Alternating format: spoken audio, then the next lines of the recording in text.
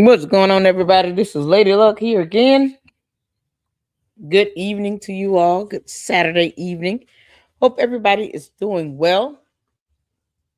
Yeah, come on in here. We got a lot to uncover in this show today. We're going to be talking about Umar. This dude named Derell, something Dempsey Spears of some sort. Let's hope he's not related to Aries Spears. And Poetic Flakko. Man, this is something else. Shout out to Lynn Donner. He sent me a link on this. I'm assuming his nickname is D. Derell, but his name listed on the Department of Justice website. This is the U.S. Attorney's Office for Southern District of Texas. Has him listed as Dempsey Spears. So that would be his legal name. Has been indicted. And then Umar's got a class action lawsuit. Yeah, the fun is about to begin. It's high time for these fraudsters and con artists to, go down with the ship. Bye, Umar. You flashing like little Debbie snack cake. So y'all come in and hit the like button. We're gonna go over this because I cannot get the court documents on Dempsey Spears because his case has been sealed. So even with having PACER, you would have to file a request to the court to have a document or documents unsealed and give a reason why and all of that. And if it's sealed, there's a reason why it was sealed. So the only thing we have is the information that is on the Department of Justice website regarding the indictment itself. And for some reason, Poetic Flakko is just, I guess he's realizing like this is not going to work out well for me if I keep trying to kiss Umar's ass. So he did a video a couple weeks ago talking about, Umar's done sort of thing.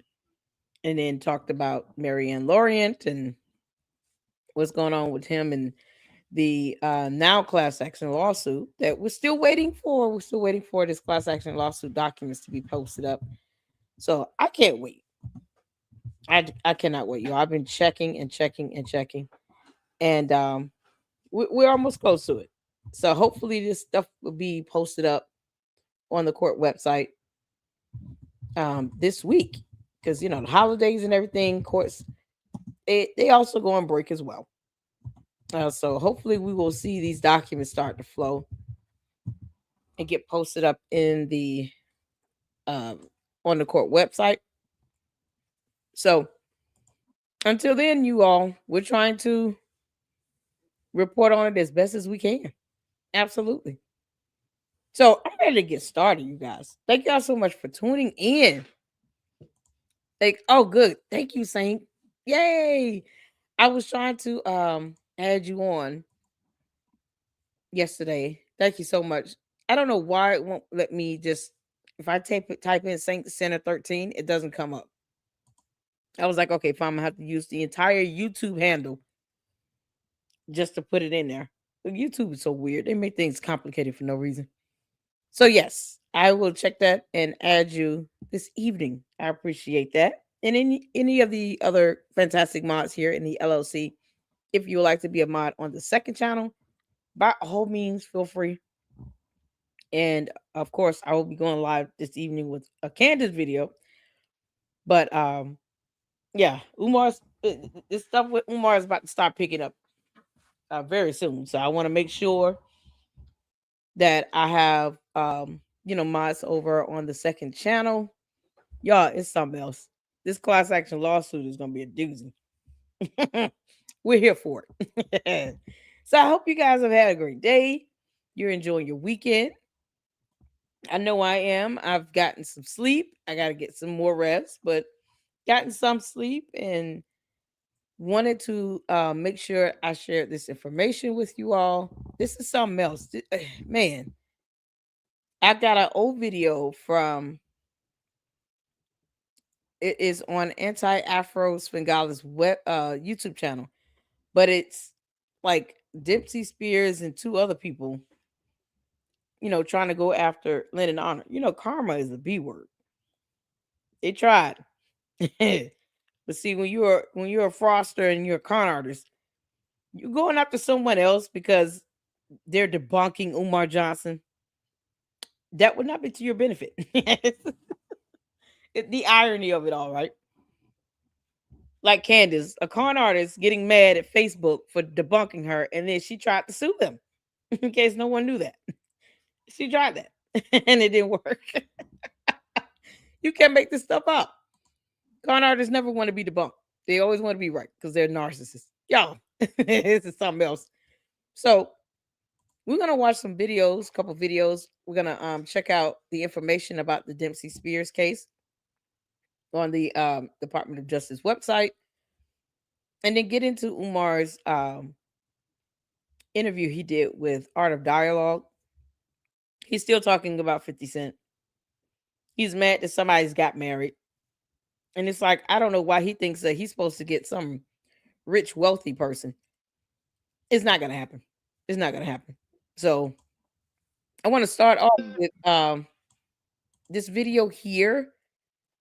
This is Lennon Honor Karma is a bad bead. Dempsey Spears TCTV paid flunkies plot with false police reports part 1. And this is on Anti-Afro Svengala's website. So there's a lot of history here. This is a part 1, and then there's a part 2.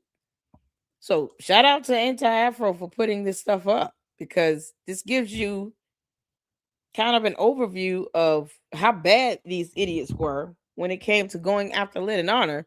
And now look who got indicted by the by the FBI. Yeah, karma is really a B word. Yeah, don't break the law, okay? Umar, you got it coming, you clown. Can't make this up. Yo, this is something else. So let's get some comments in before we get started. Let's see. I did do a purging of emails. I didn't delete out anything that I received within the last 4 hours of today. But I've read all of the emails and replied to all the ones that I could, and pulled up as much information as I could from what you guys have sent me and checked it out. Some of which I just kind of saved because it's a lot of information. And I want to make sure that when I do touch on that, I definitely have everything vetted and corroborated, and then can present it that way. You guys know how I am. I don't just show out immediately unless it's something that is already off the internet and I don't have access to it. Like, I'm still looking for the Candace live stream she did on Facebook because I don't have Facebook. Something like that, I'll play right away. But if it's like information that I need to go and actually do a little research on to corroborate, it's something that I have to have, time to do right. That's just me, because I believe in vetting the information, because you never know. You might get trolls try to troll you as well. Who knows? I know I enjoyed Candace being trolled because she don't vet nothing. But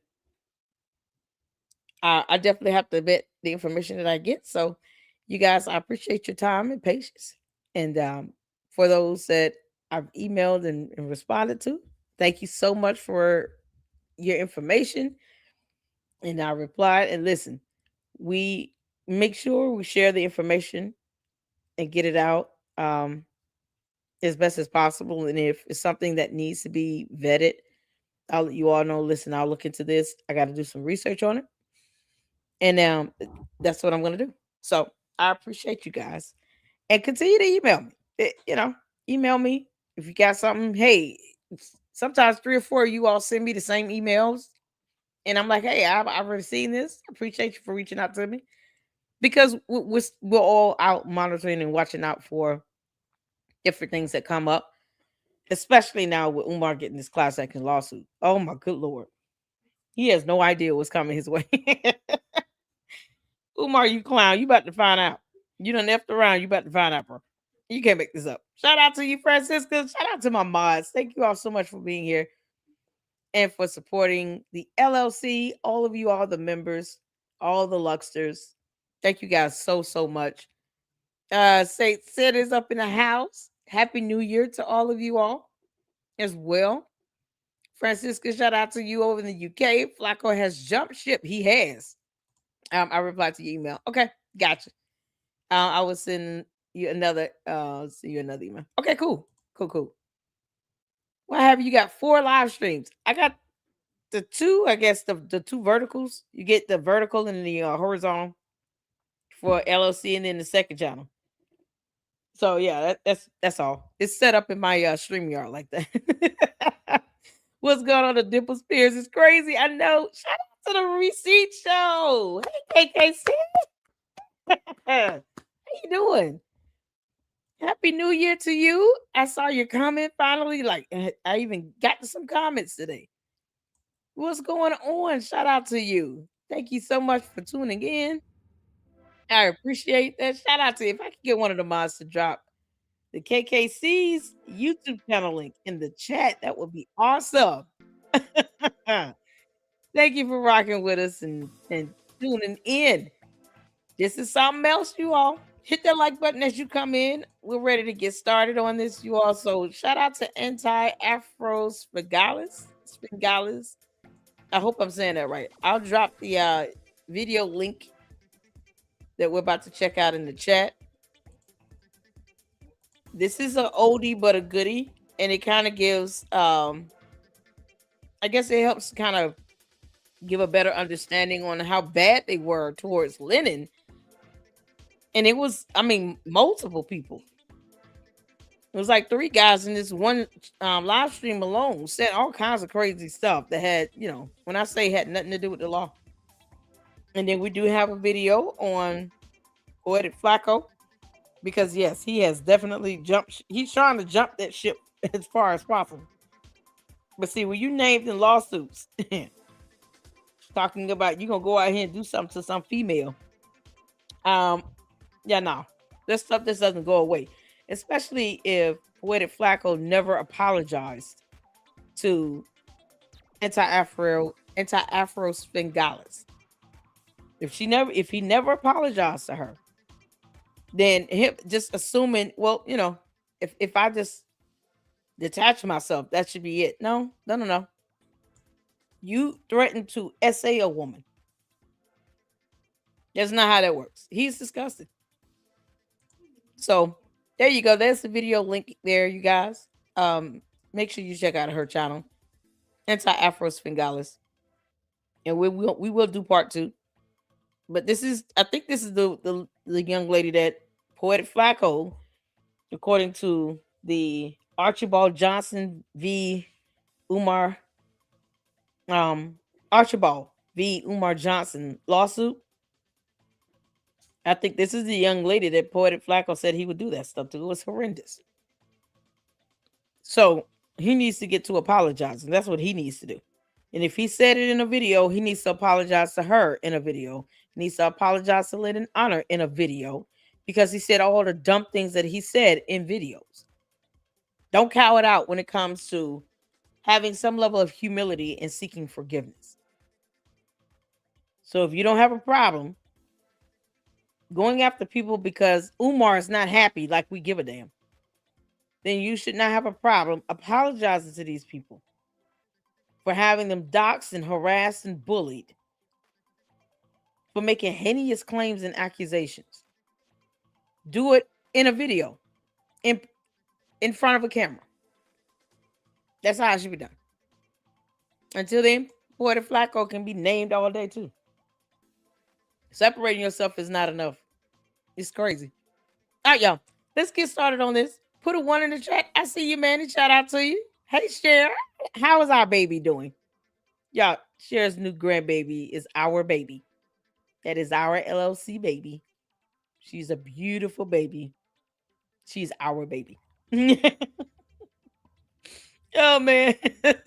Shout out to you. Hope all is well. She says, hi, Doodle. Shout out to my mods. Manny, what's going on? We're finally getting into this. Let's see here. Can I get one of the mods to drop KKC's YouTube channel link in the chat. We want to make sure we get some support. Hope all is well. Thanks for having me. I emailed you just now. Awesome. I appreciate that. I'll get to the emails as soon as I get the videos started. Everybody speak to everybody. Hit that like button as you come in. All right.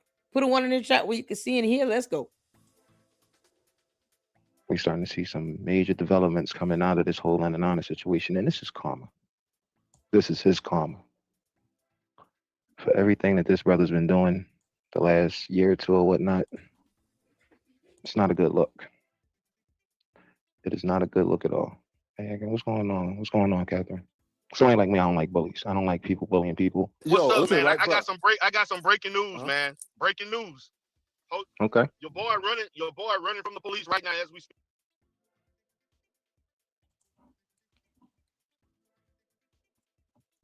So KKC, I see your email. So I guess I can't play these, huh?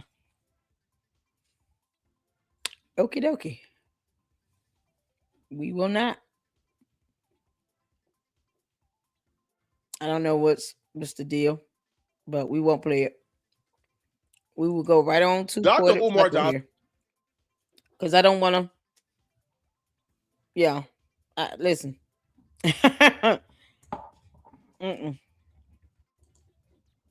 Thank you, KKC. I appreciate that. And this is recent when this happened. I appreciate you to get looking out. Good looking out. Thank you so much. Yeah. Okay, so we're gonna move on because I got the email and child, I don't give attention to nonsense. If you're a content creator, you post up content on a public platform. For me personally, I don't care if people use it. I really don't. As long as the message gets out. But if people got to worry about some backlash from you and all this other stuff, and you try to use that to get attention and all, you go out and attack people for it. No, I'm not gonna do that. So I appreciate you. Thank you so much. All right, well, we're going on to him. Poetik Flakko here is basically he did this video not too long ago. Let me see. 8 days ago. So almost about 3 weeks ago. The authorities are officially closing in on Umar Johnson. What's tripping me out is that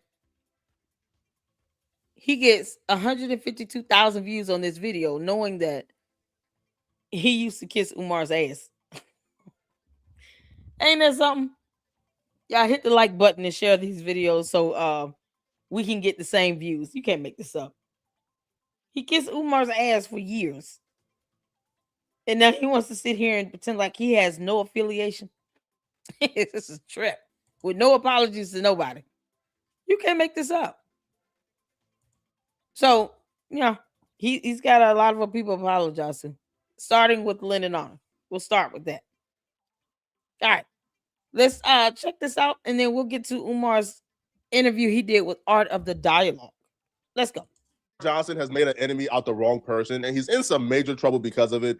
This person has already taken a lot of money from him, and now they're spearheading an investigation that could potentially lead Umar Johnson to a prison. The woman in question who's been Umar Johnson's biggest nightmare is Marianne Lorient. Now, we're going to back up to the beginning before we get to the new update that took place today. Now, about 5 months ago, she did an interview with this content creator called Lennon Honor. Now, Lennon Honor does great work on Umar Johnson.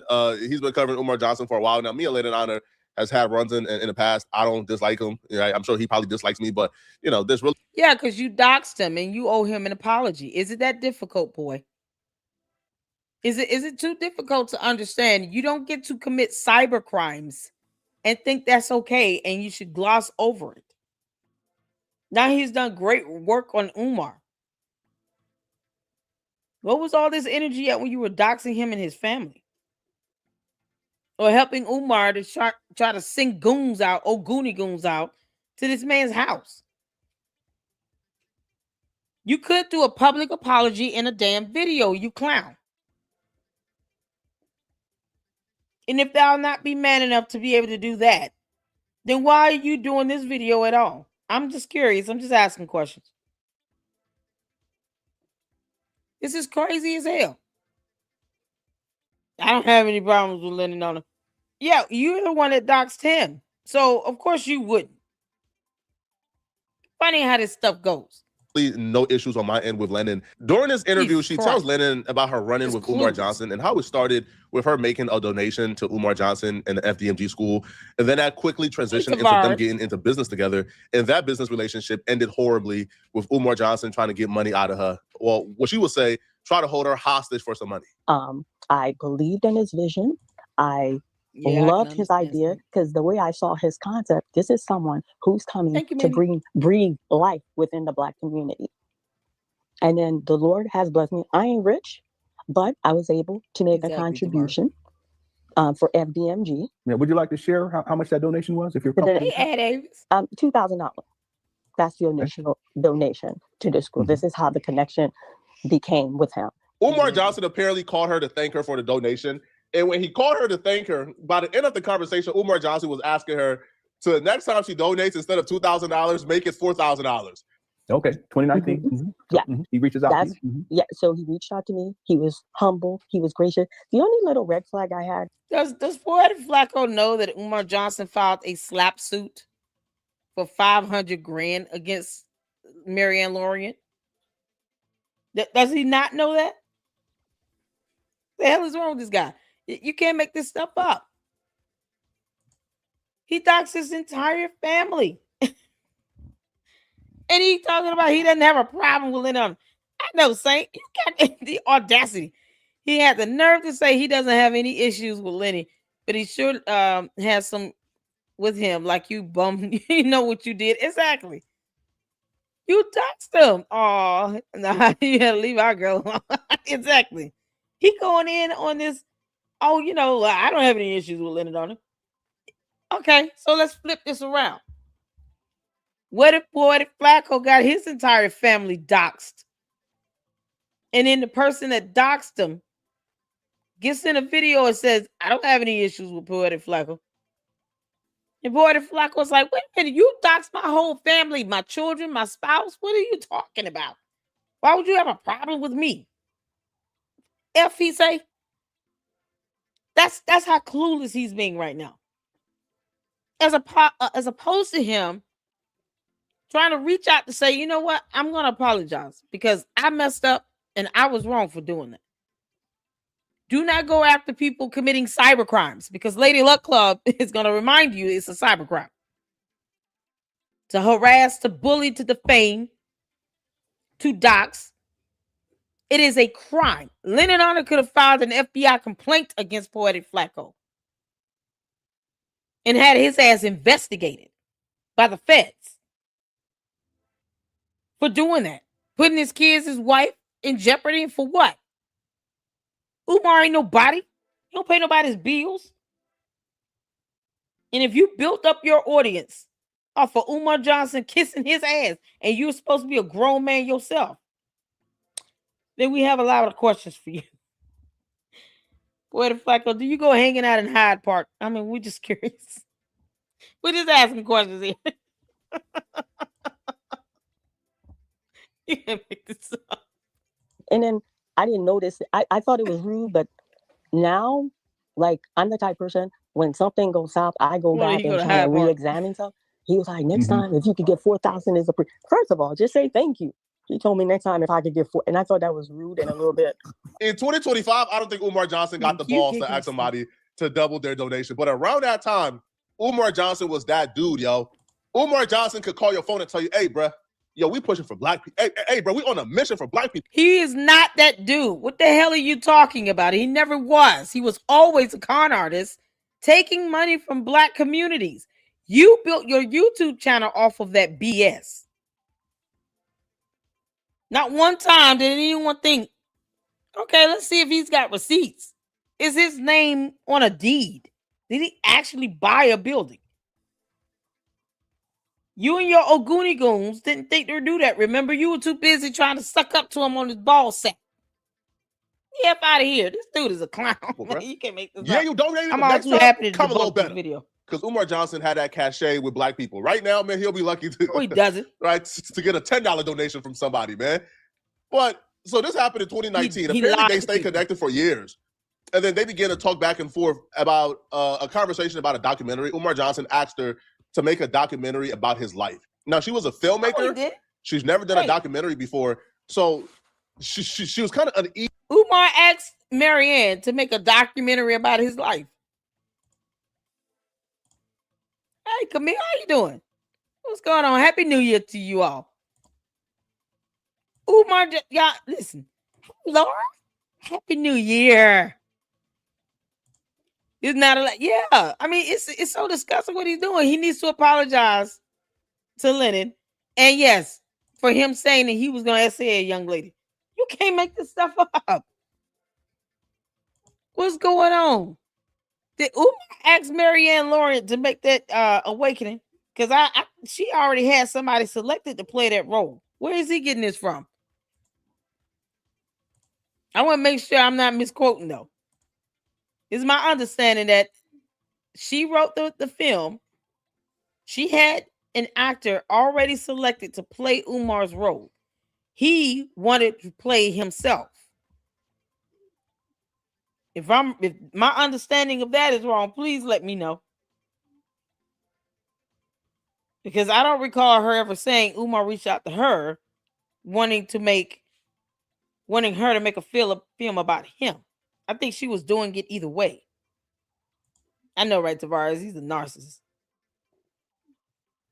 He's saying that he just said that Umar reached out to Marianne after just bragging on Umar being that dude and how he can just get money out of, middle class, low income black families because rich people know better. They want receipts and he couldn't produce it. So he's talking about how Umar got money out of the black communities for years, over a decade. And somehow that's a bragging right. And he said that Umar asked Marianne Lawrence to do a film about him. He just inserted himself into the film and then tried to take over. Exactly. He wanted to run the script. Made them change venues about the home they were filming in. You're talking about a 3-day filming. Made her have to change judges and attorneys that were playing the role on the spot. I mean, just crazy stuff. Had this woman crying in the car. Either he really doesn't care, he's out of touch because he's desperately trying to detach himself from Umar, from the negative stuff, while he's still sitting here bragging about Umar is that dude. No, he's not. He took money from people. They didn't have the money to really give him like that. And kept demanding it. And still produced nothing. Not even a deed with his damn name on it. That's how deplorable this is. You can't make this up. Happy New Year to you all. Umar reached out to Marianne for a documentary on his life, but could not fund it. Is that okay? That's what I wanted to make sure. He couldn't pay for it. So Poetik Flakko should have paid for it because, he didn't mind kissing Umar's ass any other time, right? Does Poetik Flakko know that Umar had a male hairstylist beautician in his hotel room? Lying about that boy sleeping on the couch. The balls to ask somebody to double their donation. But around that time, Umar Johnson was that dude, yo. Umar Johnson could call your phone and tell you, hey, bro, sitting here bragging on this guy. Hey, bro, we on a mission for black people, bro. Yeah, you donated, but next time, he was not that dude. He was a thief. Because Umar Johnson had that cachet with black people. Right now, man, he'll be lucky to. He's a con artist. Right, to get a $10 donation from somebody, man. But so this happened in 2019. Apparently, they stayed connected for years. And then they began to talk back and forth about a conversation about a documentary. Umar Johnson asked her to make a documentary about his life. Now, she was a filmmaker.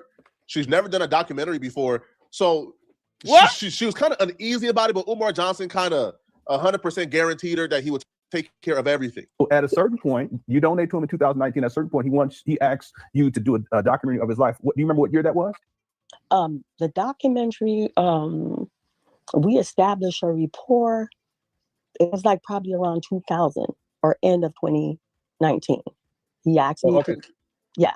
I know you like timeline, but I can't remember exactly the date and time. Yeah. So the end of 2019, could it have been 2020, the beginning of 2020? Yeah, beginning 2020, around that time frame. Okay. So he asked me to do a documentary on his life. And look, again, I'm a filmmaker. My antenna just went because he has an established audience. He has a platform. But I was transparent with him. I said, Doc, I make feature film. I have never done a documentary. He's like, so what? You're a producer. I said, yeah, that documentary and that film, that's two different beasts. They are cousins. The process of doing a documentary is not the same process as doing a film. Like, the documentary is very detail oriented. It's involved with fact. And then after you collect your data, you have to do an observation of the subject. I said, someone of your caliber, I don't think I'm the right person to do the documentary. Quit playing with me, Queen. Quit playing with me. I have hard regard for you. I want you to do it. I will back you 100%. I will put my sweat into this. Yo, Queen, when I say Doc is on board for something, just say you don't want to give her a damn dime. She starts putting it together. Okay, so I wanted to make sure. So I just heard her say that he did ask her, because I wanted to be correct on this. He did ask her to do a documentary. She's done other films. She's never done a documentary. And she's correct. When you're doing a documentary, you're doing a depiction of that person in their life. You have to interview people, sit down and talk to family, friends, colleagues, other people in the profession, have documentation and evidence. He didn't even want any negative issues about him to be brought to light. So how is that a documentary? People expect a documentary to be where it's nothing but sunshine and rain, cloudless skies, and all the flowers are blooming, and it's just perfect. It's utopia. That's not how documentaries work. First of all, no one has a perfect life. There are no perfect people, which is why Poetik Flakko needs to apologize in a damn video to Lynn and Honor. And stop playing this game as if he doesn't know what he's done. You did the BS all over social media. Apologize on social media. So that's not how documentaries work. It's not just going to be only highlight my good stuff. All the bad stuff, nope. I need to come out looking like the victor. That's not how that works. Sometimes we make dumb mistakes and do things that might not put people in the best limelight. But the worst thing you can do is not own up to it. And they want to be a coward about it and act as if you can't recognize when, doxing people is a cybercrime. When you having to get dragged through court because you're not paying any child support, because you don't want to get a job. Umar still doesn't have a job. So I'm assuming Poetik Flakko is taking care of his ass. I mean, why not? He helped him build his whole channel up, right? It's my understanding. I don't, for him to still be sitting here talking about he was that dude. No, he never was. You just fell for that nonsense and you rode on his coattails to build up your platform.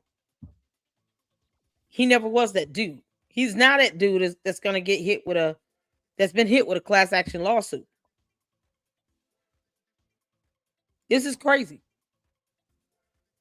And Umar wanted that in the documentary. No, just all the good things. No, that's not how it works. So, as you can see, look what happens when Umar wants something done. And of course, it's not going to be the way he wants it because he doesn't want to admit his faults. He wants people to treat him like he's Jesus. And he's not. And then he didn't like it. Then he threatened her not to air it.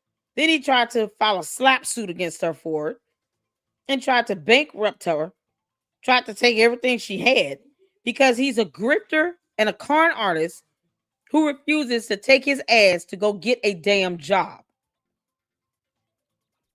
That's what this comes down to. So yet again, he's trying to force some woman to take care of him. And she doesn't owe him that. Marianne Lorient doesn't owe Umar Johnson a damn thing. No one does. Maybe Poetik Flakko, but no one else owes Umar Johnson a damn thing. And we're talking about the same man that doesn't take care of his kids. So all that headache he put people through on film, on set, put the young lady at the hotel physically, then had some grown man sleeping in the hotel room with him talking about, he slept on the couch. No couch exists. All these things. And for what? He could have left Marianne Lorient alone. But he wanted to be a demon. And now look what's come out of this. Now, catching this class action lawsuit is something that should have already been in the works. Because donors and contributors, sponsors, you're talking about for over a decade about some idea of a school that he never intended on opening. That was always a grift for him. He just fooled a lot of people into believing it. But the fact that he raised all this money, millions of dollars for it, and never gave anybody a receipt, a tax statement, expense report, no proof of how the money was being spent, vendor invoices, nothing. Goes to show that his intentions were never in the right place. He would have done things the right way.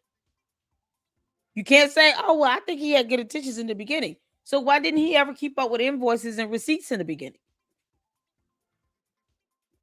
Why couldn't he show work being done on the school the right way? Why couldn't he have actual contracts with vendors to do work on the school building?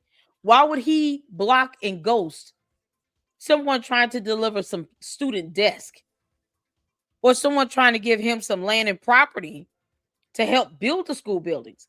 Why would he sit here and block these people if he always had his heart was in the right place at some point? No, it never was.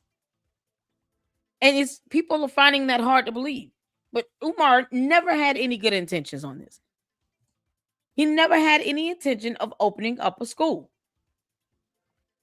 You don't sit here and get upset with Jamar if he's trying to connect you with people to help you get the school building open.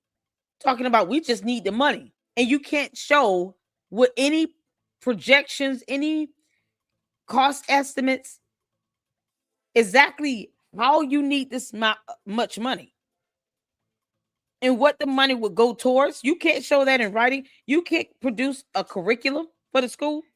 He never had any intentions of opening a school. People who are truly trying to do things genuine and do it the right way will simply do it the right way. You shouldn't have to ask them to do it the right way. He was always grifting off of this. From day one, he knew this is something that I could just grift off of, and my cult members are not going to ask me for any evidence on anything. And if anyone else try to ask about it, just like any other grifter or con artist, then I'm just going to say you're not privy to it. It's the same rhetoric you hear from a cult leader or from someone perpetuating a pyramid scheme. Well, how do you know what's going on in the pyramid scheme? You're not in it. I don't need to be in a pyramid scheme to know it's a pyramid scheme. It's called case law. Many men have fallen because they perpetuated a pyramid scheme. We can read court documents. That's what Umar has. He has a scheme. No one should have to tell him to show receipts. No one should have to sue him to get evidence out of how this money was spent. If he wanted it to do it the right way, he would have done it the right way from day one. He would have worked with the people that he needed to work with, the experts in the field, to help him create a financial plan, a curriculum, a bus route, blueprints. Got established with vendors. He would have done everything the right way. He never even tried. He didn't care. And a lot of people are going to be in for a rude awakening when court documents start to come out regarding this class action lawsuit. People are going to realize he never intended on opening a school. This was just something he could do for many, many years to con people out of a bunch of money. He might as well sell bridges with parts of the Atlantic Ocean. I have a bridge to sell you for $1 million. You're interested? Like, I'll throw in the Atlantic Ocean for free. That's all this is. So hopefully you guys understand that, and it's gonna come in. It's gonna come through these court documents. Let's see here. Thank y'all so much for tuning in. I appreciate it. No, he just comes across as silly. However, much he tries to redeem himself here. He's trying.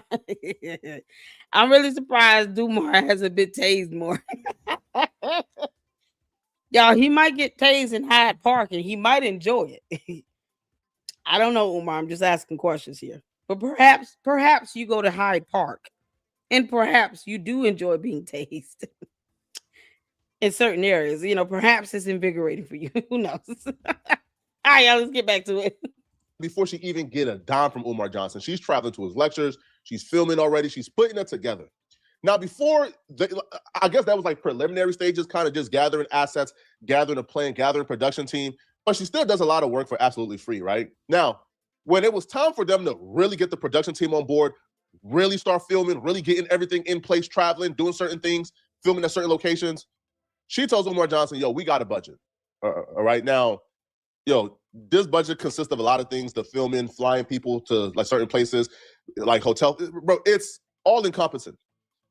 Now, it's going to cost a lot. You can back out right now and there's no hard feelings, but yo, the bill is going to be $86,000. Umar Johnson tells her, man, don't trip about the money. Oh, that's nothing. Man, that's the easy part. That's petty. And he ensures her, move forward with the $86,000 budget, put the production together. Let's get started. The financial report for the documentary. Again, it's like he asked me to do it, so I'm going to present you what this going to cost. So when I called, I said, Doc, like I told you, I don't really do documentary. I do film, but you were so inspiring to me. I took the project on, but this is probably the most costly project that I've ever done. And I kept it to a shoestring budget, Doc. When I told you I cut corner of finance, I cut corners. Like, yeah, okay, well, what is it? We good. I said, it's going to be $86,000. I said, that's expensive, Doc. And he's like, nah, we're good. We could do this. He's like, Queen, you worrying about money. You worrying about the petty stuff. I said, yeah, how much did you say? How much did you say it was going to be? $86,000. And this was for the documentary? This is for the documentary. Umar Johnson is a cap artist, man. If Umar Johnson tells you the money there, man, you got to double check if that money there, bruh. So she learned the hard way that Umar Johnson is a cap artist. So Umar Johnson tells her, let's get started, Queen. Put it together. Let's get started. So she gets the production team together. Everybody is on board. They excited. Umar Johnson, the project. We started on this day. We about to travel the world with Umar Johnson. Is he having a hard time saying Umar Johnson is a liar? What's a cap artist? Why are we beating around the bush with this? Umar Johnson is a pathological liar. Umar, you can kiss my ass. You're a liar. When you don't produce receipts, and then you got the audacity to tell people they shouldn't be asking you about where money is going, that you're collecting from other individuals that are working hard for their money, and they should not be giving it to your ass. You can get a job. No, it is what it is. If there's evidence to show you are a pathological liar, you're a pathological liar. This man said, don't worry about the money. It's trivial. $86,000. Do you all know what I can do right now with $86,000? Let's see. I'm just as a theory. Let me test this out. Is it possible for me to raise $100 right now? Let's see how that goes. If I could raise $100 right now, I just want to see how easy it would be to do that. Since, Umar thinks, oh, it's nothing, it's the petty. It's the pettiness of it all because 86 grand is petty. But he didn't give her the $86,000 either. I can tell you right now, I can't even raise $100 on the spot. First of all, I have a conscience. I always think people have other uses for their money. It's a blessing when someone gives me a financial contribution of any kind. I don't care if it's 99 cents. It's a blessing. He thinks 86 grand is petty when his dumb ass could not give her that money back when he settled with her from the lawsuit he filed against her. You know that slaps lawsuit you filed, Umar? You Oompa Loompa. For $500,000? Mighty funny how you think 86 grand is petty. But you're trying to sue someone for 500 grand. And then you turn around and settle with her, which is rare, where the petitioner, the plaintiff, wants to settle with the defendant. And you only give her $68,600. Why didn't you just give her back the 86 grand at least so she could have broke even with the actual film? He didn't even give her back the $86,000. You know, because Umar, you Oompa Loompa, you said it was so petty, right? So what happened with you giving Marianne Lorient a settlement for 86 grand? Hell, why not make it $100,000? You know, because money is no issue for you, according to Poetik Flakko. Money is no issue to Umar Johnson. So why didn't he give Marianne Lorient a settlement of $100,000? At least the $86,000 she spent on the film and broke even. No, he gave her $68,600. But money is no issue to him, though, right? Umar, once again, where did you get that money from? Because, you know, so far it came from donors. Not even the full 86 grand. 68,000. So, Umar, you shorted her, what, 10, 20,000? About 20 grand. She shorted about 20 grand. You might want to give her the rest of the $20,000 so she could be at that $86,000 that she spent on this film that you inserted yourself into, that someone else could have played that role of you. Giving her a hard time for nothing. Putting out other women out of a hotel room. You can't make this up. Give her the $86,000 back then. I mean, you know, just make her even. And we getting started. Let's run it. We about to really make the project of the year. So they have a start date.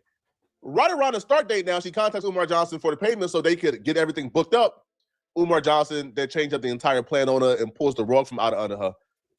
Exactly, and begins to ask for free work in exchange for a revenue split. And I said, well, Doc, you're going to have to give them the entire money. It's not like a layaway plan or half up front, because, you know, everything got to be paid as we go, because the documentary is like, we were going to capture. So we did research, we did observation. Yeah. We were going to capture some live lecture. You know, we were going to bring it fresh.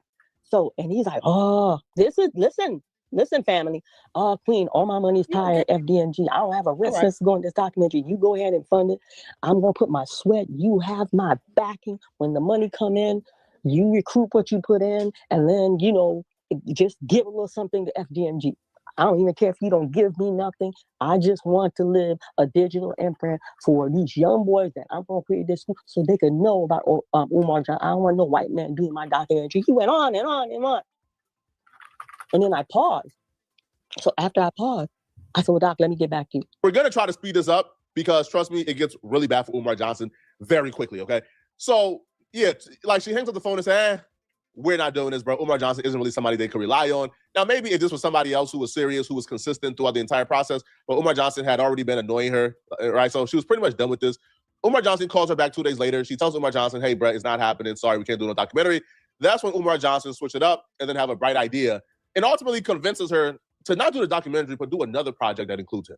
2 days later, he didn't even give me a chance to call me. He called me like, okay, what the verdict? When we starting? I need to email you these lectures. We need to get started. And, you know, because I gave him a list prior to colors not to wear. And I want to take some picture of when I'm going to wear each lecture so you can tell me if it's okay. I said, Doc, I don't want to bust your bubble. I've already talked to production. Everybody morale just crashed. He's like, what? I said, I cannot take that financial burden. I just can't. As much as I want to, as much as I'm, it's in my blood boiling, I cannot proceed with that. That's like way too much of financial commitment. He's like, I don't say you have body of work. I said, yeah, I have body work. Film. I told you that documentary and that film, or like Cousin, I can't. I was willing to take a stab at it, but I can't take that financial risk, and I am not willing. So that's the business part of me. I got to my senses. See, when it's your money, you wake up quick. That's right. You know what I'm saying? Mm-hmm. And I could tell like he went down. He's like, oh, Queen. Okay, you said you can make a movie. I said, yeah, doctor. Well, let's make a movie on the spot, just like that. I said, you want to make a movie? Yeah, let's make a movie. That's what you could do, but I don't have no money to put in no project. I will give you my sweat. You will have my undivided attention. You will have my support. I will push this film. I will give you my platform. He gave me a whole song, and damn, I'm like, now you're speaking my language. We're gonna make a movie. Umar Johnson actually shows up. He does his part. He actually shows up, and they film this. So he was consistent and reliable in that regard. But here's where things break down. No, he wasn't. He made them change the venue. He made them change the home that they were supposed to be filming in. He made them change the actors in the scene regarding the court scene because he had to be dragged to child support. What are you talking about, boy? Where's he getting this information from? He didn't even want to speak on the parts of where Umar practically forced Marianne Lorient to do this documentary and did not give her any promise of any money at all. You can't make this up. Oh, don't worry about the money. Nope, that's the first thing we're going to worry about. And until then, do not call my phone unless you got the money. Hell off my phone. Kick rocks. That conversation should have been real short. Oh, you have no money? Bye. And hang up. You can't be a leader if you don't even know how to lead. You don't know that it takes money to make a film. He wanted her to bear the burden of that. He wanted her to spend her money on this and then try to make it seem like, well, don't you do film already? Like, why don't you take the money from your films you've already made and then put it into this? He didn't care about trying to contribute to this financially. That's the starting point. You don't have any money to contribute to this $86,000. I thought you were paying the whole thing. You want a movie about your self-made. You can go do it yourself. Why don't you just go get on a live stream for an hour and talk about yourself? Because Umar could have did that dumb crap for free. He could have got on his live stream, cried and whined for an hour on Instagram. There it is, his documentary. He could have even named it, My Documentary About Me. They just go live from his mama's closet and speak for an hour and a half and talk about all the issues that he thinks he has in his life, most of which he created, and he's not man enough to face and deal with, and then just put that out there and let that be his own documentary about himself. At least no one else is involved in that nonsense, and he doesn't have to worry about, having to explain why a grown man who's a barber, hairstylist, cosmetologist, whatever he is sleeping in your hotel room on the couch where there is no couch. At least he'll be spared that explanation. Umar, where the hell did that boy sleep at?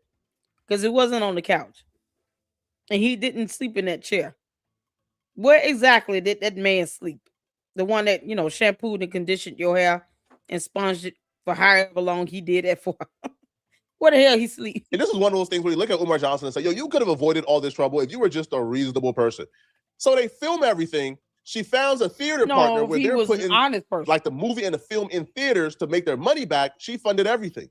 Now when it's time to do a screening, because obviously, the theater will give you one screening where you come and you see if everything is okay, if the coloring is right, if everything is great.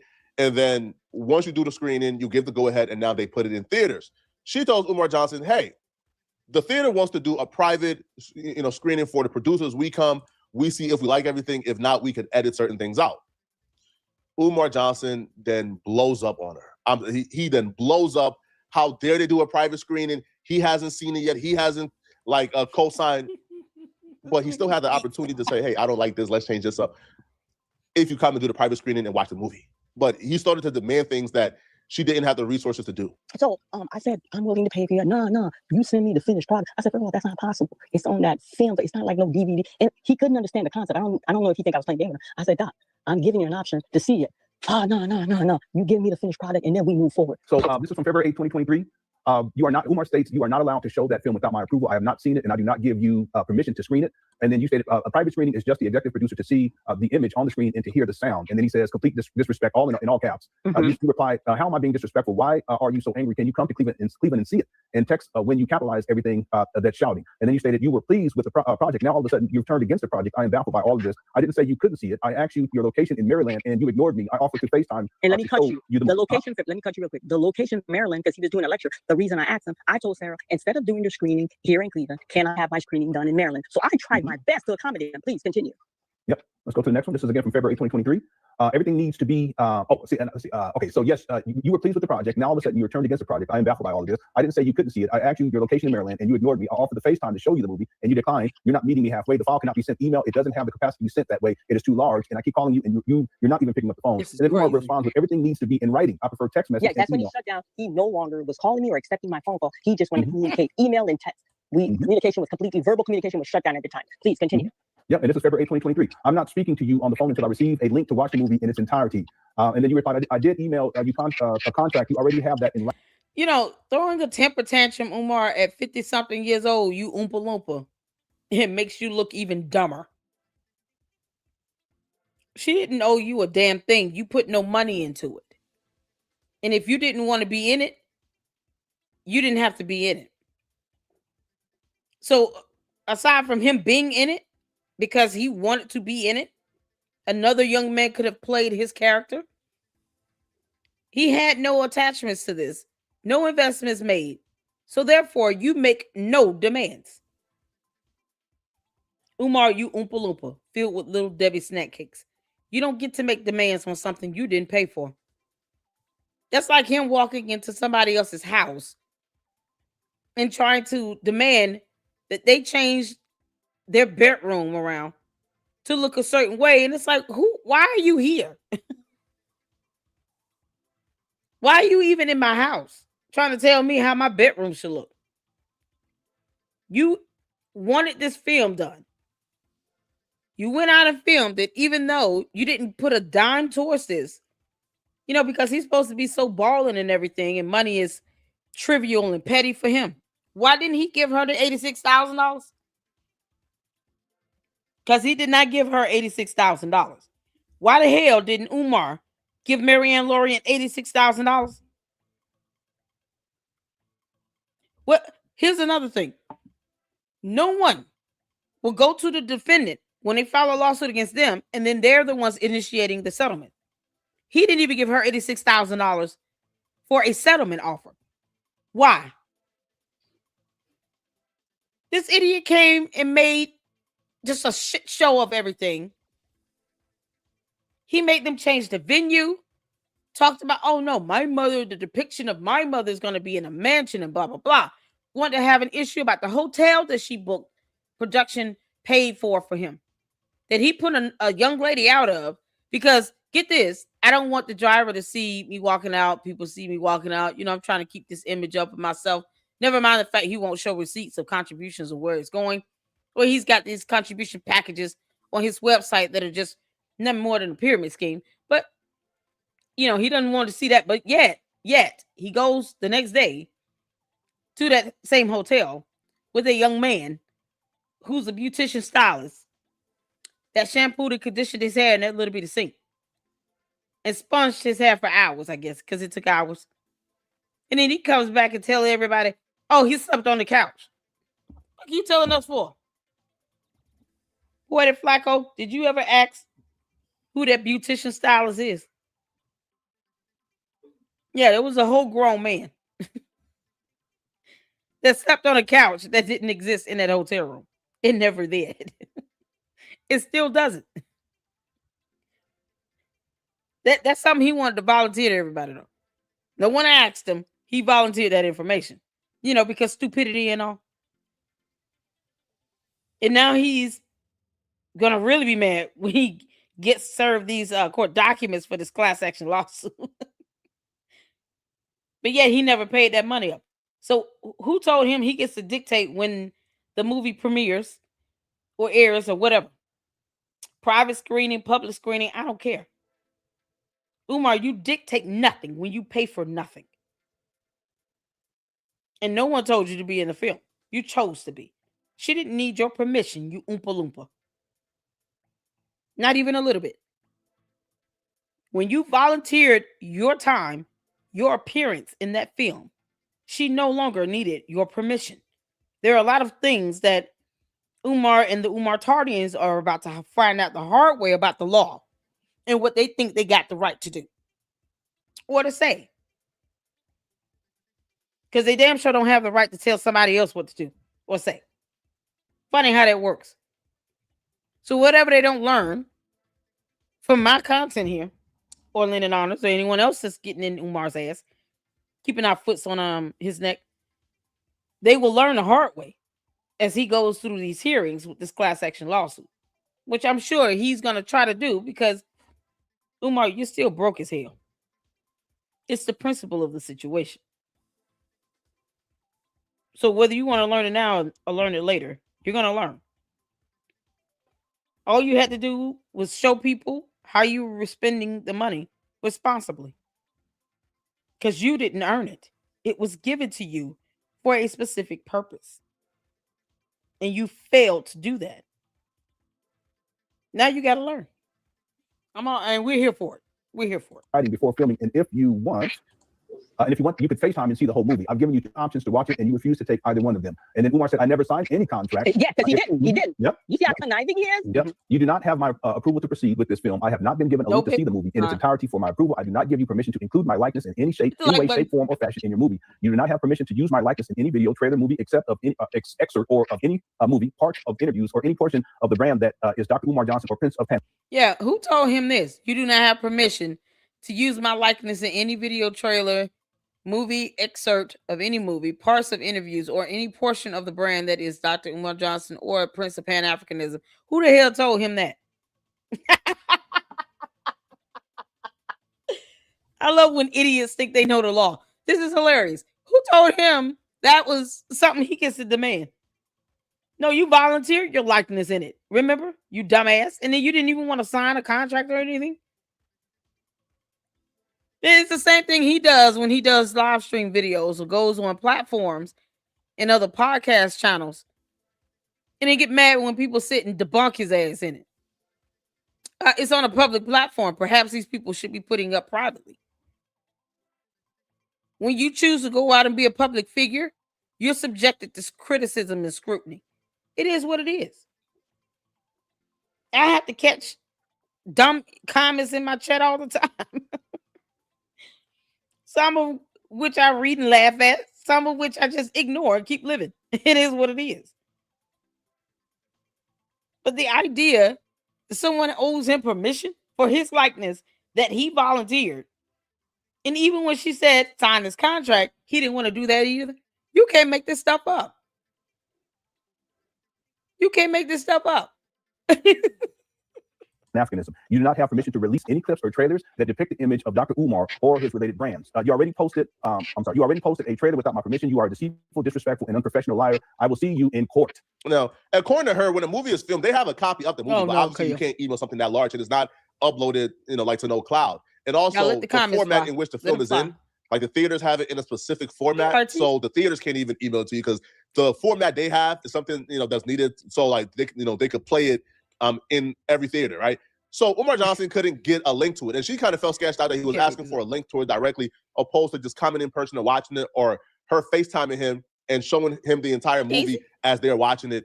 But he wanted to be in possession of the full link, and she kind of felt sketched out about it. Now, here's where you begin to kind of realize that maybe this was premeditated by Umar Johnson. He never signed the contract, even though everything in the contract was things that Umar Johnson agreed upon and told her directly he wanted. But the contract was sitting in his inbox for months, and he purposely never signed it, and he knew he never signed it because the minute she brought up a contract, he already had that trump card. No, I ain't signed no contract, right? So here, because he thinks that signing something, it's the only way. No. contract per se or contract implied. And I'm not big on just, verbal contracts. But if there's a contract implied, it can still uphold, in a court of law. So even if it's not signed and there's some things you agree to where there's a general consensus that you said and agreed to this with another party, like him being in this film or wanting this film to be made, because he didn't have to say any of that. He could have just left her alone. Of all the independent filmmakers on earth, why did he pick Marianne Lorient? What was the factors that caused Umar to go down a list of independent filmmakers and say, this is the person I want to make my documentary? What were the factors that he considered with this? Because it seems like he was going for someone that he thought was vulnerable and he thought would just be his flunky. He thought that was, going to let him do what he wanted to do. Because Umar, you Oompa Loompa. That's what it sounds like. Y'all let the comments fly. It's okay. Kale says dumb stuff all the time. Child, please. Just let the comments fly. It's good. But he picked Marianne Lorient because obviously he thought there was some level of weakness in her. And then she proved his ass wrong. And she tried to do it the right way. Once again, someone with good intentions are going to do things the right way. But this is how he handles business. He doesn't even want to have things in writing and sign to it because he thinks, well, if I didn't sign it, I'm not obligated to it. But you're trying to make demands on something that would be addressed in a contract. That's how stupid he is. You can't make this up. Here's where things break down. So Umar Johnson then begins to ask them for money. So Umar Johnson says, hey, I don't like nothing about this. I don't want to do no revenue split no more. Give me $500,000 for the film. Or, we can negotiate a number for some upfront money. But it was never about no upfront money. No. Because be safe. Like he specifically told her, I don't even want money, queen. All right. Just make the project and then we'll split it. But now he was demanding some upfront money for whatever damages he believed that he occurred during this filming process. None. Threatened to take me to court for $500,000. I want y'all to listen carefully. He threatened to take me to court for $500,000. Now, when they put that on the table, the negotiation time, they want us to give a number. What number can you guys get from that $500,000? I will take it to my client. He would take that to Umar, and if Umar approved, or if he doesn't approve, Umar would give us a number, and then if we still are not cooperating to negotiate, they threaten to take the court. Honey, listen here. You hear me? So we're like, listen, please file the proper paperwork. And I hat off to TJ. File the proper paperwork with the Greater Cleveland Court. We will see you in court. We're not negotiating anything. Now, I'm not even going to lie. I'm not going to lie. I'm going to be transparent. So the ghetto came out of me. I said, tell that chatty patty jazz that he's not getting a penny from me. And then he's like, Miss Lorient's going to have that kind of language. We're ending. I said, we've been ending it. There's no negotiation. This is how Umar rolls. So listen, I spent money for attorney. I had to give him another. That was the retainer fee. I had to give him more money because now we're preparing. These people are going to hit with paperwork to court. We're going to court. He's Umar Johnson. He has the fund to sue me. Okay. So when we called out his bluff, we never heard from his lawyer, never heard from him. He is a financial in the Black community. What he does, the time that he was connecting with me, he is intelligent. He was gathering data. He was studying his subject.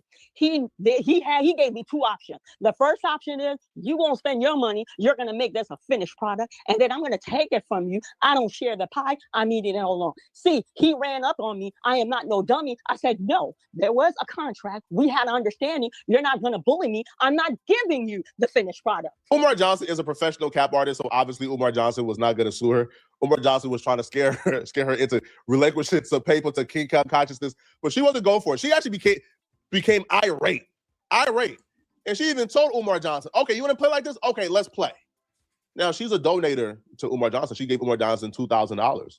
So she began to make her own threats to Umar Johnson. Same way he gave you 2 options. Umar Johnson, you conscious. I'm giving you 2 options. Here's your option. For 2023, my time frame with you is 7 years. The perfect number, my number, that's God's number. 7 years. Your first option. And I'm still keeping hope alive. If FDMG open, I will show up at the grand opening with receipt in hand because I got a cashier check. I'm so emotional. Let me calm down and get my thoughts. I got a cashier check. I contributed towards your vision. I believe in the concept of. For him to even describe this as her just being irate, as if it's not justified, it's disturbing to me. It's disturbing to me. Man, sometimes you just gotta like call people out on things.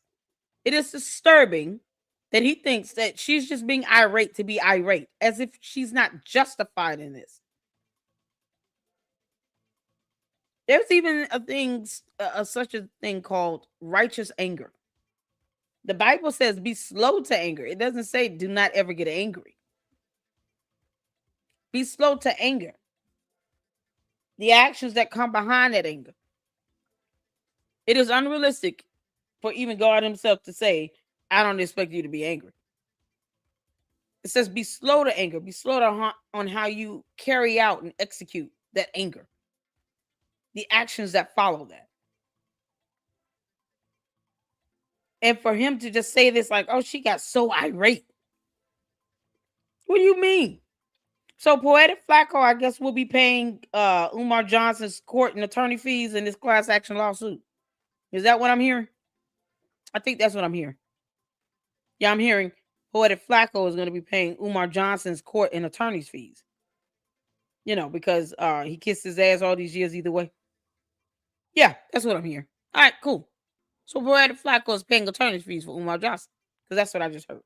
The village. I was part of the team that made the dream work. You understand? So I'm going to show up receipts. If he would lie that day, him and I, we both going to be at 6 o'clock. Because you know what? There's consequences to your action. I'm coming ready for him. And the second option he had, the same way, I didn't go to my first bank institute. I have 2 primary. Not I didn't go to Wells Fargo. Okay, I went to Huntington Bank. The same way, willingly. You didn't put a gun in my head. Yes, willingly. I gave you that contribution for FDMG. Your option is you're gonna give me my money back. You're gonna go to your finance institute and give me my money back. And I'm giving you the choice to give it back. Just like I said, you're gonna send it. I don't care about no other donor. But if there's no school, you're gonna defecate or you're gonna vomit me my money back. It starts to get now. Finally, we got through that. Now let's get to the good part. Okay, here's where it begins to get really bad for Umar Johnson. Umar Johnson didn't run her money back fast enough. So she began to drop videos on Umar Johnson. She began to reveal certain things that Umar Johnson didn't want out. Finally, we got through that. Oh, what a clown Poetik Flakko is. Let me tell you something, little boy. Marianne Lorian had every right to be upset. Umar hit her with a slap suit for $500,000. I don't expect you to know what a slap suit is. So I'll give you the acronym and you can look it up. SLAPP. You know. When you've had your head up Umar's ass for so many years, this is what it's like to pull your head out of somebody's ass. He even had to do a shirt and tie for this video. I guess he wants people to believe that he's serious about, I'm finally pulling my head out of Umar's ass. No longer will his cheeks be up under Umar's nutsack. You can't make this up. No more glazing the Shango stick.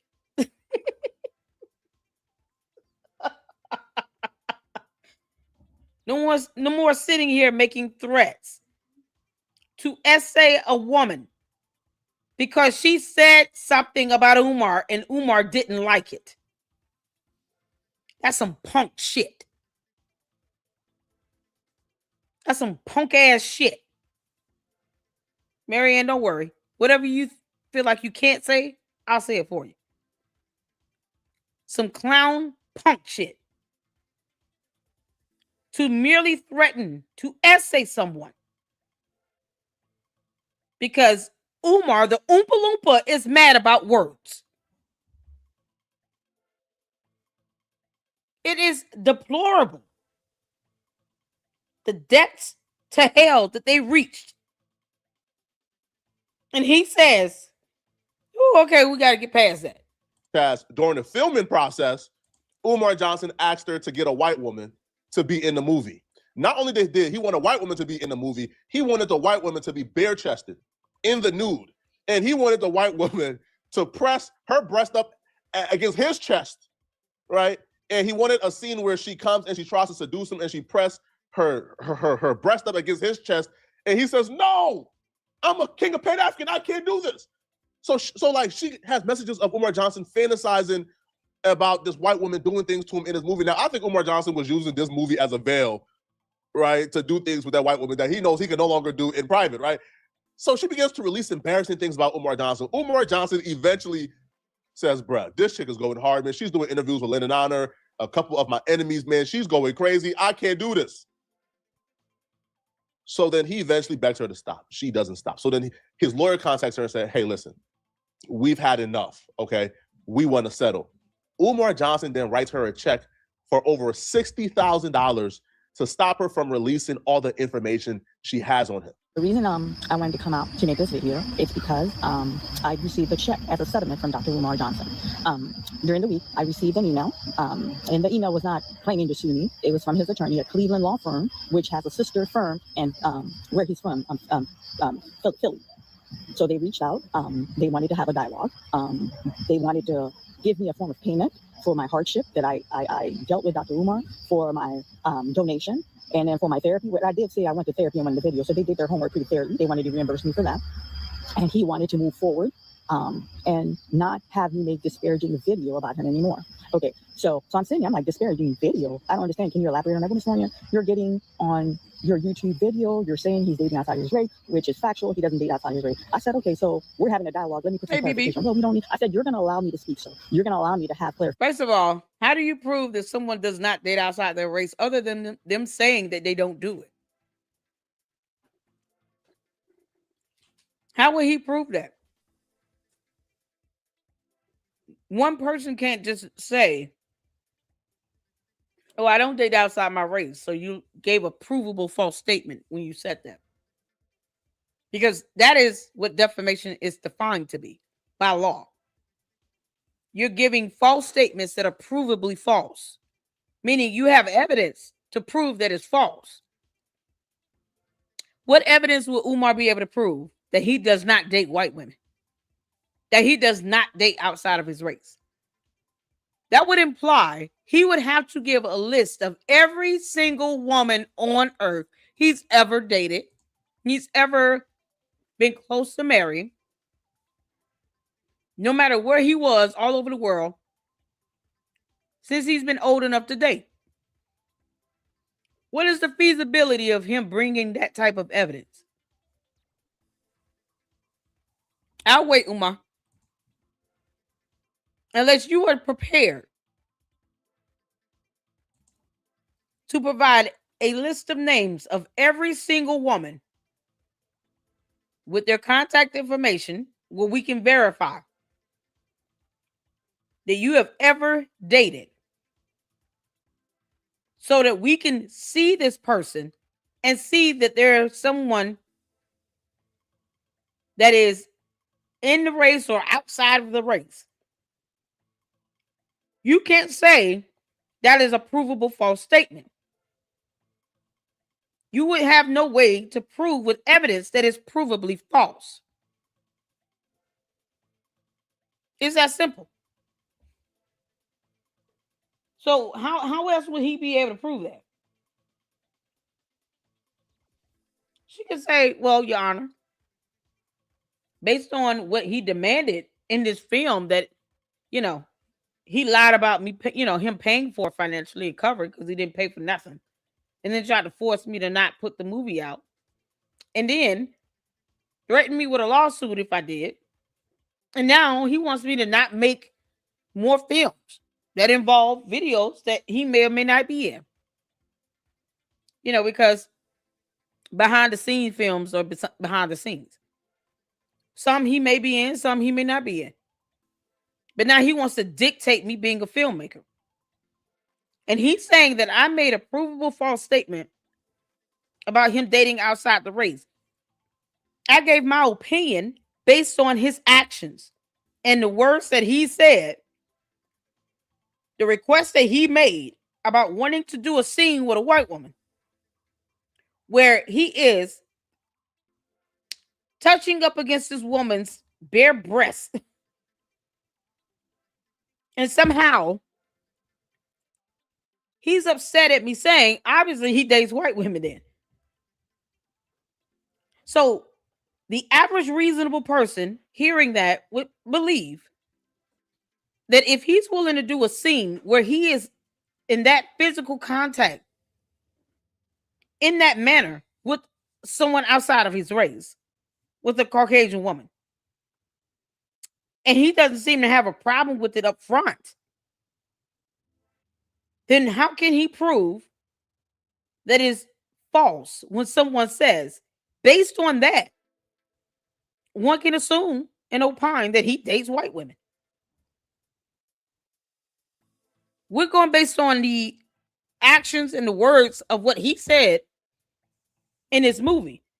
He's saying, oh, all of that is provably false when you say, I date outside my race. That's a false statement. How would you prove that to be false again? See, here's where her attorneys could have challenged his attorneys when it came down to the discovery. So I expect your client to bring evidence on every woman he's ever dated to prove that these women are not outside of the race. And we need to be able to verify and contact these women and every woman he's ever dated or had any interaction with, even of a sexual nature. So if he wants to sit here and say that, which is absurd, he would have to be completely transparent, which is something he is incapable of doing because he's a pathological liar.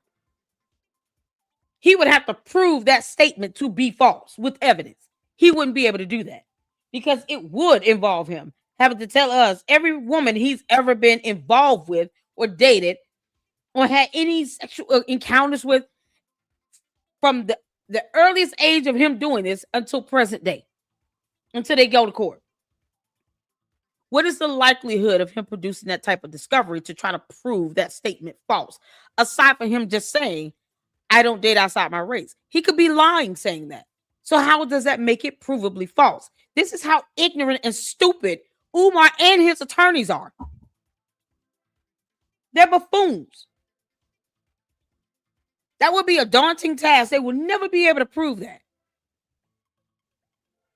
But they wanted to sit here and to keep her from making films because he found it to be disparaging. That's his opinion. The videos speak for themselves. So whatever goes on in the video is what we take out of it. It's what we interpreted from that. Whatever we're to see and whatever message we're to get out of these so-called videos, it would be based on our perception of what we see. For him to say, oh, it's disparaging, is based on his opinion. But he would have to prove that they're disparaging in court. Once again, Umar and his attorneys are morons. He wouldn't even be able to prove that. We have yet to see these videos. So how do we know? How would the average reasonable person or the judge or the jury know that they're actually disparaging? We would have to see them. So why does his attorneys get to sit here and dictate these videos being disparaging once again? It shouldn't be simply because Umar said so. We don't give a damn what he says. He's a pathological liar. He needs to prove they're disparaging. That's how that works. Marianne should not have to worry about not putting out film and content because Umar wants to claim everything to be disparaging. Make his ass prove that in court. He's a clown. Umar, you're a whole clown, you oompa loompa. I said, first of all, I was gracious and I was kind. All I said on that YouTube video, he wanted to see with a Caucasian woman. I said, but I took my phone because we were having the Zoom meeting on my laptop, on my Apple laptop. So I took my phone on block and I sent a text. Bleep. It went beep. I said, that beep you hear next to him, that's me texting him his own message, which is his acting number, his own message. I said, in that message, this is from Dr. Umar. He told me, Queen, this is how we're going to do this scene. I'm going to be bare chested. This woman's going to have exposed breasts and she's going to be pressing against my chest. I don't know if he thought I was doing a porn video because we told him a feature film. But moving along, and they're like, well, we don't need. I said, well, I'm going to finish. Whether you want to hear it or not, I'm going to finish. I said, that's what he wanted. And then the scene, I'm going to break it down to you, family. The scene was for him to go, he came to his senses because he had a moment of weakness. This is him typing all this garbage to me. He came to his weakness because he had a moment of weakness. there, and he's gonna go, no, I am a Pan-African leader. I can't stoop to this level. Black queen forever, snow bunny never, and I'm gonna throw her off the bed. This is what he wanted to incorporate in the movie. And I said, no, we're having this dialogue. We're gonna give you 68,600. I left the check up there. I haven't even cashed the check yet. Your check is up there. But what I did do, I sent a copy of that check to Honor, because I promised Honor, when I get paid, I would return back on this show, and then I would do let the people know I got my money back. By the way, it doesn't stop here. But do you know the amount of information this woman must have to where Dr. Umar Johnson has been getting people making videos about him on the internet for a while now. For Umar Johnson to tell her, hey, man, here's $68,600, so you don't release the information you have on me? There has to be some terrible things that she is in possession of. I don't know Umar Johnson to be the type of man to give $68,000 of anything to anybody. So she gets the check for $68,000, right? But here's where all Umar Johnson did was just open up the rabbit hole. She then took that money and funded a class action lawsuit against Umar Johnson for the FDMG donation. So she donated $2,000 to Umar Johnson, right? She was able to gather about 40 other people who was on this lawsuit against Umar Johnson, and they funded it. And the lawsuit has finally got approved to move forward. Not only is there a lawsuit going on, but they have, I believe, like a law firm has also agreed to investigate Umar Johnson to figure out if he did anything unethical or illegal. And they're going to forward it to prosecutors to hopefully get some type of investigation going and get him prosecuted. All the participants, like I said, received a notice today. Plaintiff donors versus Janine Schumack, known as celebrity name Dr. Umar Johnson. This is now an official court matter. It's 40 of us. Now, the reason I'm part of it, yes, I did get a settlement, but they're using all my donation money to show that I was a supporter who did give donation. And then for the others, they all submitted copies of every cent that they gave to FDMG, and to show that they never also received any receipt. So a letter from the attorney that's representing the party of 40 will be sent to him to show good faith that we're willing to sit down and to give him a chance to give an explanation to why this school hasn't been open, or when will this school be open, and then to give explanation on how the donation money is used. Is it being used appropriately for what the donor has given the money for? The step was like to start collecting evidence, which means that we were all supposed to retrieve, like get every single proof of the money that went. And then their legal team, they obtained a lot of videos of him saying the school's going to be open, but the school has never been open. That's also an evidence to see why he's saying the school hasn't been open. And they sent this to us. Let me read it on for you guys. Sorry, I should know a little bit more prepared. Our job. Yeah, that class action lawsuit is definitely warranted, because Umar played around for many years, not wanting to show any proof of how he was spending donors' money. You know, when you go on videos, Umar saying, I don't owe anybody any answers. Okay. That's your F around and found out moment. That right there is when it became a issue of, okay, fine, F around and find out. You don't think you owe us any money? Okay, cool. F around and find out. You don't owe us an explanation on how you spend our money? Okay. F around and find out. That's what that is. Because see, you being allegedly a 501c3, even though I haven't seen any evidence on this, and you're just taking people's money and it's going straight to your PayPal and your Cash App, you haven't shown any evidence that there is a separate account for FDMG, the school, under the FDMG LLC. No business account, no proof of any of these things. And then you get in a video and say that any account that may or may not exist was frozen along with your personal bank account because of reasons. No one even knows what this other account, like this FDMG account, is for. Like, what bank is it with? No one knows any of this stuff. So you want to sit here and say, oh, I don't owe anybody an explanation or receipts. I don't owe accountability to anyone. Okay, cool. So go to court, tell the judge and the jury that if you decide you just don't want to settle and you want to go all the way through this, good.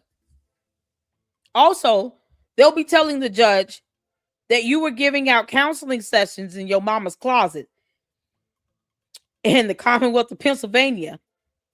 I already told you to stop doing that dumb crap because it's illegal. They even gave you the law that you were violating every time you walked around saying you were a certified school psychologist.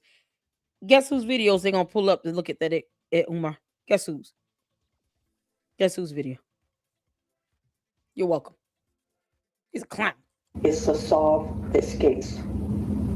You all have submitted the proper document of what happened, what each party contributed to the known school at PMG. Putting the information in the hands of people who can investigate and who can bring appropriate prosecution. It is advised to not reach out to we're not allowed to reach out to Umar. This is how they got Diddy. This is exactly how they got Diddy. The lawsuit happens, investigation takes place, they find any type of... What the hell is he talking about? Diddy was captured on a video camera in the hallway of a hotel beating a woman up. What's wrong with this boy? Diddy is exactly where he belongs. He was indicted criminally, and he was found guilty of a charge, and he landed in prison for that time frame. And didn't even get the full sentence. You can't make this stuff up. You know, when these idiots stop walking around thinking people are, entitled to give them things, or they somehow believe that the world owes them something, the better off they will be. This is how they got Diddy. What are you saying? Cassie filed a lawsuit, and then there were criminal charges filed in a criminal matter that went through the proper court, where a jury found him guilty of 2 charges and not guilty of a few others. That's it. The sentencing guy says he goes to prison. He's exactly where he needs to be. It's that simple. I don't understand. Maybe Poetik Flakko is not an American citizen, but American citizens have the right to pursue matters in the court of law for a legal resolution. If there are criminal charges that come out of their investigation, there's evidence to show that criminal activity has occurred, they could take that to the prosecutor, and the prosecutor is the one that's going to bring forth the charges to the court.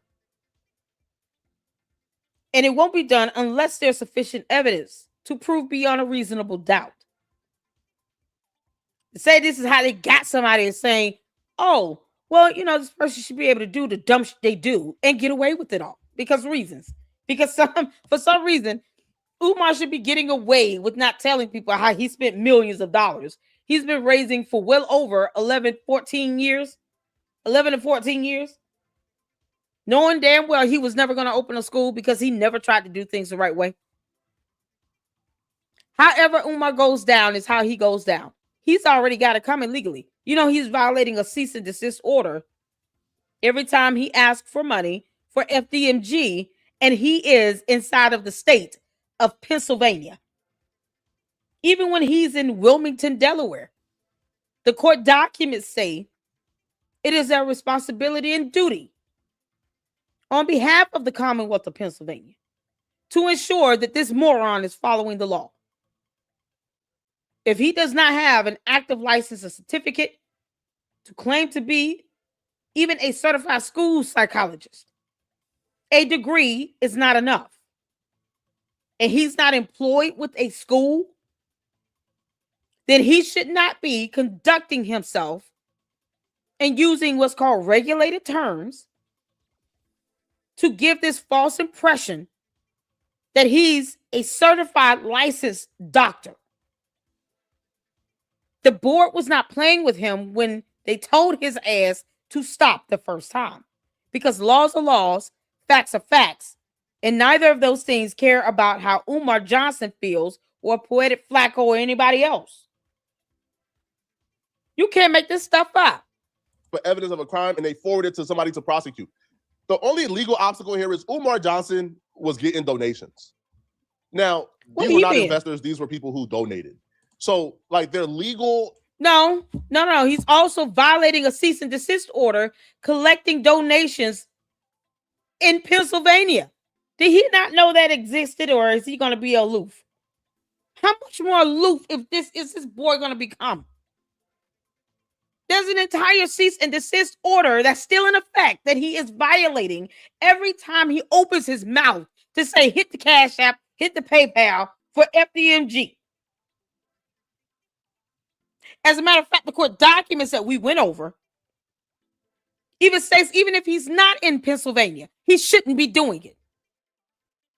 He's violating a cease and desist order. Order, not a letter, an order. What are you talking about? I guess entitlement to whatever Umar Johnson's building isn't really there. But He Umar Johnson do have a legal nonprofit, right, that has, I guess, like tax exemption status. So he does have legal. Where's his name on this FDMG LLC registration information? He's not listed as a registered agent or principal officer. Where's that documentation? What the fuck is going on with this kid? Is he for real? Yo. You can't make this stuff up. Is he for real? So Poetik Flakko has read nothing. Where's the proof that Umar is listed as the registered agent or the principal officer on the LLC itself for FDMG? Where is that evidence at? Because I looked it up. Maybe we overlooked something. You can't make this up. No, even outside of Pennsylvania. We went over the court documents. He's in Pennsylvania. Well, he lives with his mother in Pennsylvania. The school is supposed to be in Wilmington, Delaware. But when he was told to stop collecting donations, it was because he failed to provide some documentation and paperwork while it was still in the Commonwealth of Pennsylvania. However, that extends beyond, because see, when he's online doing this, he could be very well in Pennsylvania every single time. So when he's in Pennsylvania, let's just take the times he's in Pennsylvania. He is still asking for donations while he is located in the state of Pennsylvania, which would be a direct violation of that cease and desist order. And he's done it multiple times, even within the last 6 months. Every time he's at his mama's house in her closet, he's in Pennsylvania. And he's talking about hit the Cash App, hit the PayPal for FDMG. The school's still coming, blah, blah, blah. As opposed to him even trying to use a common sense, just a little bit of common sense. Umar, I'm not giving your flatulent ass any tips whatsoever. But if you were trying to be just a little smart and use a little common sense, you wouldn't even ask for money for the school. You would just say, can you all just send me a donation? You wouldn't even bring FDMG up. If you're inside of Pennsylvania, you would think you would be smart enough to say, I'm not asking for money for the school. I'm just asking for donations to help me out because I'm broke as hell and I'm unemployed. Because he's unemployed. But one would think he would avoid asking for money for FDMG while he's inside of the Commonwealth of Pennsylvania, the entire state. He's not even smart enough to avoid that. Poetik Flakko has obviously ignored an entire cease and desist order where he's breaking that law every time he asks for money for FDMG in Pennsylvania. You can't make this up. It's so simple. Just read the cease and desist order. He's got the audience and the supporters where he could do a video and get that information out to the masses to pull up that cease and desist order and go over. And he won't even do that. There's nothing illegal going on here. You're a damn lie. You have no idea what's going on illegally. Or him sitting here purporting himself to be a certified school counselor or to be psychologizing someone, as he put it, or giving any advice as a counselor or even therapist when he's not licensed or certified to do it. This is unbelievable for him to sit here and ignore all of that illegality happening. Dear Lord. No, Poetik Flakko. Yeah, he's in Pennsylvania, though. He's supposed to be. Who knows? Who knows where he is now? Umar could be like halfway to hell and we wouldn't even know it. Because, he's homeless and all. Umar, you can kiss my ass. Don't nobody owe you nothing. You're a grown-ass man. You won't get a job. Goal obligations to where he has to document everything. His 501(c) is public. And now he doesn't list himself as receiving any type of salary whatsoever. So if he is receiving a salary to run this nonprofit and he's taking money, but it's not being disclosed, well, that's a crime, right? That's something you... If he's taking money that's from donors and he's using it for himself and no proof that it's going towards the school, even the IRS has a tax form you can fill out, a complaint you can do to say, we've asked for this idiot to give documentation that the money that we're contributing to this 501c3, to which we can't even find any connection to Umar Johnson with it, by the way. Registered agent, principal officer, we can't find anything with his name on it because he doesn't put his name on stuff. But yet, he claims that he has this LLC and he's raising money for it. If he can't even prove he's the registered agent or the principal officer of the FDMG LLC itself, the LLC, then he's asking people to give him money for him to put in his pocket. What the F is Poetik Flakko missing in this? It's very simple, Poetik Flakko. This is simple. This is very easy. Umar Johnson is taking money, proclaiming for it to be towards an LLC for a school, and he can't even prove that he's authorized to accept funds for that LLC. Are you following so far? And then he can't prove that the money that he's receiving is actually going towards the school because he doesn't have receipts. His name is not even on the deed for the buildings. Go figure. You can't make this up. So Poetik Flakko has read nothing, not a lick of documentation at all. And at the very least, you would think he would give Lennon Honor an apology video. Because that was some clown shit you did when you doxed this man and his wife and kids. Just get down, boy. Got to deal with. But I think Umar Johnson knew something was coming. Absolutely. Umar Johnson gave this lady $68,000. $68,000. Right? Now, whatever she has, because Umar Johnson is used to getting exposed online, whatever she has to be pulled into it. He's giving her $68,000. Diddy gave Cassie $20 million because Diddy understood whatever Cassie reveals could potentially get him in a lot of trouble. So Umar Johnson giving up $68,000 is equivalent to Diddy giving up $20 million. Right? But y'all let me know in the comment section, what do you guys think, man? And if you're still watching this video and want to watch another good video, you need to read a court order. You need to God almighty, you need to read that cease and desist order. You need to read those court documents when the board of psychology came for him and what they said in the final documentation as to how he should not be walking around saying that he's a certified psychologist of any kind, regardless of whether he's in Pennsylvania or not. Because that would be the standard across the board. He's certainly not licensed anywhere else. He's not licensed at all. And they went so far as to say that they would not even recommend that he gets licensed or certified because he keeps lying and perpetuating this false narrative as if he is. He just did a counseling session in his mama's closet around Thanksgiving. And then another one after a week later, 2 weeks later after that. And was bored out of his mind. And then was asking for money in the state of Pennsylvania to go towards FDMG with this cease and desist order still in effect. I mean, literally, I can point out 2 laws that it was broken right there. And the entire video is evidence of that. You can't make this up. This is ridiculous what he's just done. And you got over how many people watching this damn video? 152,000 people have seen this video where he provided no facts. Just recklessness. He's not a lawyer or an attorney, so he can't speak to the legality issue either. You can't make this stuff up, man. Oh, okay. Bye, Felicia. Is he done? They click on this video here somewhere on my screen, somewhere here, or here. Yeah, boy, bye. You can't make this stuff up. You can't make this stuff up. I can't believe this. Like the willingness to sit here and do videos, get views, and you can't even pull up. Here's the cease and desist order. Umar violated this. He should not have been asking for money. Whether he thinks he's putting it to the school or not is irrelevant. He shouldn't even be collecting it inside of Pennsylvania.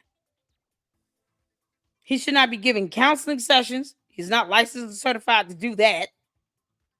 If he's not getting a salary from the school he claims he's opening, he can't prove that he works for a school. Therefore, he can't say he's a certified school psychologist either, because one of the legal requirements by state law is for him to be employed with the school. So you're combating your own argument you think you were making, Poetik Flakko. But because you haven't read the law on this stuff, you don't know. It's so ridiculous. Well, that was a headache.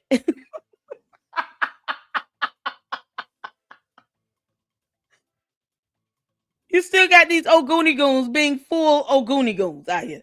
Just Goonie clowns. You can't make this up. And they don't read shit. God. Boy, these 90 kids, boy, y'all, ooh, child. Ooh, child. Moving on. Here's the art of dialogue. Y'all. Oh, Lord.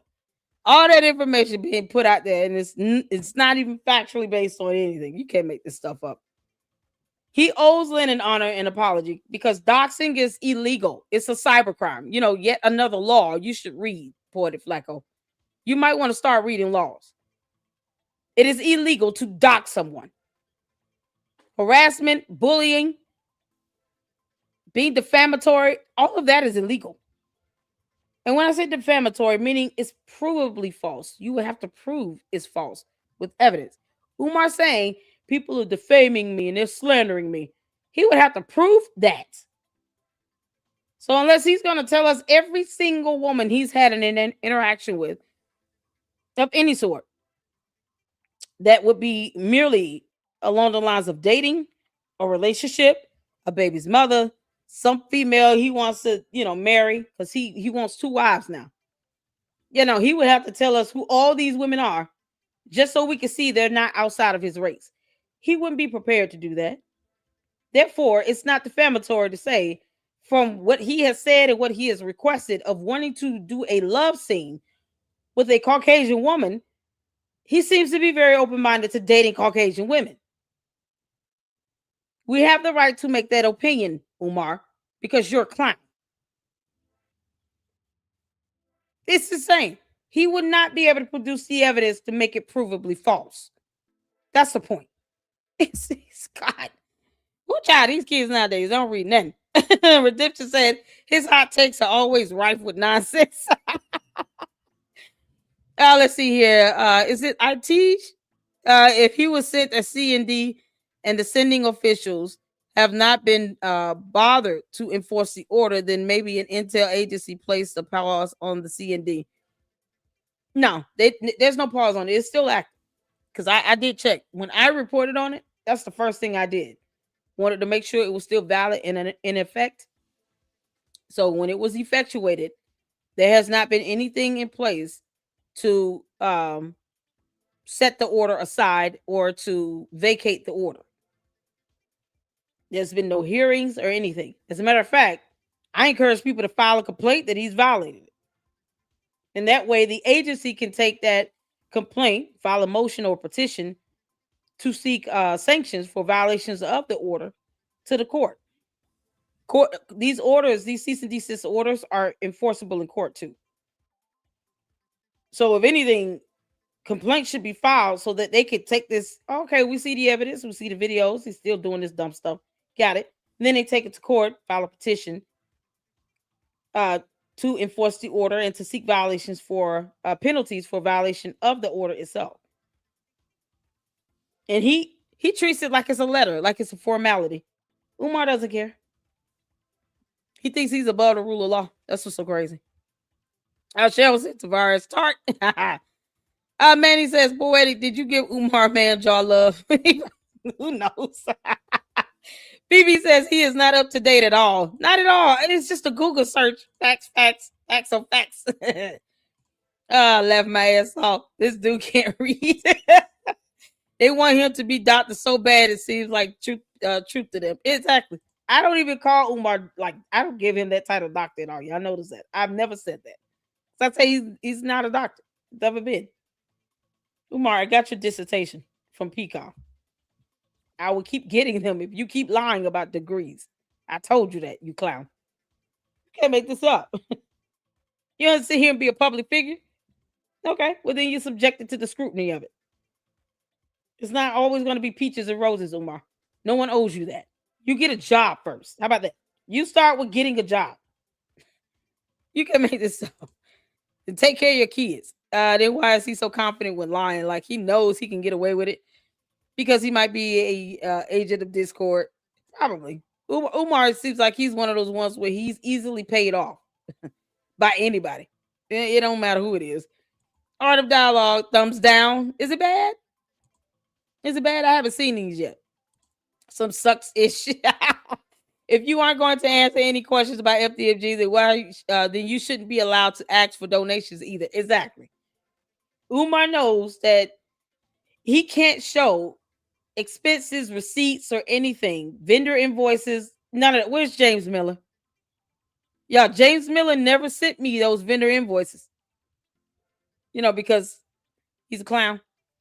He never sent me those vendor invoices, anything he said he was going to email to me. Never sent them. But Umar, that means Umar can't produce any of these receipts either. And the fact that he cannot produce these receipts is what he's going to get effed up about. When the IRS says, here's a complaint you can fill out. If a 501c3 is just taking your money and saying that it's for this purpose and they're not doing that, the IRS will initiate a complaint. So I think the attorneys, you know, just kind of working alongside of what the IRS is already doing, it should be the least of your worries, Umar.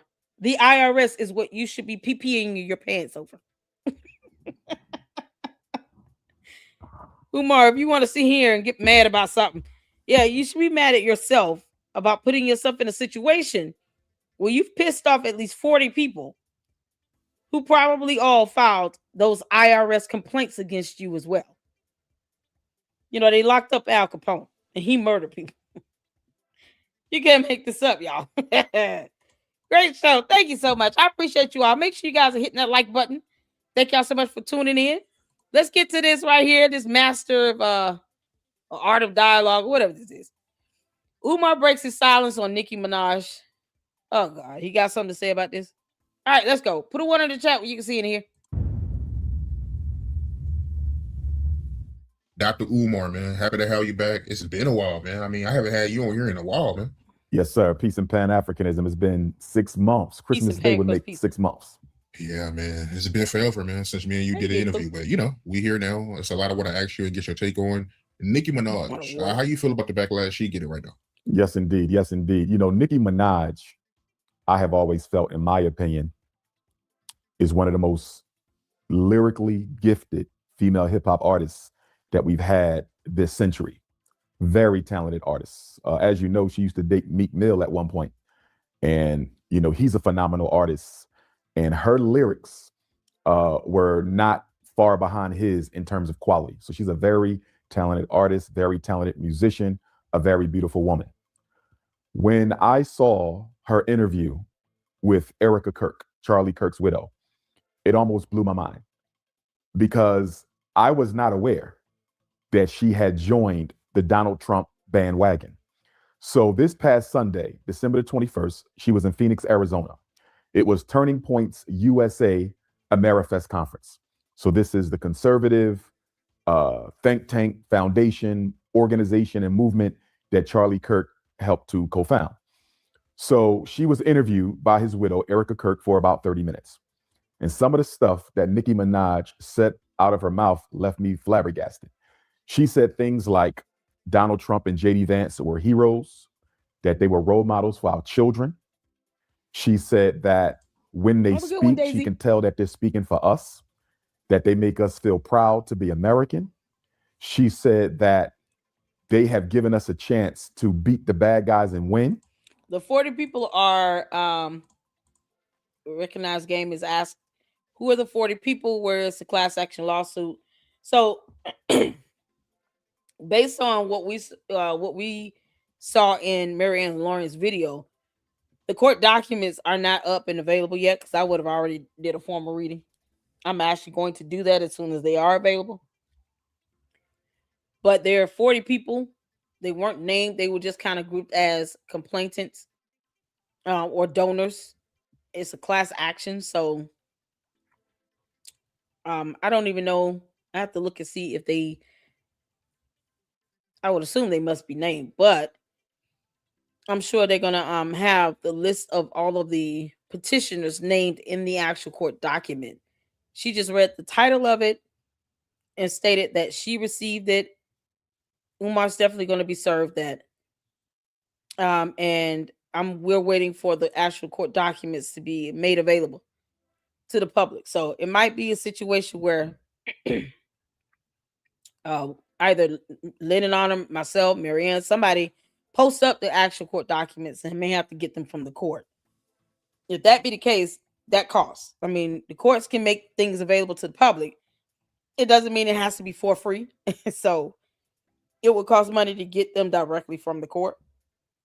But they can't be retrieved from the court unless it's placed under seal, which I highly doubt.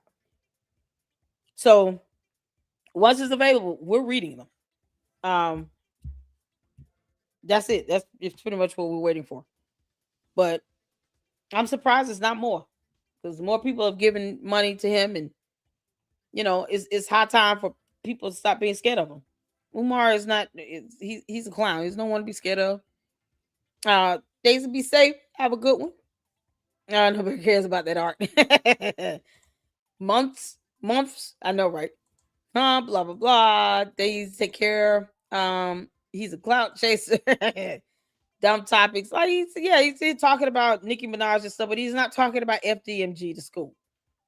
Like every time he does a podcast now, he goes out of his way to avoid talking about the school. Goes out of his way. So it's crazy. I think he's supposed to be going up to the Breakfast Club again next month, which will be absolutely ridiculous. If they're not going to ask hard-hitting questions about the school, it's like, why is he here? That's kind of my whole thing. We hear him talk about this in his live streams. But the idea should be get some answers. Ask questions and get answers. And because Umar acts like he has no spine and he's too delicate to answer simple questions, then what's the point? You're paying him to come on your show, and for what? Look how he's dressed and acting.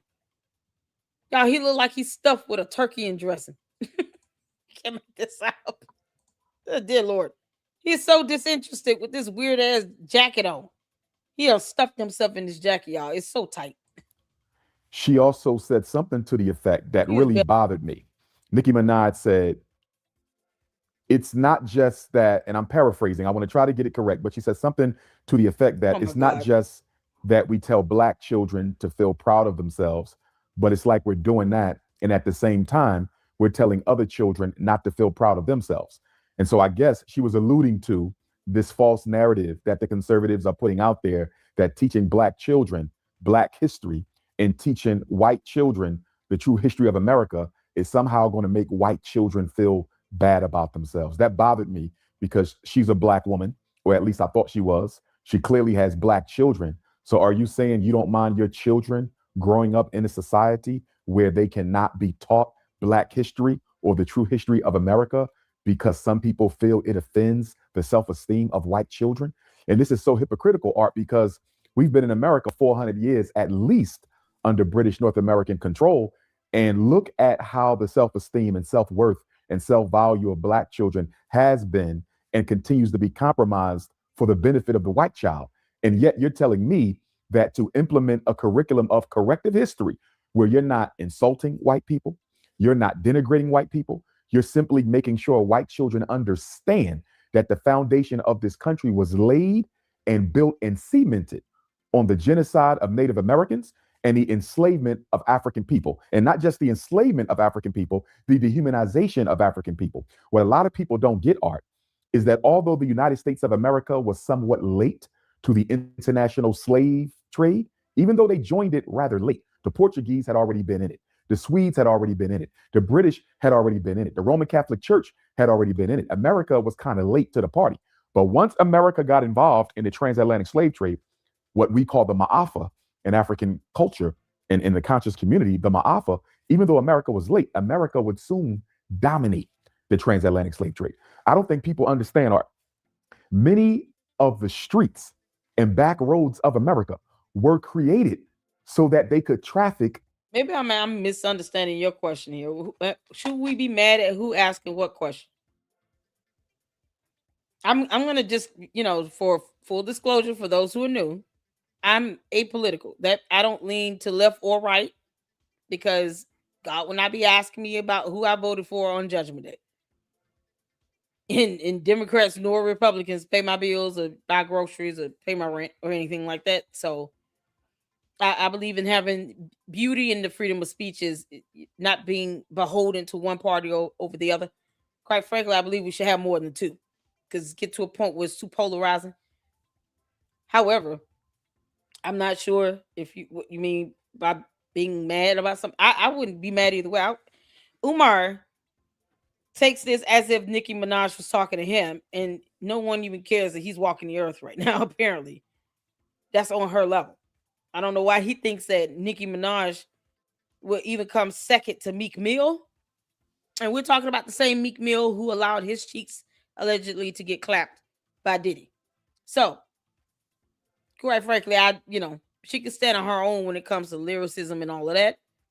Her going on to AmFest, whether anyone agrees with it or not, she had the right to go. They invited her. She went there. It is what it is. Now, he's speaking in terms of, her saying something about a curriculum and all these things, but yet, he doesn't have a school. So, stuff like this, to me, it just shows and proves that Umar's a clown. He can't even get a school open. So he wants to speak on issues regarding a curriculum. But yet, when he was asked to produce a curriculum, he got mad and upset about it, because he knows he doesn't want to do that. So if he's not going to create a curriculum and put it together and put it out to the public to see what this school curriculum would look like, then what the hell is he complaining about, to be honest? That's how I see it. Until Umar produces an actual curriculum to show what the kids are going to be learning in this fictitious school in his mind that was never going to come to fruition. Why is he even talking about a curriculum? He's not competent enough to even create one himself.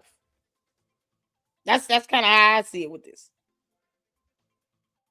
Everybody's entitled to their opinion. I just ask that you guys stay respectful of it. If you don't want to talk to politics on this, you don't have to, because it doesn't have to be political. Think about it from the stance of what these kids would be learning if he were to open the school up. And he's getting upset at whatever Nicki Minaj said when he can't even produce a curriculum. So, him running his mouth is just all that he's doing. But he's got bigger fish to fry. He needs to be worried about that class action lawsuit. Umar need to be worried about this class action lawsuit. Not worried about, why is somebody saying something about not bashing somebody? Like, it's like, dude, you can't even, first of all, I don't know if he's jealous that these women not giving him attention, because he wants a woman to take care of him. Let's be honest about this. Umar doesn't want to work. He doesn't want to take care of himself or his children. He wants a woman to take care of him. And it's like he's not getting this attention from all these people that got a lot of money that I guess he thought he would be getting attention from, because he's not hot shit. So no one cares about what he's doing. And Nicki Minaj will never care about what he has to say. She'd probably laugh at this if she would have seen it. Then she'll turn around and say, when is he going to open that school again? And he wouldn't be able to say. So lip service is all he's giving, where he still doesn't brush his teeth. Umar, you're a clown. He's such a clown. All right, y'all, let's get back to it. Black people during the domestic slave trade. A lot of people don't understand that. When you see these small streets in front of big streets and all of your 13 colonies and subsequent states that joined the Union as slave territories, those small streets are in back of the large streets were created so you could sneak the slaves in the alleyway and traffic them in the alley and sell them in the alleyway. So yeah, thank you for clarifying for that. Okay, he said, my bad, I meant the interviewer not asking about the school. Yeah, I mean, that's the thing. We're all these podcasters are, completely being a disservice. And I'm sure Umar's telling them, well, I don't want to talk about the school, so don't ask me any questions by FDMG. Before he even gets on a plane or go wherever he goes to be on their show, he probably tells them up front he doesn't want to talk about the school. But yes, it is irritating, especially to those who have given money and donated and contributed to the school, where he talks about everything but the school. Yeah. And that's one of the reasons why these 40 people have been prompted to file this class action lawsuit, because they're not getting any answers. They're not getting any information out of him. And when they ask, of course, he gets an attitude and throws a temper tantrum like, a 5-year-old child in a candy aisle. And he gets upset about that. So that's one of the reasons why this class action lawsuit is absolutely necessary, even if discovery is compelled out of him or he's forced to say he doesn't have the evidence, which is what I'm sure he's going to say often. Your Honor, my client does not have the evidence to produce this. My client does not have that evidence. My client does not have receipts. My client does not have vendor invoices. He doesn't have that information. The only thing they might be able to get, probably through a subpoena, are all the transactions from PayPal and from Cash App, as far as they can go under the different aliases or the profile names that he used to create those PayPal and Cash App accounts, and any other method that he collected money for. So if he used 3 or 4 different platforms to collect money, however far back they can go, I'm sure that the attorney's office representing the petitioner is going to get a subpoena to get that information, because it speaks directly to, how he collected this money, and then where did it go after he collected it? It went to his personal accounts that had nothing to do with it, FDMG. So, I wouldn't be surprised to see some sort of money laundering coming out of this. I mean, he's definitely misappropriating funds here, but I wouldn't be shocked if they were able to discover some evidence that, showed something like that. But otherwise, Umar doesn't have any evidence, anything. He has nothing to say about the school. He doesn't care. He never meant to, he was never going to open it. And now people are like, okay, well, hell, what did you do with all the money? Of course, he's spending it on himself, but he's going to be forced to have to show that and prove that. Or he's going to be forced to have to say he never kept the evidence. He never had receipts. And he spent the money. And that's, something he's not going to want to admit on his own. So it's going to take the power of the court to do it. That's what you're looking at, Umar, you clown. He's such a Oompa Loompa. For example, we're in Philadelphia. In Philadelphia, you have Market Street, you have Broad Street. Those are your two major streets. Ooh-cha. You also have other major streets, but you have a lot of small streets. And sometimes when you go down these streets, your car can barely fit down these streets. And you say, well, why would they make a street this small? They did not make the street for the car. They made the street for the slave wagon. They made the street for the slave coffle. The streets were made long enough, large enough, just so the slaves could be trafficked down them. A lot of people don't even know that the layout of many of America's major cities that were slave states, that existed in slave states, those cities were laid out to benefit and accommodate the domestic slave trade. Because after 1808, 1808 is when America outlawed the international slave trade. They did not outlaw slavery. They just outlawed the importation of Africa. He's such an idiot. Umar, how does that explain any streets that were developed after 1865? When the proclamation was signed, the Emancipation Proclamation was signed, how do you explain any roads or streets that were developed after that? Because it wouldn't be for a slave trade, remember? What is he talking about? Roads were a concept years ago, even if they were just called pathways. The buffoonery. It's the buffoonery of it all. He literally just said streets were made for slavery. Never mind all the streets and roads that were designed and created after slavery. You can't make this up. Is when America outlawed the international slave trade. They did not outlaw slavery. They just outlawed the importation of Africans. So from 1804 until 1865, how did they get more slaves in America if you couldn't ship them in? They moved to a domestic slave trade, which means what? It means that they had to birth and create their own domestic slave system. And this is where you get the breeding farms. This is where you get the breeding farms where they would get a dozen. Because all those midget horses had to have a mommy and a daddy. Black women, one black man, and his job was to keep those black women impregnated constantly. They were called the bitches. Yeah, it's something you shouldn't be doing because you can't afford them or you don't care. All right, either way, he doesn't take care of his own kids, y'all. You can't make this up, but he wants 2 wives because of reasons. What is he talking about? And he was called the buck. And unfortunately, we still refer to each other in those same pejorative terms. We call our women bitches, and we call the men bucks or the N-word. We use the same term. Didn't he dog out Lene Stacks? He did. He dogged out Lene Stacks. Dogs out his baby's mothers. He dogs out his own daughters. He tried to go after females that criticized him. Poetik Flakko said he was going to say one of them. The F he talking about? Terminology on each other that they used on us. So getting back to the Nicki Minaj situation, what bothers me about my sister, and I still love and respect her, and I'm going to hope that she engages in some corrective behavior, because this is insane. This is absolutely insane to see. Hypocrisy. Oh, it's the hypocrisy. Umar, you are the biggest, fattest, hypocritical oath to sit on a couch. You can't make this up. With this hoodie on that's too little and too tight. Why does it not go all the way up past his wrist?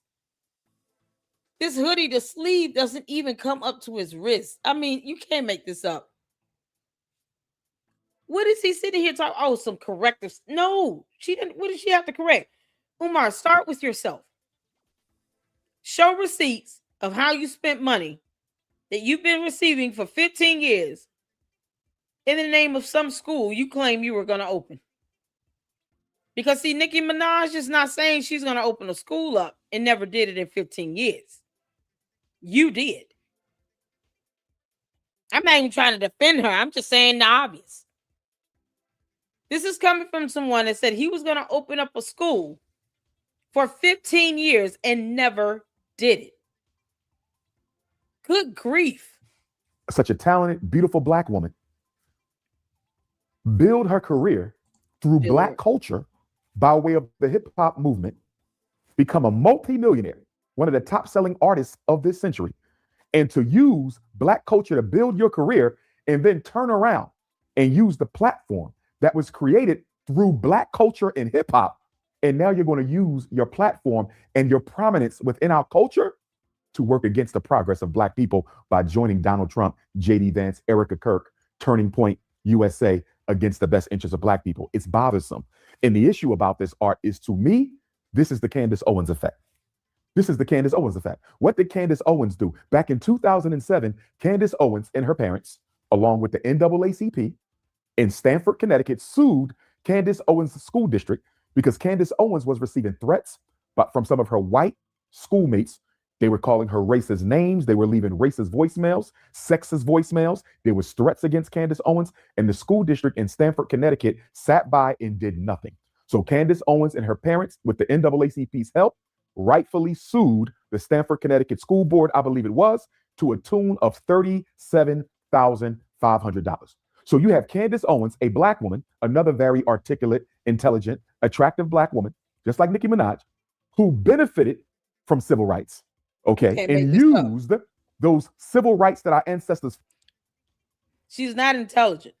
Like you, Umar, she grifts and cons people out of money while presenting no facts and lies like hell. Now, I'm sure you are cool with her lying like hell on any and everything that under the sun. Be reminded, she would never give you the time of day. It's like he wants these women to pay him some attention because they got money. Because he gets mad when these women aren't giving him attention. They're not responding back to him. They could care less that he walks his earth. I'm trying to tell you. And he called this girl intelligent. She's being sued for defamation by the president of another country because she too lies like hell. You can't make this up. And I don't condone anybody being harassed. But Candace has now become the bully that harasses others, whether they're Black or white. So is he going to speak on her going after Kimberly Klacik or any other beautiful Black articulate woman that actually is intelligent? Is Umar going to do that? Is Umar going to put his foot on Candace's neck when she goes after other Black, intelligent, and articulate, beautiful Black women? Is he going to do that? Because I don't think he gives a shit. What y'all think? You really think Umar cares about the stuff he's talking about right now? Because I don't think he cares. I don't think he cares. I don't think he cares one bit. 1 in the chat if you think he cares. 2 in the chat if you don't think he cares at all. 3 in the chat if you're saying, Lady Luck Club, why the hell are you asking us this stupid ass question? Put a 1 in the chat if you think Umar actually cares about the stuff he's saying here. 2 in the chat if you're saying no, he doesn't give a damn. 3 in the chat if you said, Lady Luck Club, why are you asking us this dumbass question? We all know he doesn't care. We all know it. If anything, he just wants Candace Owens his attention to maybe get some money. Candace, Umar has child support due. Can you give him a couple $1,000?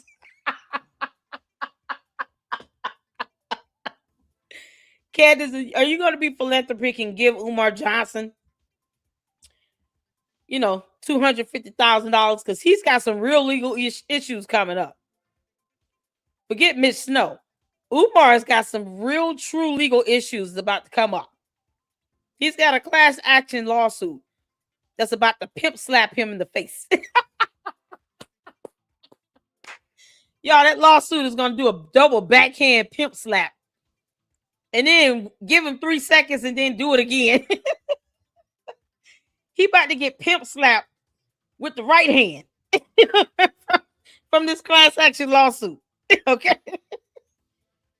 Hopefully he's appealing to Candace Owens so he can get $250,000 so he can pay his attorney's fees and pay on whatever judgment they force him to pay. Yeah. And hopefully he's doing that because otherwise, the hell you sitting here calling her all this stuff for if she ignores your existence on earth? You can't make this up. Oh, that pimp slap with the damn class for to bring suit against a white racist school district. And then she spins the block on civil rights. And now look at her. She goes and gets a white husband, and now she's one of the biggest supporters of the conservative white racist agenda against African people. And now she's touring the country, and she's all over the news media, okay, trying to defend the honor, integrity, and legacy of another racist in Charlie Kirk. And don't get me wrong, I didn't appreciate the way that he lost his life. I didn't appreciate Black people making a mockery of him, because I wouldn't want anybody to be made a mockery of when you lose your life in front of your wife and children. That is not to be made fun of. But at the same time, how is Candace Owens running around championing the legacy of Charlie Kirk, while at the same time you made a documentary trying to prove to the whole world that George Floyd was not suffocated to death by the knee of a police officer? So you will make a documentary to try to make a Black man who was assassinated look like a criminal. Yeah, that's the whole point, Cheryl. I hope she does give me a copy of the lawsuit. Marianne, if you're listening, can you please email me a copy of the lawsuit? I would love to do a formal reading on it. You can redact it as well if you want. So whatever you don't want me to read, redact it out and I won't read it. But I would love a copy of that lawsuit. I hope she listening. And then you'll turn around and go out of your way and even put your safety and the safety of your children in jeopardy to champion the legacy of a racist Charlie Kirk, who Candace Owens refers to as her best friend. How in the hell can a Black woman have a white racist as a best friend? Look at the things Charlie Kirk said about Black women. Look at the things Charlie Kirk said about Black men. But getting back to Nicki Minaj, I believe that Donald Trump and the conservative movement in this country selected Nicki Minaj because they needed a replacement for Candace Owens. Remember, Candace Owens has fallen out of favor with the Republican Party and the mainstream conservative white agenda because she's now exposing the Zionist control of the conservative movement and of the United States government.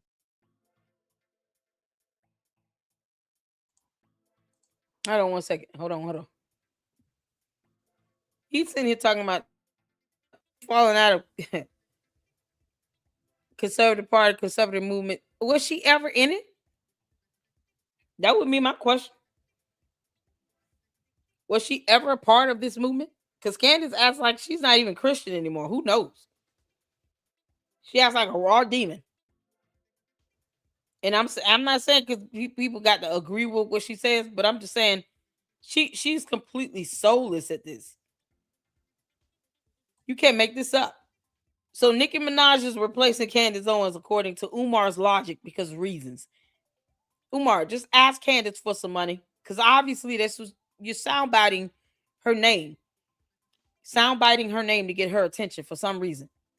And she's not gonna respond to your ass. And if she does, it'll be strictly for content. Nicki Minaj, because they needed a replacement for Candace Owens. Remember, Candace Owens has fallen out of favor with the Republican Party and the mainstream conservative white agenda because she's now exposing the Zionist control of the conservative movement and of the United States government. In fact, Art, I would argue that Charlie Kirk was assassinated, I believe, by the Zionist movement. What? Charlie Kirk began to question Zionist infiltration of the U.S. government. He began to question Zionist control of U.S. institutions, systems, and industry. Yep. I told y'all he's trying to get Candace's attention. Candace. Girl. You clown. The Oompa Loompa wants you to give him some money or respond so he can, use that content.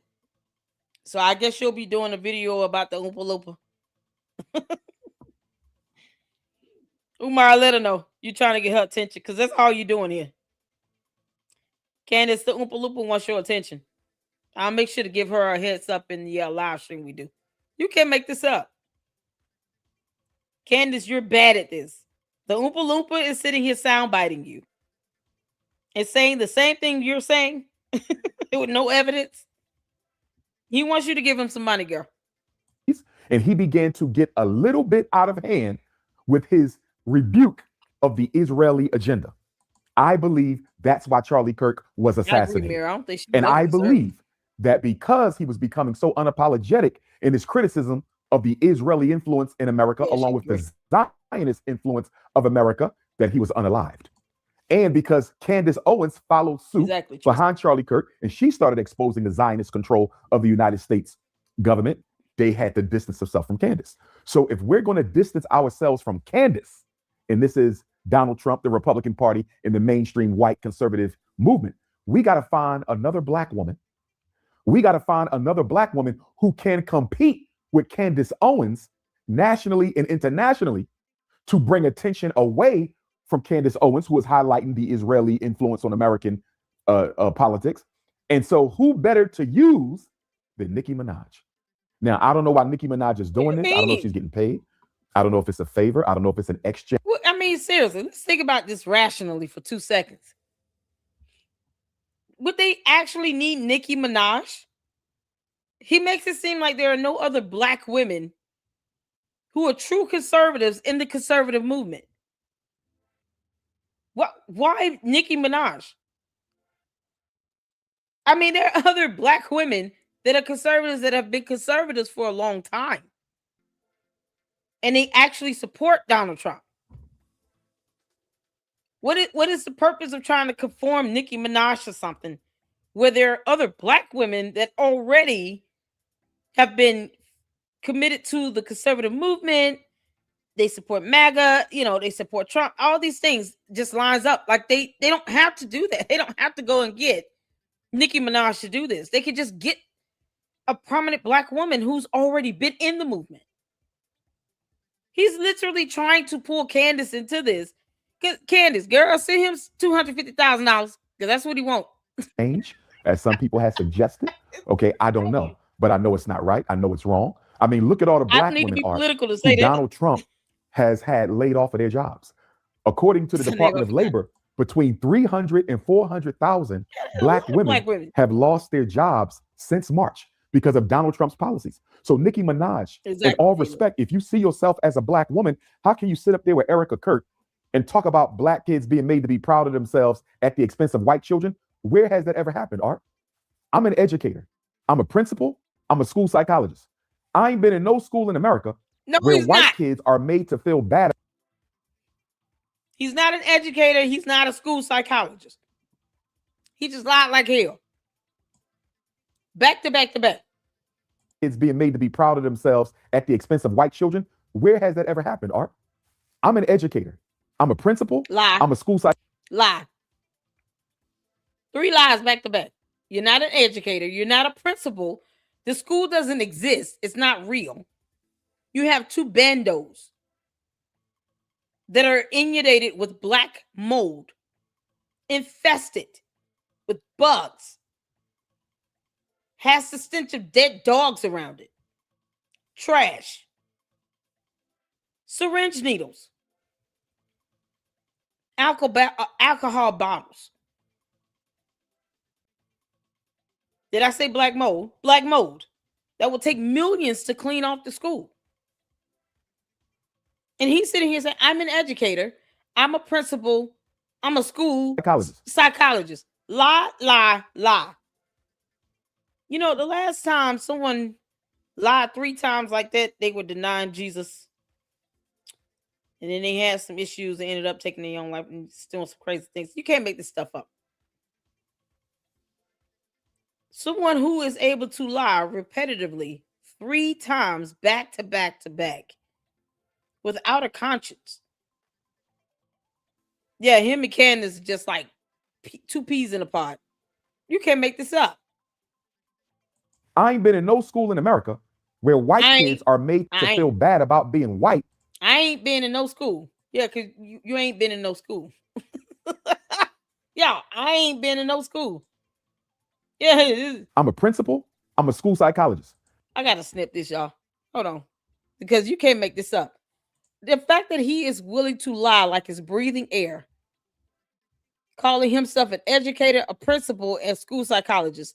3 things he literally is not. 2 of those things he would have to have evidence to prove. Where's the certification? What school is he employed with again that he calls himself to be the principal of? Either he's the owner or he's the principal. Which one is it? Is he a principal of a school? Maybe he got a job and we don't know it. Umar, did you go and apply and be a principal of a school? Because perhaps he just got a job to be a principal at a school. And he's about to get paid a regular salary here. Because otherwise, you're not the principal of FDMG. Then you list yourself to be a director on the tax documents. So which one, you understand those are two different roles. A principal does not equate to a director. This idiot right here. That's what I said. Two of these things he would need documentation to prove. What the hell is wrong with him? He just lied his ass off 3 times in a row. I ain't been in no school. I ain't. Y'all see that? I ain't. Because ain't a word, but you know, whatever. In America, where white kids are made to feel bad about being white, so black children can be proud about their African heritage. Where is that at? Somebody show me where white kids are being mistreated at the expense or for the benefit of black children. First of all, most teachers are white. Most public schools are white controlled. Most private schools are white controlled.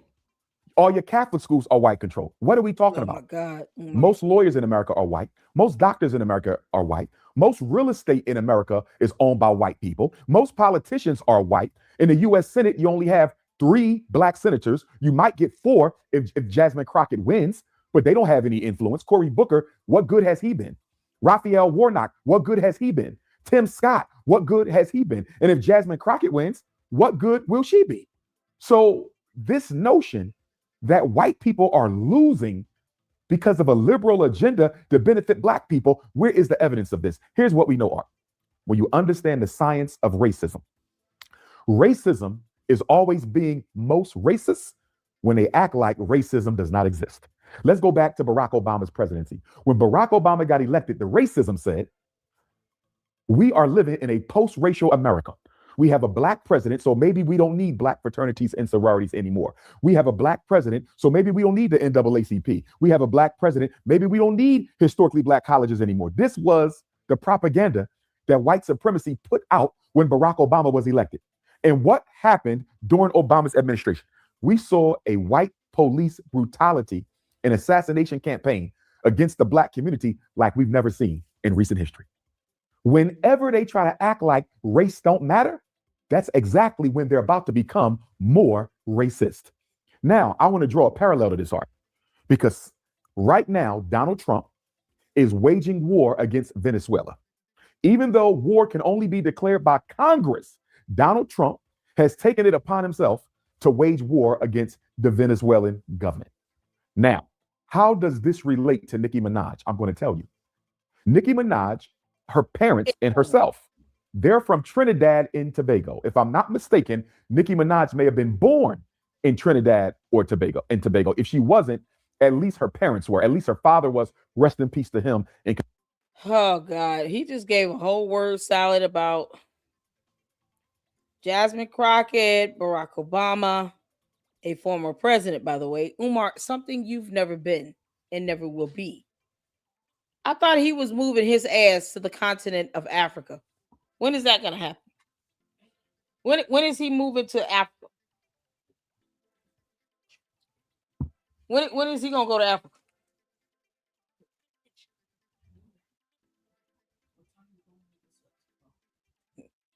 So, I mean, I don't get it. I don't get it. All these people he named off, none of them stunned him. Y'all notice that? Former president of the country, he not stunned him. He's been attacking Barack Obama forever. It's mighty funny, Umar.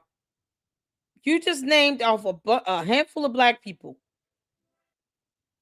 And I think Tim Scott is Republican. So you name Republicans and Democrats that are all black.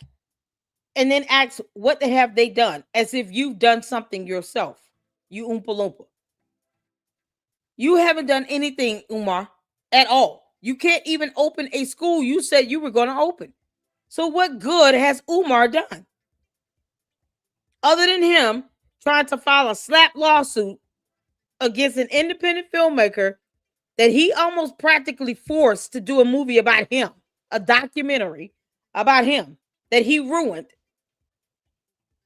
and had her crying in the car. Got on that woman's nerve. What good has what has Umar done? All the things that I just said he did was horrible. What good has he done? He says these things that he thinks black people still want to hear. And it's getting old. It's getting stupid. It's still just as dumb and ignorant. He's been saying the same crap for years. And he can't show for any good he has done. And now he's facing a class action lawsuit. That is the pinnacle of someone who has done nothing good at all. And for what he has done has been worthy of a lawsuit. All he is doing is bashing black people, regardless of whether they're Republican or Democrat, and demanding everyone else give their resume, show their deeds out on the table. But when he's asked to do it, you got to send somebody to serve his ass with lawsuit documents. He won't even tell all the donors and sponsors that are giving him money for a school he's been grifting off of for 15 years. He won't even show them what he's doing with the money and how it's being applied to this so-called school that he's never going to open. He won't even show receipts or vendor invoices. He can't show that there's any active document on file with the city for work to be done on the buildings.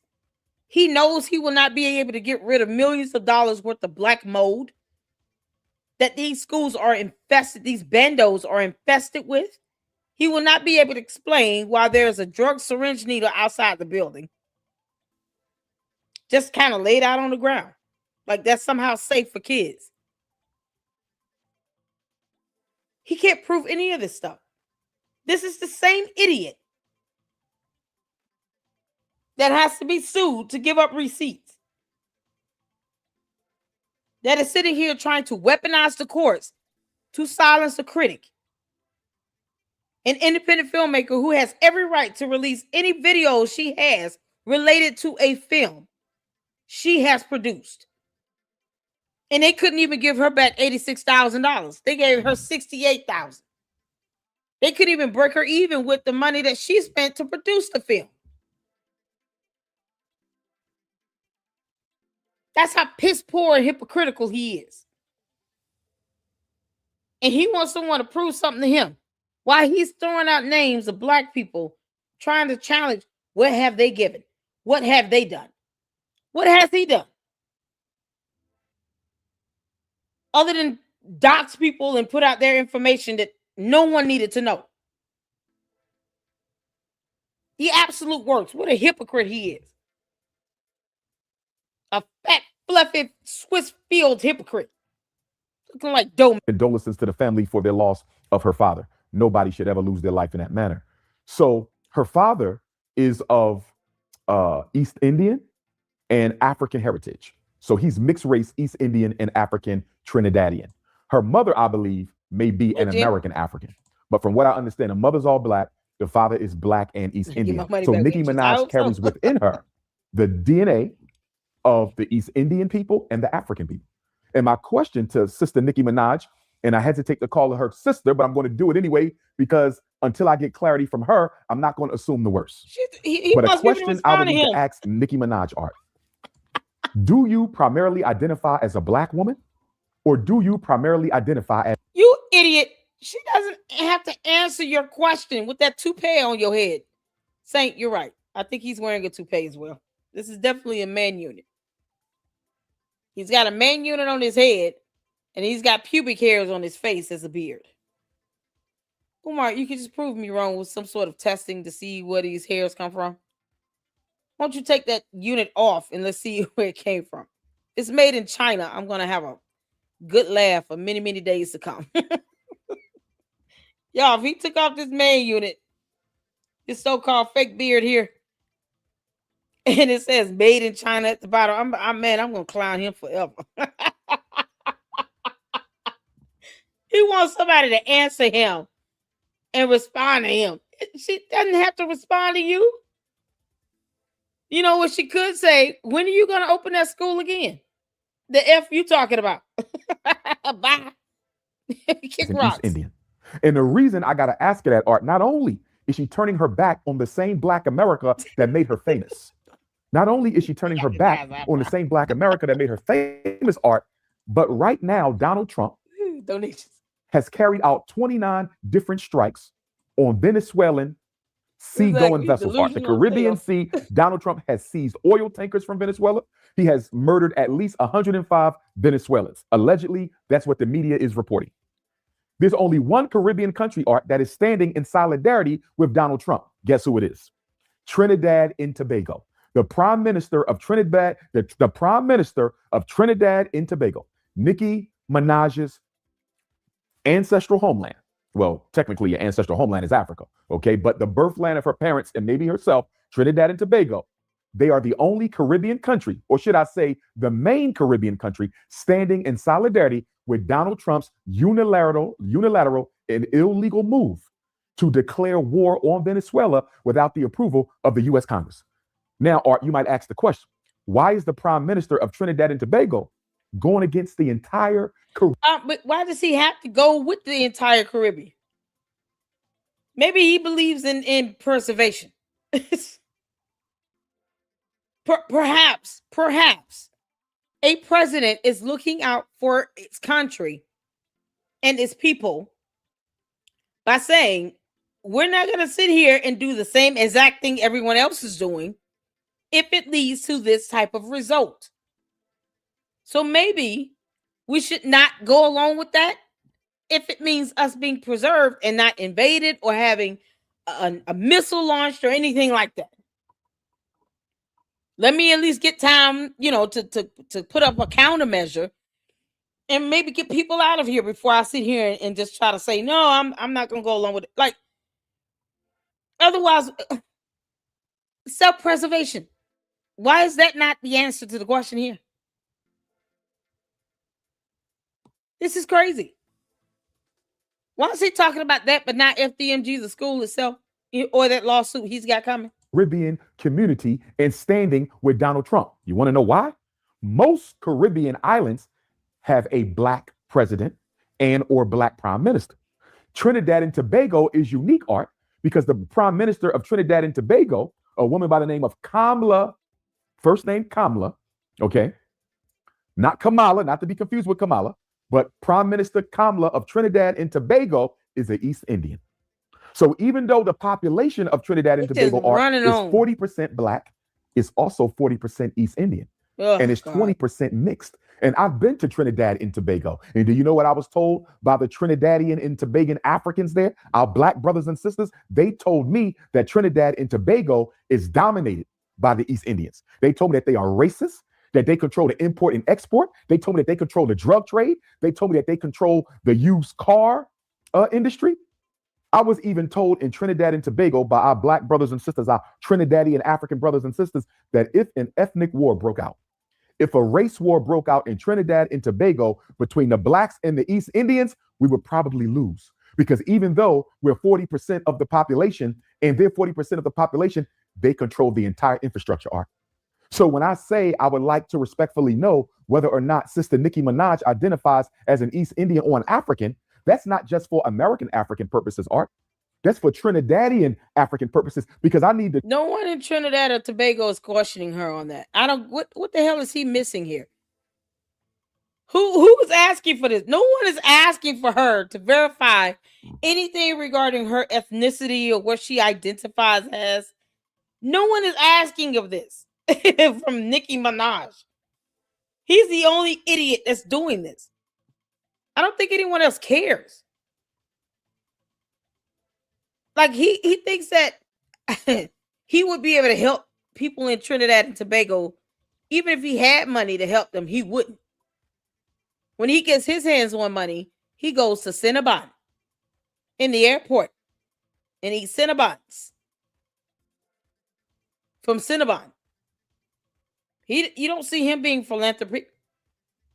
The idea of him giving his friend, some homie, some money to help that homie out is laughable. Umar doesn't give any money to groups or anything. He won't even put money in his own idea of a school. He can't even show proof that he's donated any of his own money. He's living off of the donor dollars. So he can't even prove that he's earning a separate pot of money. And whatever he's earning, he's putting a percentage of that back into his own idea for this school. He just has everybody else doing it and taking care of his ass while he wants 2 wives again. One thing they're not going to do is sit here and give you any time or attention, Umar, when you're walking around saying that some woman's jaw is not as strong as a man's jaw and how you go hang out in Hyde Park. They don't take kindly to that at all. I hope you do know that. Take your little flabby ass back to Trinidad and Tobago's and tell them that you hang out in Hyde Park with transgender women. See how well that goes. He's such a clown. No, if she identifies with the oppressed black people of Trinidad and Tobago, who are being oppressed by who? East Indians. Remember, Art, when the white man left the Caribbean, he put the East Indians in charge. A lot of people don't know that. When the white man left the Caribbean to make sure black people would never get sole control of their island, he left East Indians in charge and he left Chinese in charge. And if you go to almost any Caribbean island today,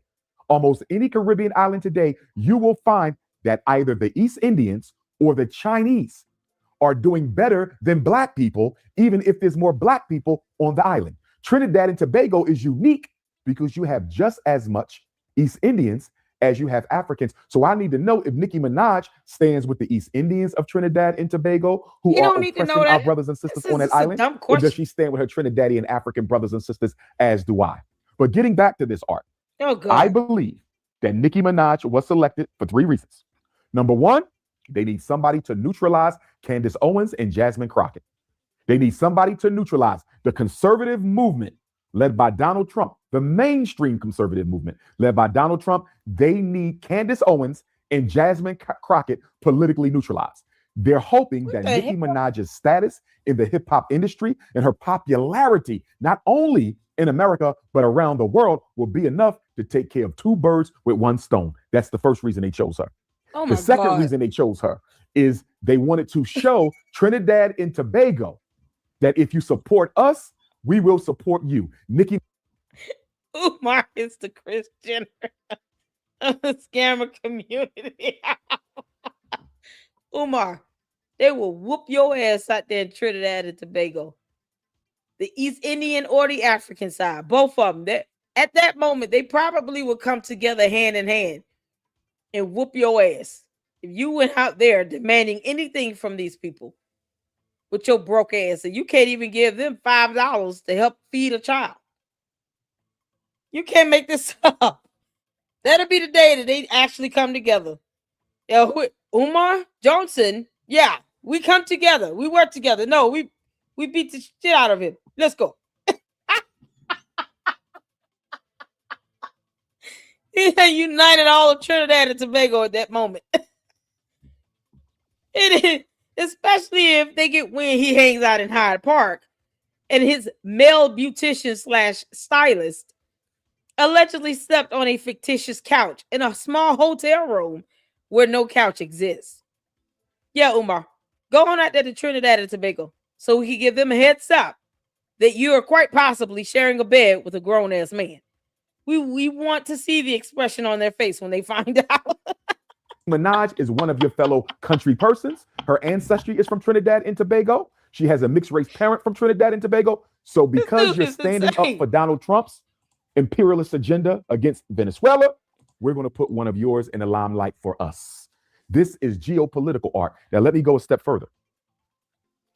Some people ask the question, why is Donald Trump doing everything the Zionists are asking of him? The reason Donald Trump is doing everything, Art, that the Zionists are asking of him, because Donald Trump is in those Epstein files. Donald Trump is in those Epstein files. Congress. Now he just repeating everything Candace is saying because, you know, he can't come up with a thought on his own from reading shit on his own. Umar, start with Dr. Seuss books. Just read a book. You're literally saying what Candace Owens says. You want her to give you a shout out. We get it. But it's not going to work out in your favor the way you think it is. Because see here, when it comes to Candace Owens, both of you are narcissistic idiots that are uneducated and unlearned. Both of you want to feel like the smartest person in the room. So at some point, either you or Candace would have to bow down to the other. And you're both incapable of doing that. I don't even understand why you're trying to repeat her soundbite. She's not going to raise any money for you. But we'll just sit back and just, wait and see as you're disappointed every day. It's funny that he thinks that she would give Umar Johnson the time of day. This is crazy. You don't have to repeat everything she says. Have a thought on your own. Why don't you tell us about your financial plan and that curriculum you were going to create, since you claim to be a principal educator and school psychologist? You can't make this up. Has already ordered the Department of Justice, Art, to release all the Epstein files by Friday. Congress ordered the Justice Department, Donald Trump's Justice Department, to release all the files by Friday. Just today, Art, they released some more today. And guess what? Donald Trump's name is mentioned in those files allegedly hundreds of times. There is clear proof that Donald Trump was on Epstein's jet multiple times. And the question is being asked by the media, even if Donald Trump did not engage in any of the sex abuse of children and adults, was he aware of it? Because if he was aware of it, he can be charged as an accomplice to the crime. And here's the thing. Jeffrey Epstein, Art, was a Mossad agent. Jeffrey Epstein was Israeli secret intelligence. Jeffrey Epstein was Israeli secret intelligence. And I believe that the Mossad, the Israeli Secret Service, used Jeffrey Epstein. You can't make this up. To blackmail all of the top politicians. It's like listening to all Candace's of the top male businessmen version. and all of the top politicians. So obviously, Umar has multiple personality disorder as well. You can't make this up. BB said it best. When he says we, he speaks to his multiple personalities. Y'all, we got to start naming them, just like we do with Candace, crazy ass. We got to name Umar's personalities. Who are we looking at right here? Da Vinci? No, he uses terminology like I ain't.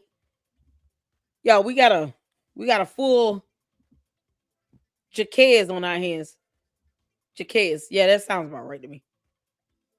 Jaquez. How about that? Jaquez. Then you got a Umar. Then you got a Jermaine. I'll let y'all know when we see Jermaine. This ain't it. This is Jaquez.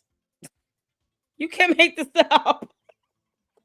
It's literally becoming a whole personality, the alleged male version of Candace Amber Owens Farmer, because he actually thinks that she's intelligent.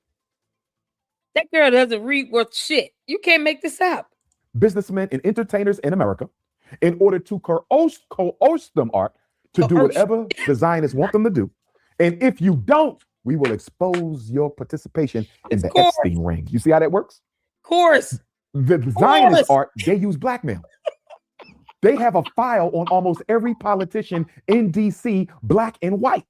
Now, let me tell you how they played Donald Trump. Oh, God. During his first term, they let Donald Trump think he was in charge. During his first term, they let Donald Trump think he was commander-in-chief. During his first term, they let Donald Trump go against COVID. They let Donald Trump go against the LGBT. They let him do what he wanted to do. You know why?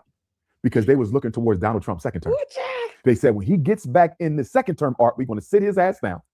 We're going to let him know who's in charge. We're going to let him know what he's going to do. And if he tries to be arrogant and narcissistic and belligerent, as he has shown the world he can be, we're going to let him know. Trump, Umar wants to tell you things. Maybe you should schedule a 15-minute call with him. He just want to let you know something. Because reasons. I mean, can you imagine a conversation between Umar Johnson and Donald Trump? Y'all, to be a fly on the wall in that conversation. Oh, Lord have mercy. I don't think anything would be said. It would just be a bunch of things, words going across. They're using pronouns and we and is and ours, us, them, they. when they say he, she, it's going to be like, who are you talking about? Like they wouldn't even be able to keep up with their own comments if they had to talk to each other. This is painful to hear. It's like listening to the male version of Candace. This is painful, man. Work for us. So pathetic. And now you work for us. Why? Because you was very good friends with Jeffrey Epstein for a very long time. And we know you know what he was doing, and you did nothing to stop it, even if you didn't participate. You want to know why Donald Trump is attacking Venezuela? Art? Venezuela has an oil deal with Iran. And as you know, Israel can't stand Iran. America can't stand Iran. Venezuela has an oil deal with Iran. That's not good for the Zionists. So they're making Donald Trump attack Venezuela in the name of the Zionists. Umar, why you get your vocabulary in order? Let me read some supers. You can't make this up. Make sure you guys go check out KKC, the Receipt Show. That was up in here supporting us. I hope he's still here. If not, shout out to him. I understand because Umar is just insufferable right now. You can't make this up. It's coerced, Umar. Yes, he said Iran. Y'all, Jaquez can't speak at all. He ain't got no education. This is madness. For fuck's sake. All right. Rosetta became a member for 2 months. Happy New Year, LLC, and everyone. Happy New Year to you as well, Rosetta. Thank you so much for your generosity and becoming a member in the LLC. It's the place to be. Thank you so much. I appreciate that. And we have a $4.99 super from 54B Lewis. This is truly a deranged individual. Yeah, he is. Who's also, incapable of actually pronouncing, basic English terms. Umar, if you're going to be in our country, learn our language. And when I say our, I mean the United States of America. The country, not the continent. This dude say Iran. Oh, all right. Shout out to you for the $4.99 super. Thank you for your generosity. It's an absolute blessing and I appreciate it. Y'all, thank you so much for the financial support here in the LLC. I appreciate that. And it does go towards the expenses of the channel. StreamYard bill is due is $70. Like, Xfinity is $70. StreamYard is now like $54, $55. So there are expenses related, but I appreciate any support you guys provide, and it takes care of those expenses. And I thank you all so much from the bottom of my heart. So thank you for engaging in the chat. Make sure you guys are hitting that like button. And Umar still say Iran. Truth, user logic. What's going on? I know, right? Iran. 2 big narcissists that can't speak or read. Can you imagine? Candace can't read and Umar can't speak. This is crazy. Iran. He's saying Iran so comfortably. This is insane.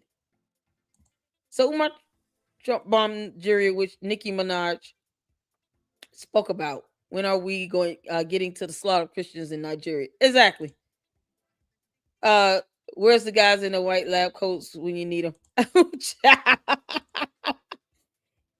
Iran is not a bad pronunciation. He said Iran. He said Iran, y'all.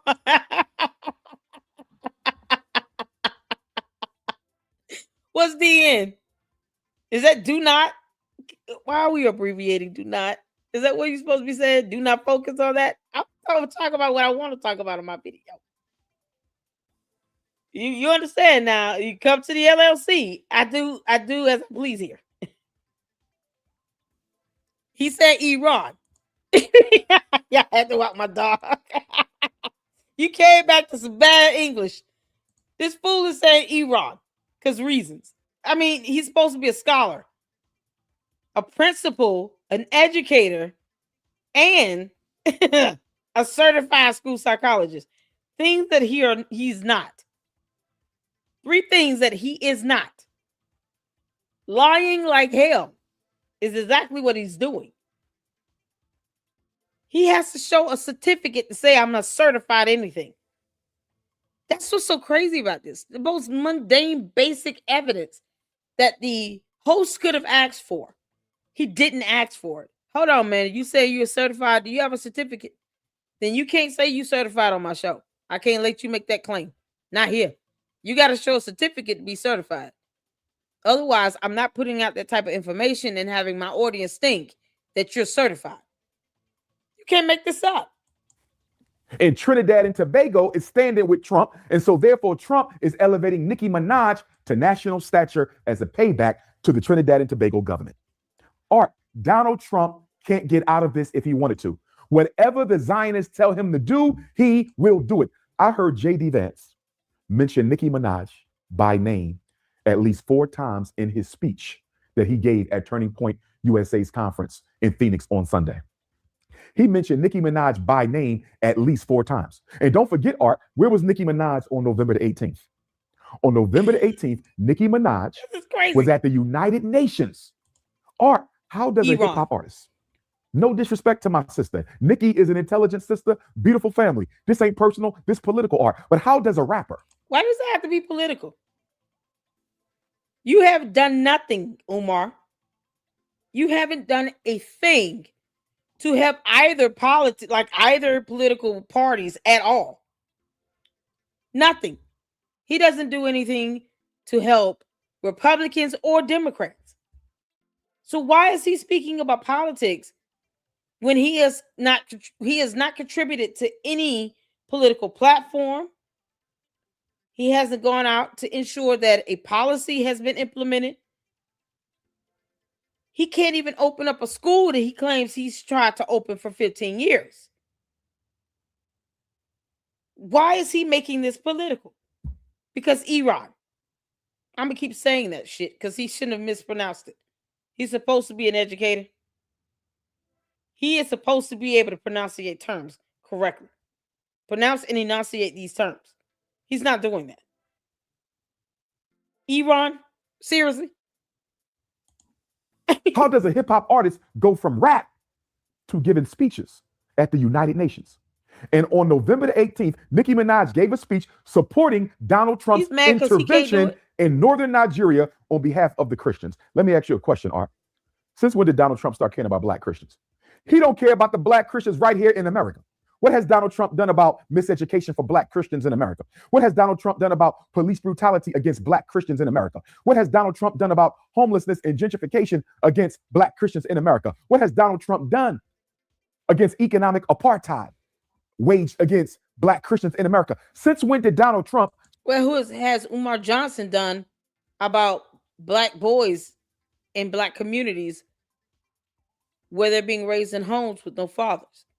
What has Umar Johnson done about black youth getting a proper education because he hasn't opened a school?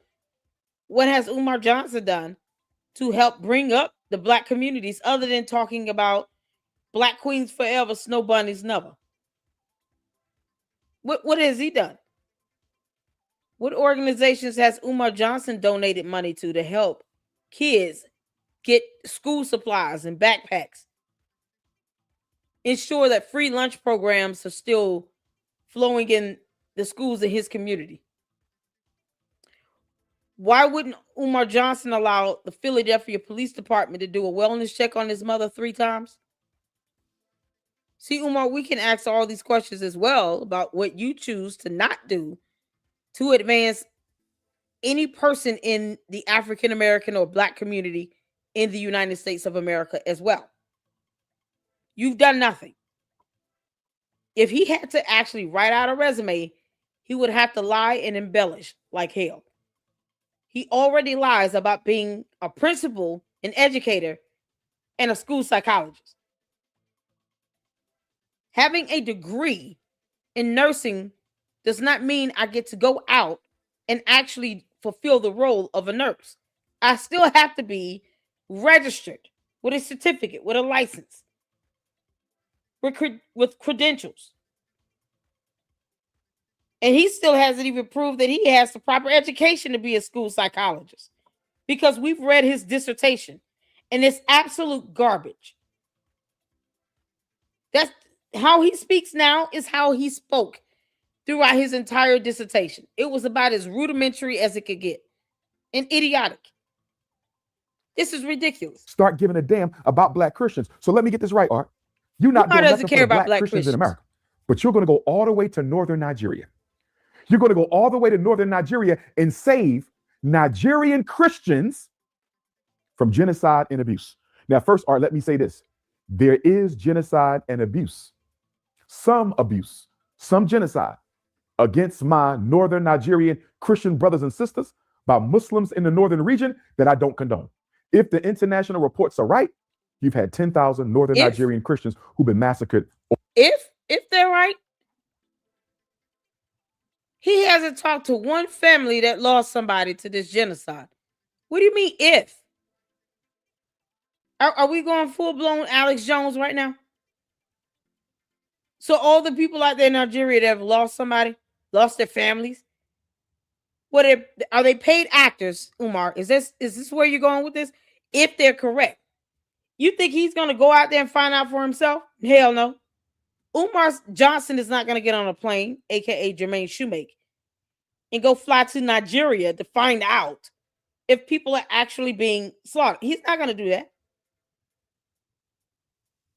Either you believe it or you go find out for yourself firsthand. What the hell is wrong with him? Over so many of these past years. It's wrong. I don't condone it. And I hope the Nigerian government gets this under control. Northern Nigeria, Art, is mostly Muslim. Southern Nigeria is mostly Christian. So the Muslims who are living, the Christians who are living in Muslim-dominated northern Nigeria, they're the ones who are being harmed. But guess what, Art? This was going on when Donald Trump was president the first time.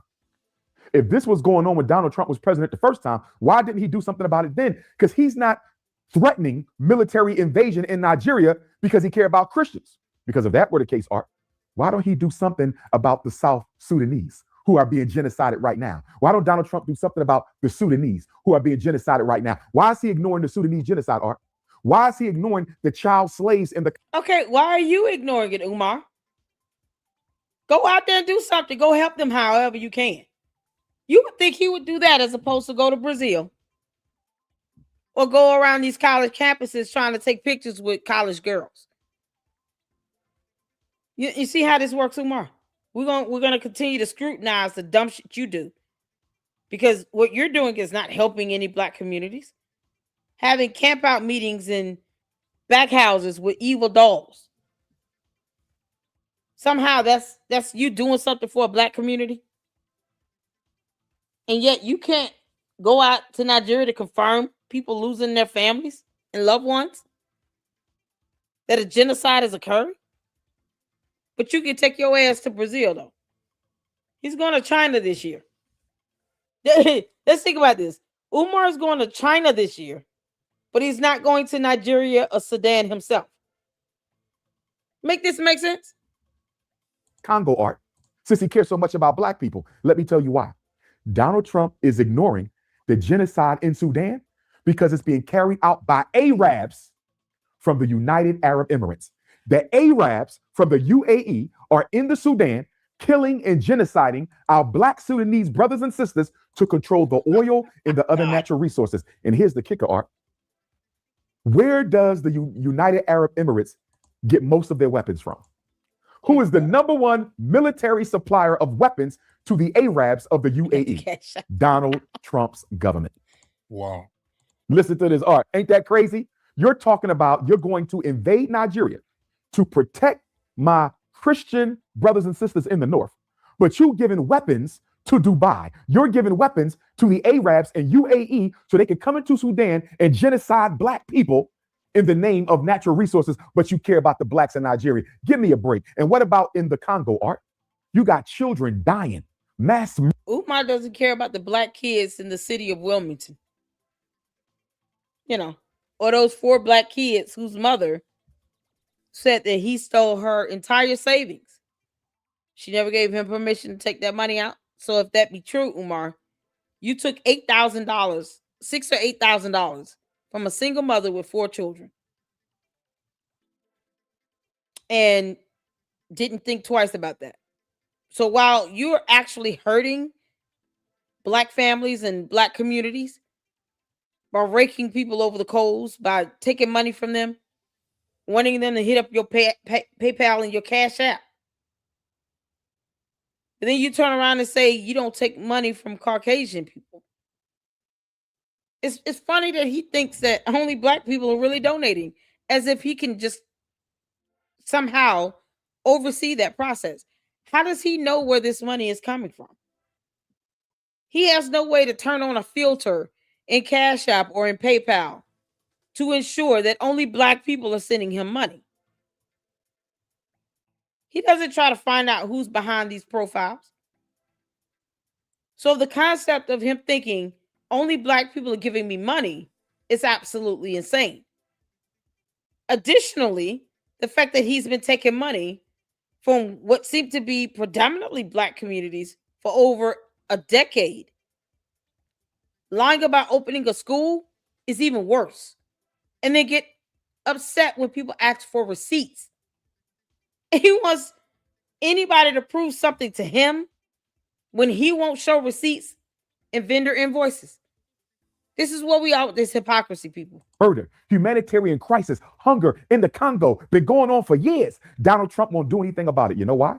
Because they're mining coltan and cobalt for who? Apple computers, and for Elon Musk, Tesla cars, and for American military systems. So Donald Trump isn't going to say one word about the Congo because it benefits white capitalism. He's not going to say one word about Sudan because it benefits white capitalism. And don't get me started on Haiti and what America is doing in Haiti. Since you love Black Christians so much, what about the Black Christians in Haiti? What about all the Haitians whose asylum in America you just canceled out, and you're now hunting them down like animals all across America and sending them back to Haiti? What about them? What about the airstrikes, Art, that America has carried out in Somalia, killing innocent men, women, and children? Many of them are Christian as well, although it's an Islamic country. What about them? So you got all of these genocides of Black people going on around the world. Christians, as they want to say, being murdered, but Donald Trump don't see them. He only sees the one in Nigeria. And let me tell you why, Art. I know you're familiar with Ibrahim Traoré and the Sahel Alliance. Ibrahim Traoré is the president of Burkina Faso. You also have the president of Niger, Chiani, and you have General Goita of Mali, right? Right. The real reason, Art, and I need you to get this, the real reason Donald Trump... Yeah, and nothing else, because, he's blinking really fast, which means he's about to lie like hell. I always tell you all, pay attention to the body language. Look at this blink rate that's going on here. Let me go back a little bit. This fast blinking here, because he's about to lie like hell, y'all. Ibrahim Traoré is the president of Burkina Faso. You also have the president of Niger, Chiani, and you have General Goita of Mali, right? Right. The real reason, Art, and I need you to get this, the real reason Donald Trump wants to invade northern Nigeria, Art, has nothing to do with Black Christians. Nothing to do with my Christian brothers and sisters in the north. Northern Nigeria sits under what country, Art? Northern Nigeria sits right under Niger, one of the 3 countries in the Sahel Alliance. Nigeria borders Niger. And why is Niger so important, Art? Who is the #1 supplier of uranium in the world? Niger. Do you know what you need uranium for, Art? Nuclear missiles, nuclear bombs, nuclear technology, nuclear warheads. Niger is the... He's not showing any evidence that this is why. If it took someone to bring to Trump's attention, people are being, genocided over in, been genocided. That there are Christians being slaughtered out in Nigeria. Do something because you're the U.S. And then he does something. He's already said Trump never cared. So why is he trying to link this conspiracy to it? If you said Trump didn't care until Nicki Minaj brought it to his attention. Wasn't that the point he was making before? 10 minutes ago in this video? Now all of a sudden, he's only paying attention to it because of this natural resource in the country next to it. Either he cared or he didn't. For whatever reason, It shouldn't have had to take someone to bring it to his attention if it was about this natural resource. But he's saying Nicki Minaj said something, then he did something. He's never cared, but now he cares because it's his natural resource. Pick one. Pick one. Either he was paying attention and he wanted to protect the resource, or he didn't care and it took Nicki Minaj. Which one is it? It's ridiculous. He's speaking in circles. Number one supplier of uranium. And in the nuclear age, art, uranium is the vibranium of Black Panther. In the nuclear age, uranium is the vibranium that they talked about in the Black Panther movie. So the reason Donald Trump needs to get into northern Nigeria, art, so they can invade and try to overthrow President Chiani in Niger so they can get control of the uranium. Are you with me so far? I follow you. No. Not only does Niger have uranium, they have gold and other resources. And then next to Niger, you have who? Mali. Mali has gold. Mali has copper. Mali has zinc and unlimited natural resources. And then Burkina Faso is only a hop, skip, and a jump from northern Nigeria. And you know they want to get rid of Ibrahim Traore. And we pray to God and the ancestors that never happens. But they want to get rid of Ibrahim Traore because he's the leader. And what does Burkina Faso have a whole lot of? Praying to the ancestors. Gold, art. Donald Trump wants to. Umar, Christians don't pray to ancestors. Pray to Jesus. What the heck are you talking about? Christians don't pray to ancestors. What is wrong with you? He doesn't even support Christians.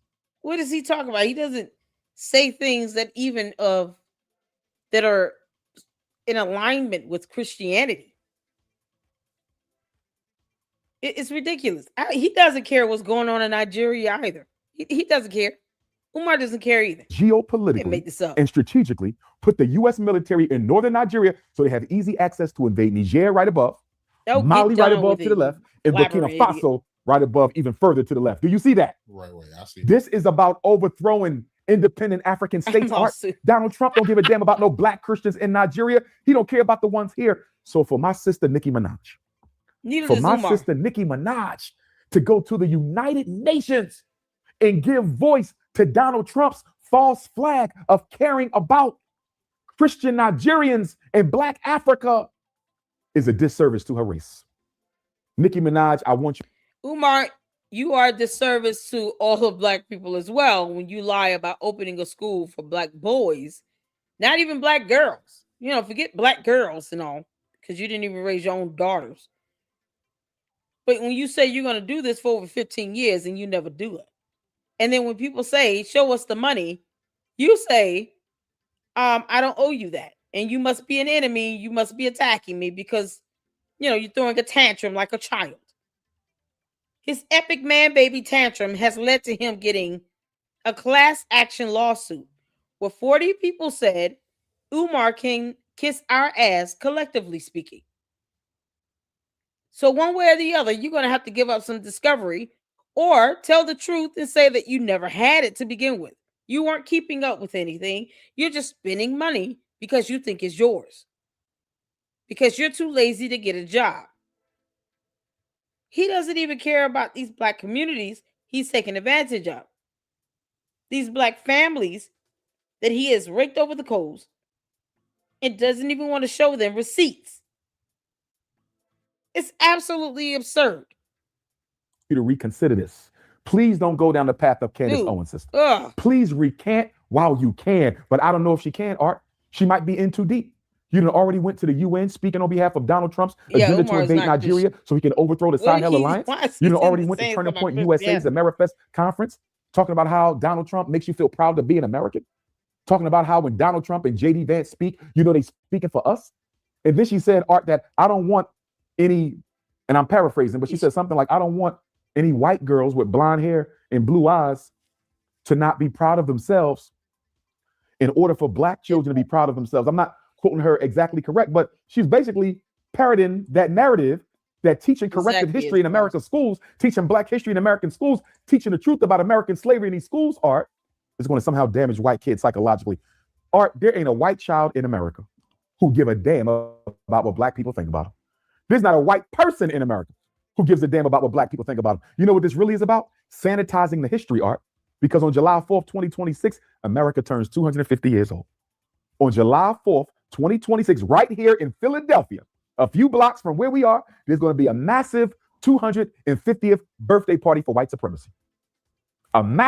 Yeah, and Umar is going to be mad because it's not about him, while he's trying to still collect donations for FDMG, where there is a cease and desist order telling his dumbass to stop because he refused to simply submit some documentation to an agency to make sure he was in compliance. Umar thinks that he is above the rule of law. He thinks that he is not bound by any set of principles or code of ethics or anything. He doesn't have to follow laws and rules like anyone else, and then gets mad when he gets penalized for it. So he'll be there as well, grifting, raising money against a cease and desist order for a school that will never open. Just so you all know that. Massive birthday party for white supremacy, and Donald Trump and the rest of America wants to make sure that nobody spoils the party by telling the truth about how this country was built on the backs of African enslaved. That's what this is, Art. And Nicki Minaj is allowing herself to be used to undermine the self-respect and dignity of black people, the proper education of black children in the schools.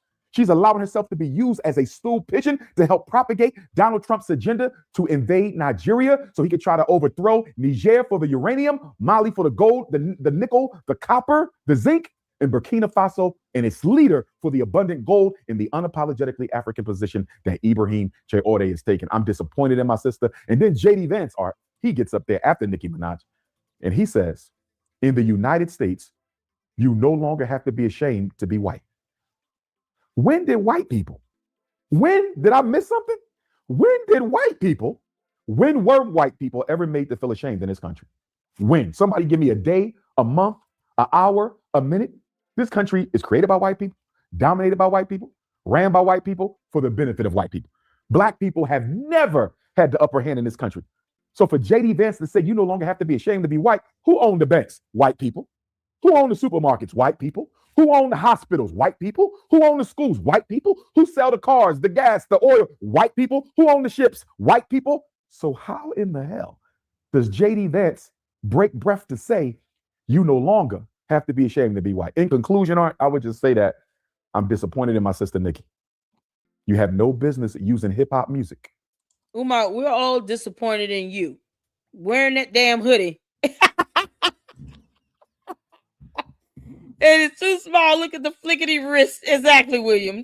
I said this earlier. Y'all, Umar looks like he's a stuffed, burnt banana bread.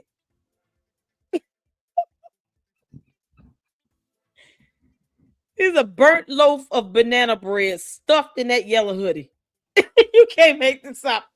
With pubic hairs that makes up that man piece on his head and his face. This is so ridiculous. The Umar Tardians, boy, they hate my guts. I don't give two shits. You can't make this up. He has done nothing for black people at all in his own community. He won't even allow his own relatives to see their mother and their grandmother. He won't allow Philadelphia Police Department to do a wellness check. He won't allow his sisters to go out and spend time with their mother. He won't even get his own place and stop being a burden on his mother. He will not show proof of life. And that's just related to his mother. He definitely is not trying to open a school. He's not trying to make any strides to help black people in black communities. You have young ladies that speak of how bad he has hurt them, taken advantage of them, used them for their money, took $8,000 out of someone's savings account. She had 4 kids and she's a single parent, and then tried to use that against her to say, well, you don't know how many baby daddies she's got. Who gives a shit how many baby fathers he has? Why do you have 3 different baby mothers? He's so hypocritical and so narcissistic about it. He doesn't even care that he's being hypocritical. But he wants to sit here and to talk about another woman's body parts stinking when his ass doesn't even look, he brushes his teeth. And if you say something about him that's critical even, and very well truthful, or your opinion, all of a sudden it's slander and libel. When his ass tried to sue someone, tried to sue Lynn and Honor, and failed to even pay the court costs or do a waiver to waive the court costs. Had to turn around and settle out of court with Marianne Laureate because he realized he was not going to get his way. And they would have wore his ass out in court. When she told them, you all are not going to swindle me out of any money. You can kiss my ass. I'll see you in court. Now they want to settle. Because he knew he filed a slap lawsuit. He doesn't care how he treats black women in America. He doesn't care how he dismisses his own black daughters in America. How one of them feels like he's trying to come after her and have her harmed. Taken up out of here. He doesn't give a damn about that. He doesn't respect his baby's mothers. Nothing. He relentlessly attacks black people who speak out against him, debunk him, criticize him. And he wants somebody to give him an explanation. Umar, the only thing she's going to tell you is either you open in that school or you can kiss my ass and shut the hell up. Nicki Minaj doesn't care that you're breathing. Candace Owens doesn't either. And he's soundbiting them. That's how pathetic he is. He has to soundbite Candace Owens to try to get some attention. He's sitting here asking questions and demanding Nicki Minaj gives him a response. You can't make this up. To build yourself in black culture. Very talented sister, very articulate sister, very intelligent sister, tremendous lyricist. Few sisters I could put in front of her in terms of lyrical talent. But how dare you build a comfortable life for you and your beautiful family? How dare you use donors' money to pay for your bills? And then turn around and use that success to help Donald Trump leverage his military agenda against Black Africa, the Black Caribbean, and Black America. I need her to understand, Art, Sister Nikki, you are being used against the Black Caribbean. You are being used against Black Africa, and you are being used against Black America. Is what Donald Trump is offering. Okay, so can the same be said about Umar? Is he going to go to court saying, I was being used against Black America to take all these people money for the school that was never going to open because white people? Is that what his excuse is going to be? This is his excuse right now. Is he going to say this in court? You know, I was being, misguided and influenced by white America to take money from Black communities, knowing that these families were low-income families. They probably didn't have father figures in the home, and the ones who did have no idea what they're doing, or they, feel like the baby's mother's out to get them. It's more based on some sort of custody issues, never anything about a school, but blah, blah. Here's some video evidence to prove it, but whatever. So is he going to go to court saying that someone tried to force and manipulate him to go after Black communities in the United States of America? Let's just start with the state of Pennsylvania and Delaware. Is he going to use this pathetic excuse to try to justify why he raised almost $2-3 million for an idea, knowing he was never going to open a school, especially when he said one of the buildings was certainly not going to be opened right away either way? Regardless, he was not going to open both schools, only the smaller school. He said that in an interview that we covered here in the LLC for that reason. Because that video can be used against him in the court of law to prove he never had any intentions on opening both buildings, just the smaller one. That's why the bigger school building, that Bando, is so infected with black mold, because he had no intentions on even bothering with that. But he doesn't tell anybody this stuff. You have to come across it in a video. And you pay attention to what he says, you actually hear him say things that people don't often think about and ask him of. They don't ask him, was it your intention to only open one school? None of these podcasters, none of these content creators, these YouTubers he's talking to are asking him those types of questions. This whole thing was about him and his so-called thoughts about Nicki Minaj and Candace Owens trying to soundbite them in his nonsense. But not one statement about the school. Not a one. But he wants to lie to people saying that he's an educator, a principal, and a school psychologist. You can't make this stuff up. Is it worth that? Is it worth the turning back the clock of African people in 3 separate regions are? He got the Caribbean. He's pushing that Venezuela military agenda. You got Nigeria. He's pushing that fake save the Christians in the North agenda so he can access Ibrahim Traore. And of course, you see what he's doing to black folks. I hope my sister rethinks what she's doing. I got nothing but love for her and her family. But Nicki Minaj, please, please, please, sister, do not go down in history as one of the greatest queens who ever lived in the 21st century. You can't make this up.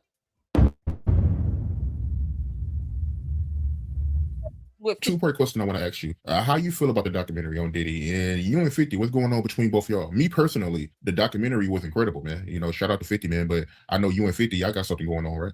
Indeed, indeed. So originally, when I heard about the reckoning of Sean Diddy Combs documentary that was produced by 50 Cent, I wasn't going to watch it. And I wasn't going to watch it because, quite frankly, I had grown a little tired of the Diddy case. You know, I had followed it. I had studied it. I had researched it. And at this point, he didn't study shit. He just didn't want those same accusations to be thrown his way. And he kind of figured, well, if I know exactly what's going on in this case, I know what to look out for if it comes down to me. Because, you know, Umar doesn't mind hanging out with somebody named Polite, who looked up to a man who's now sitting in prison for 135 years for doing similar acts, but to children. Yeah. So the men that Umar looks up to, they have a lot in common. You know, it's mighty ironic how it always comes down to some encounter of some sort with either the opposite or same sex. And then it's always against somebody's will, or they're too young to give consent. And he never, ever says that they're wrong with that. He tries to make excuses for it. Umar, do you have something to hide? The man was sentenced to 50 months in jail, I believe the time was that the feds gave him. There really wasn't much left to talk about. Everything had already been put out there, all the hours of testimony, hundreds of hours of court proceedings. That's right, man. There was nothing else to talk about as far as I was concerned. And then people kept texting me. They said, Dr. Umar, you got to see this. You got to see this. You got to see this. So one night, I can't go to sleep. And I decided to go ahead and watch it. And I watched all the episodes. I will say that it appeared to be very well researched from the point of view that 50 Cent wanted to portray. I don't think it was balanced in that you didn't hear anything positive at all about the man, when in fact, despite the horrendous deeds, which cannot be excused at all, I still think it would have been a little bit more credible if it was a little bit more balanced. But with that being said, the documentary was done. And after watching it, well, the first thing I'm going to say is 50 Cent does a good job with documentaries. Putting the fact that I did not appreciate a black man kicking another black man who's already down, putting that to the side, he did a good job with the documentary. Like, I could see 50 Cent doing more of these. Now, I was on a stream here in Philly a couple of weeks ago with a young brother, and the question came up. And I said that, in my opinion, watching that documentary was an exercise in self-hatred, because it was. Whenever black people tear down black people, especially when they've already been torn down, it's self-hate, because we never show that energy with no other community. We have been done wrong so much and so often by Caucasians, and yet we never do a documentary on. Umar, white people aren't making you take money from other black people to lie to them about a school you will never open. Caucasians aren't making you do that. You're doing that on your own accord. And you claim that you're doing something so great because you're not taking money from the government or from Caucasians, but yet you don't care about taking money from low-income black families and communities. I mean, this is ridiculous. So he gets to take advantage of the black communities, and he expects no one to say anything to him about it or sue his ass over it, because that's not going to happen anymore, Umar. And if your little Ogoonie goons want to get, nook if they buck if they want to, they can be named as co-defendants. We don't even care. It's time for some accountability here. All he is seeing himself in this Diddy documentary. That's what it is. He sees himself as Diddy. You can't make this up. He knows if women start coming out of the woodworks and start really telling it like it is about the things that Umar Johnson, aka Jermaine Shoemake, aka the dum-dum who wants gum-gum, about what he has done to them in any encounter sexual, it probably would be enough women to create another documentary. So hopefully 50 Cent gets with Marianne Lorian and they can do a real documentary on Umar Johnson. That would be epic. Because Umar, that's what you're really scared of. You're scared of all these women coming out of the woodworks, telling it like it is when it comes to you. That's why he hates Lene Stack so much and why we love her. She's going to tell the truth. That's why he keeps sending other women that kiss his ass and sucks his left nut to go after Lene Stacks every time she speaks the truth about what she experienced.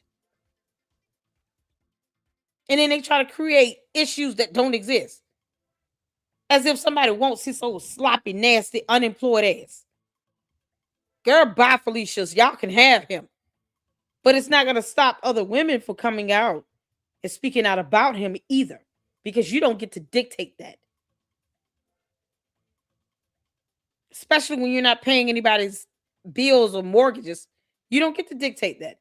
So when these women start coming out in droves, talking about how Umar took advantage of them, and how he tried to play them, and how he mistreated them and misused them, and abused them, it'll be enough to do a documentary on him.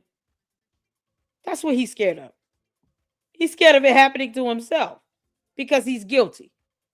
A hit dog will holler every time, Umar. And a burnt banana bread, a burnt loaf of banana bread will stink every time too. You can't make this up. On them. Do you realize, Art, there hasn't been a single documentary done on the police who have unalived all of these innocent, but we'll do one on you, Umar. Where's the documentary on the police officer who killed Tommy Rice? Where's the documentary on the police officers who murdered Breonna Taylor?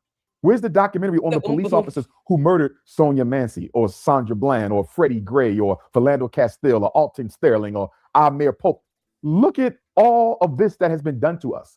Where's the documentary on the Roman Catholic Church and all the black children they allowed to be sexually abused? Where's the documentary on that? Where's the documentary on the economic devastation of black people by whites? I don't just mean Tulsa of 100 years ago. I mean right here, right now. We never have smoke for our real enemies, but we are always ready and willing to tear down another black person. Now, with that being said, Art, I have to say this. You're going to send me this comment, boy. With that being said, I have to say this in fairness to 50 Cent. John, why you say this comment twice? You sound like a hateful. No, I'm sorry. Let me read it exactly as it's written. You sound like hateful person, comma, my lady, period. And it's just the beginning of the new year. You sound burnt, my lady. You don't sound like a human being, John Moore. John Moore, though. If we look at your profile, is it going to be something that's created within the last 2 or 3 days? Because I'm going to be real disappointed if it is. Be creative with your comments. I'm just saying, if you sent me the same thing twice, exactly the same way. I don't get it, honey. You might want to start with the definition of the word hate. Because if you think that he should be able to mistreat women and no one comes forward to speak on that, you got a whole nother thing coming, my bot. Come on, my lady. My bot. You got a whole nother thing coming.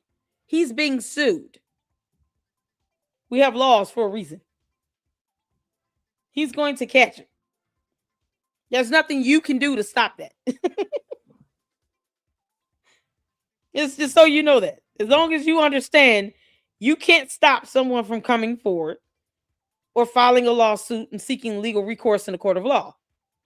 No matter how you feel about that or how many times you post the same comment, it's not going to stop that happening in the courts.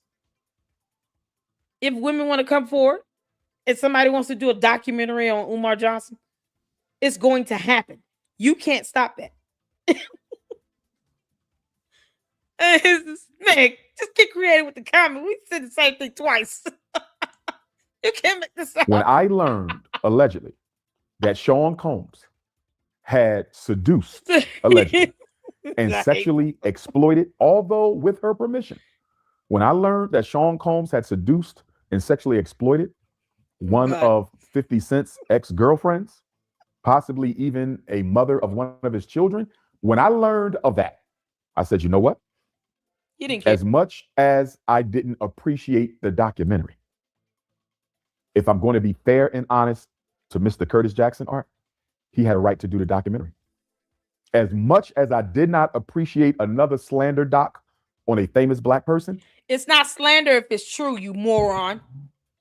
This is the idiot that can't even give the definition of defamation properly. It's not slander if it's true. Slander is provable false statements, you idiot. This is why he would not be able to pursue a full lawsuit in court against Marianne Lorian. This is why he had to settle, because he nor his attorneys could define the word slander.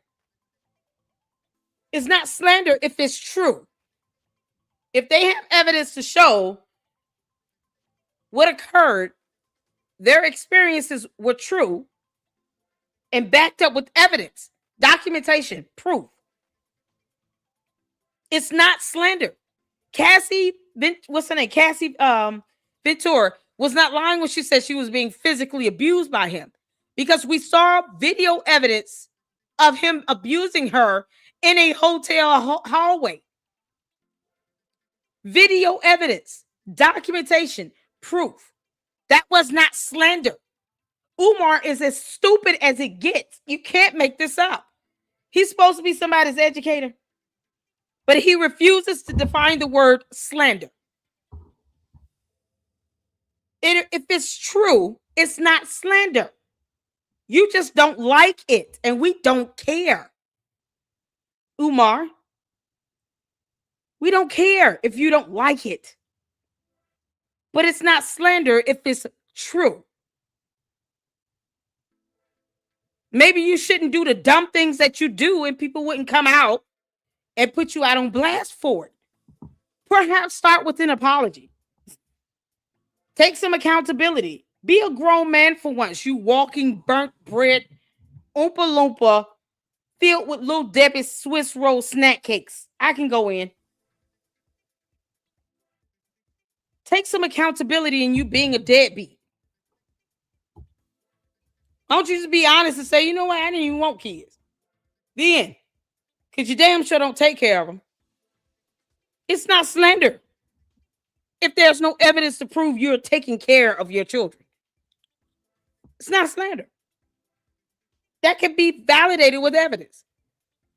Get over yourself, you clown. So a whole lot more things are going to come out in this lawsuit, which is exactly what should happen in any other situation. Sue his ass. You can't make this up. We've seen videos of him give out people's addresses and phone numbers, real names, legal names, so the Ogoonie Goons can go out and chase down a critic for speaking out against him. He resorted to cyber crimes.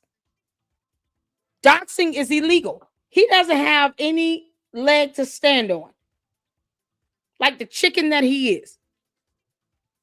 You know, big body, small, skinny legs, just like a chicken. He has no legs to stand, no chicken legs to stand on. When he goes out here and commits cyber crimes by doxing people and harassing and bullying people, Poetik Flakko sitting here saying he's going to essay a woman on his behalf. And he says nothing about that. You don't have a chicken leg to stand on. So whatever happens with you and whatever consequence you have to suffer, Umar, you're going to suffer. It is what it is. It's called karma. That's it. Bottom line. If people weren't saying things that were not true, why wouldn't he just keep taking them to court? You would think that would be the case, right? I mean, if he felt like Lene Sachs, Marianne Lauren, if he felt like they were truly lying on him, why would he just not follow through with the lawsuits?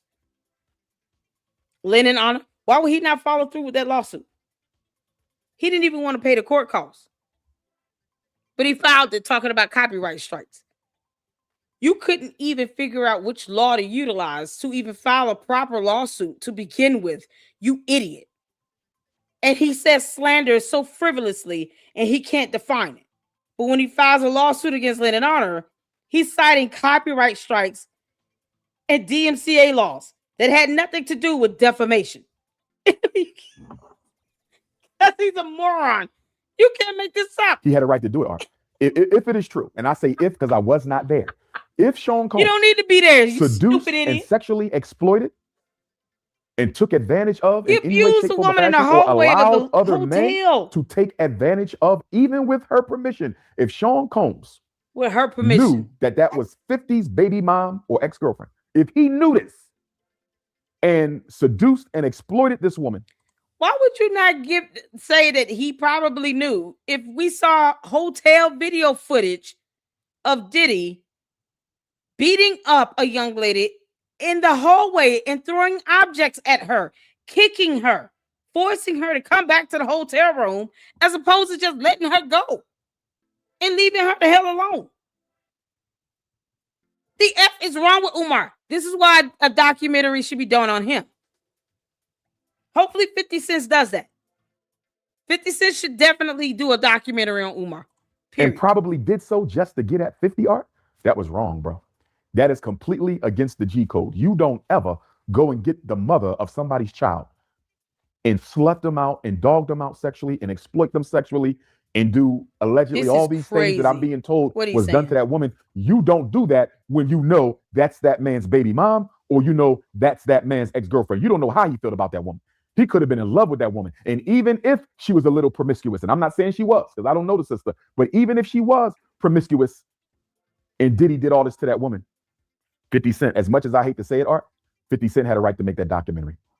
If Puffy... He had the right to make it either way, whether you like it or not, you clown. You don't get to prove on things. No one cares if you like it or not. He did to that woman that 50 used to date, the things that people claim he freedom did of the press. and allowed to be done to her, even with her out of his permission. mind. You don't do that as a black man. That is conduct unbecoming a black man, and I would have to say. So the conduct of Diddy beating up Cassie in the hallway of that hotel somehow is approvable to you? Y'all, he's scared of 50 Cent. Let's just be honest about this. Let's make sure we're all, understanding. Umar Johnson is afraid of 50 Cent. He really is. He doesn't want any smoke with 50 Cent. 50 Cent can destroy your career with a rap song. Okay. And he said himself, he's the king of petty. So hopefully 50 Cent does a documentary on Umar.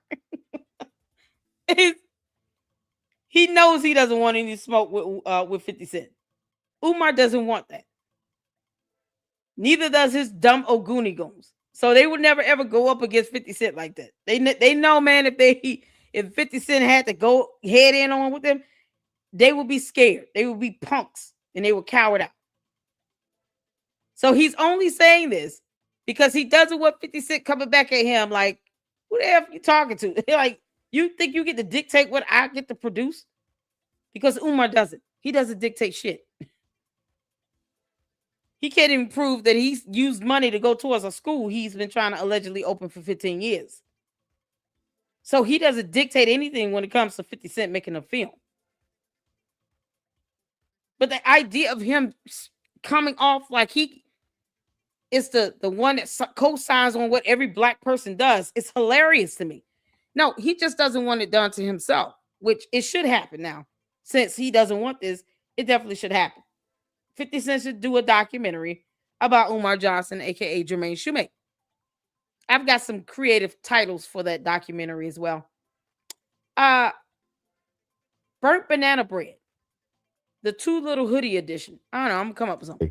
That Curtis 56 Jackson was justified in making a documentary art, because if I was him, if I was in 50 shoes, I might have done a documentary too. You feel me? I'm gonna be honest.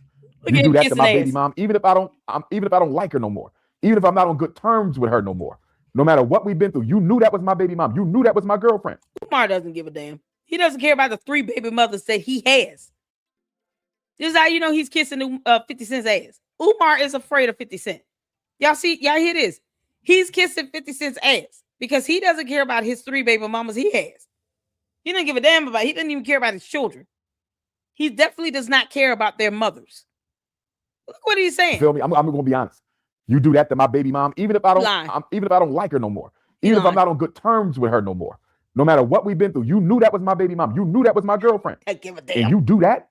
You have her doing all this with you and other people, and you know that was my shorty at one time?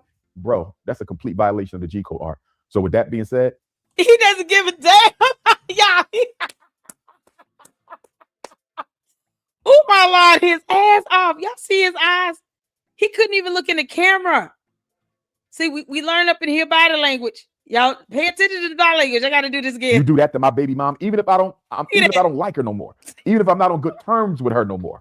No matter what we've been through, you knew that was my baby mom. You knew that was my girlfriend. And you do that? You have her doing all this with you and other people, and you know that was my shorty at one time? Bro, that's a complete violation of the G Code art. So with that being said, 50 Cent had a personal reason to do that documentary, and I can't say he wrong for doing it. Now, with that being said, Art, watching that documentary, I came to 3 conclusions. Number 1, black people are hypocrites. You are too. Umar is literally telling himself, you can't make this up, y'all. Tavares, thank you so much for saying this. He doxed them and sent his supporters after them. Exactly. Umar, you chicken. You burnt, crispy chicken. You doxed your baby mothers. At least one of them, for sure. And got mad and sent your Ogoni Goon tribe after them. You know, the idiots that are now trying to back away from you because lawsuit. You're so hypocritical. Why even lie? Just say, I don't want any smoke with 50 Cent because I'm scared of that dude and I don't want to get shot or something. I don't want to whip my ass. So I'm just going to leave that alone and keep living. Why is that hard to say? Yeah. You can tell he lying so bad. He made this face like he was farting and he know it stinks. He giving out that heavy, solid poot. Where it's all air and it's, it's so bad. It almost has this little burn to it where it's coming out. One of those poops where it's just so quiet. There's no sound with it at all, but it's, man, you're like, wow, why did I feel that?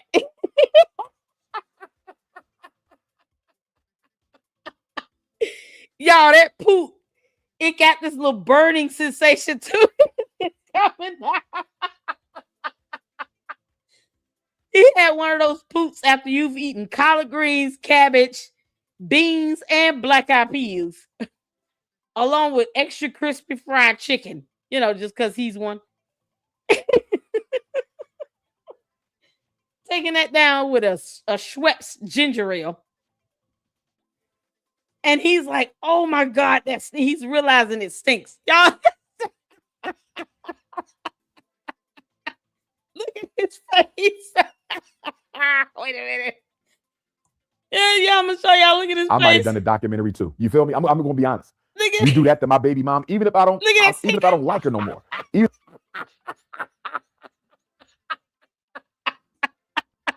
If I'm not on good terms with her no more. No matter what we've been through, you knew that was my baby mom. You knew that was my girlfriend. And you do that, you have her. He like, ouch. Yo, he's trying his best. He's trying his best to just ease it on out. He realized, damn, this burned.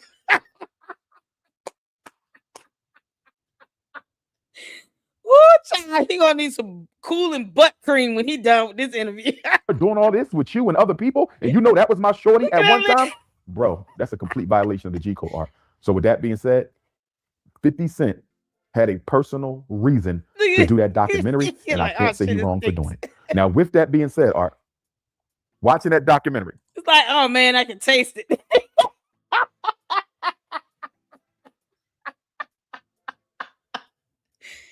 Yeah, this is a sign that he's tasting that poop he just gave out, man, and he knows it's a nuclear hazard just came out his ass. You can't make this up. I came to 3 conclusions. Number 1, Black people are hypocrites. We are probably the biggest spiritual hypocrites in America. And I'm going to say that, Art, because we are the most spiritual people in America. We are the most religious people in America. We brought religion to America. We gave it to the world. But the reason I say Black people, after watching that documentary, have to be the biggest spiritual hypocrites in America, is I'm seeing all these people. Oh, God. And I'm not talking about everybody. I want to be clear. I'm not talking about everybody. But I'm seeing all these people who was around this mess, around this filth, around this energy. Y'all watch people get taken advantage of. Y'all saw people get Mickeys put in their drinks, or at least you knew the Mickeys was in their drinks. Y'all saw women get beat up, beat on, trains ran on them, people get drugged, extorted, mistreated, dehumanized, and you did nothing about it at all as long as you were getting your peace. Oh, dear Lord. And now you're telling the world about all of this, Art. Now that the man is locked up and is no longer able to do anything for you, where was your voice when all this was going on? I'm talking to the men and I'm talking to the women. Like, it's one thing for you to have not known, to learn about it later, and to give your opinion. No issue. But if you was around this and you saw all this, women being taken advantage of against their will, even in some cases, maybe, but people. You took that lady's $8,000 and she had 4 kids and she didn't give you permission to do that. You cleaned her savings account out, you know, because we can do the same thing, Umar. You can't make this up. The biggest hypocrisy, Colonel Sanders sitting here, the Negro version.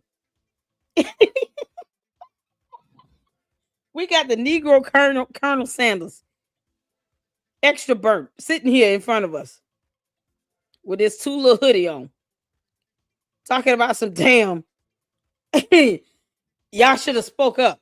That's why you go to court and do these documentaries. It's their way of speaking up. First of all, you just said, as much as you hate to say it, 50 Cent had every right to do it. That's not something you hate or love to say. It's just a matter of a fact that he had the right to do it, period.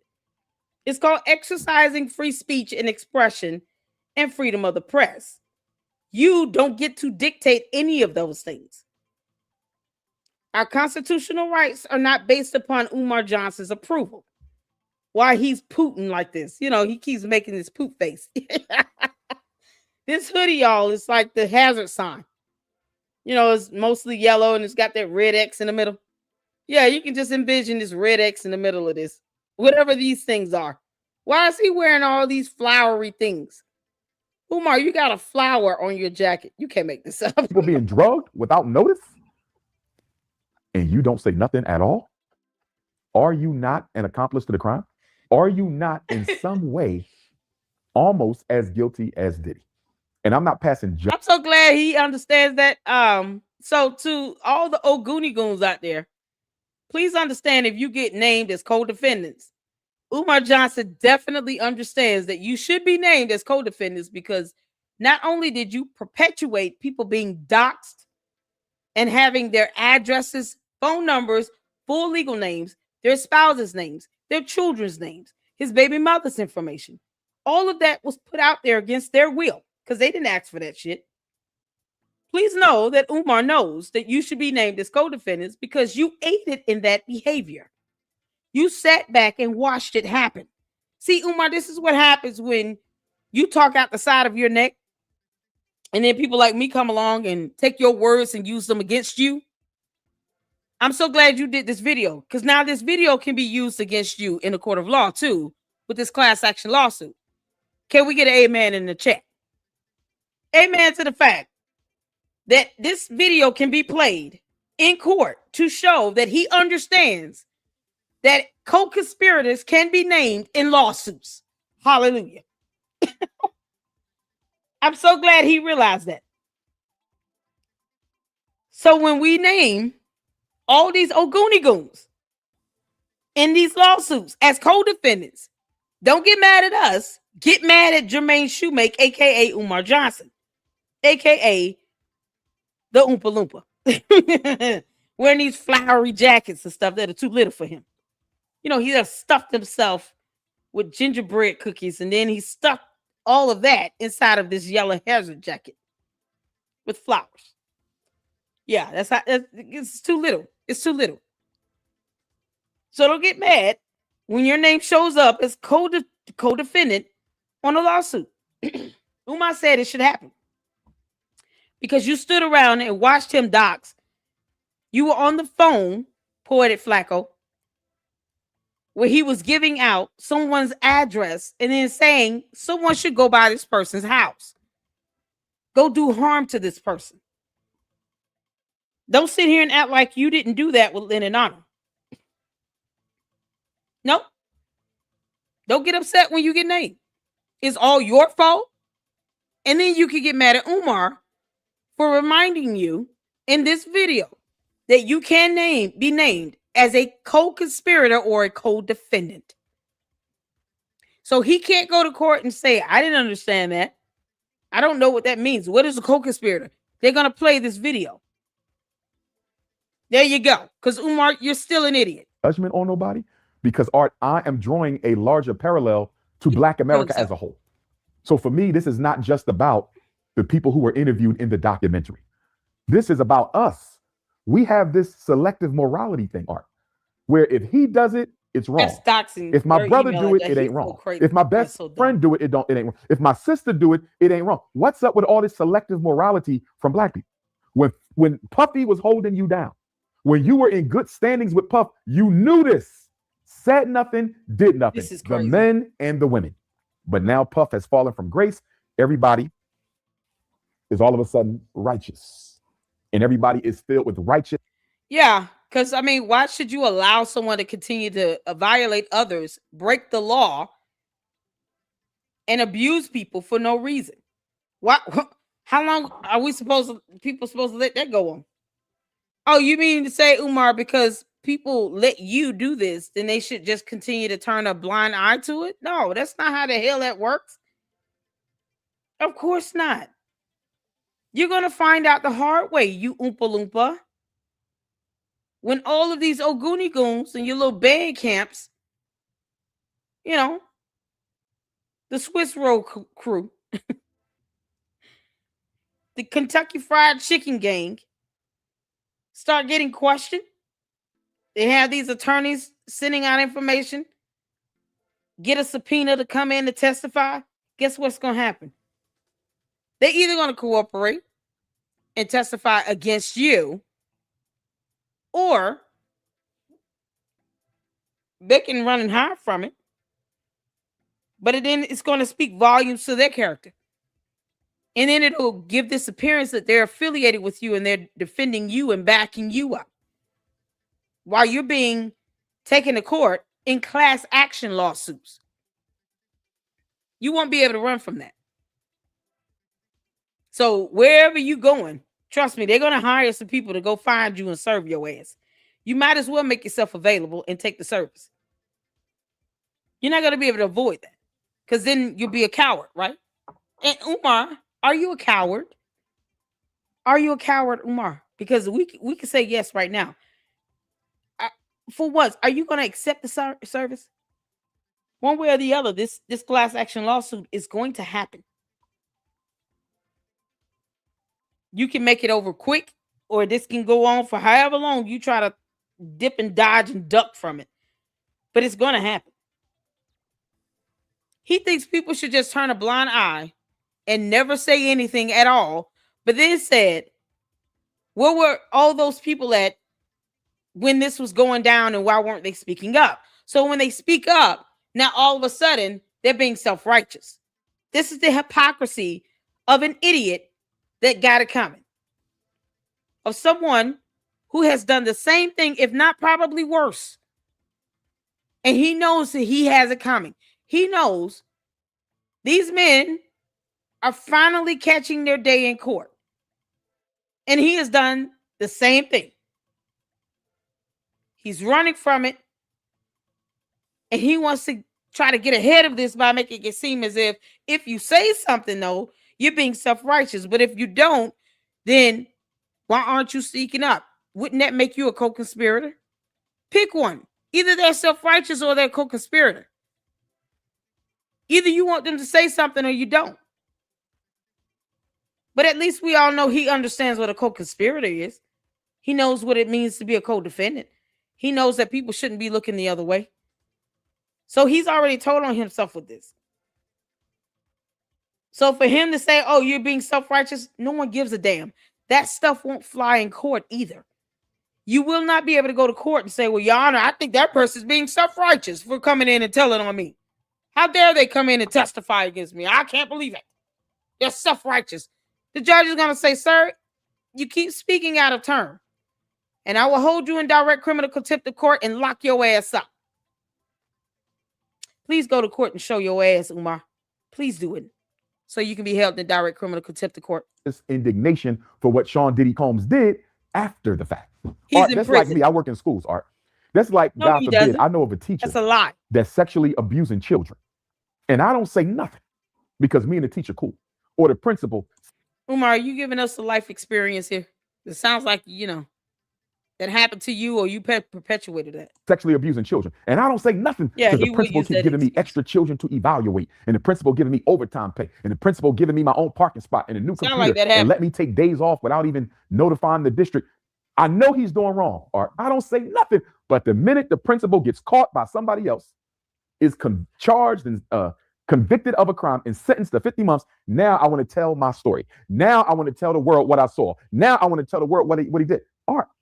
Yeah, because your dumb Ogoonigoons be going after people trying to dox them.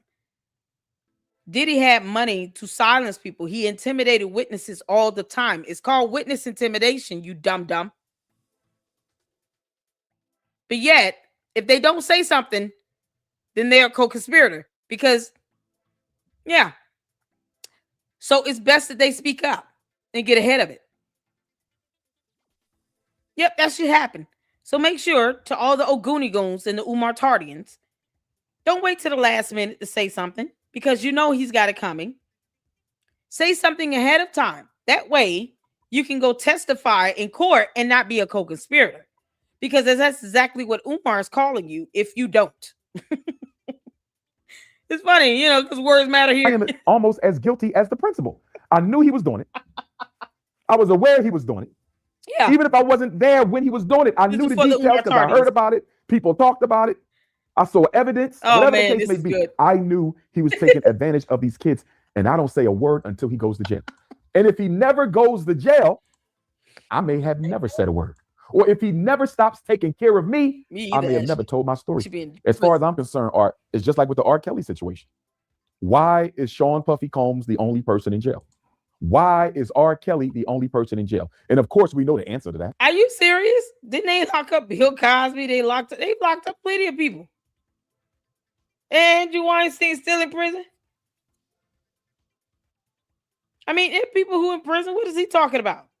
You have women going to prison now for taking advantage of kids at school. So people are going to jail. Umar, you're next. I hope the Umar Tardians are listening. Umar believes that you are a co-conspirator if you don't speak up.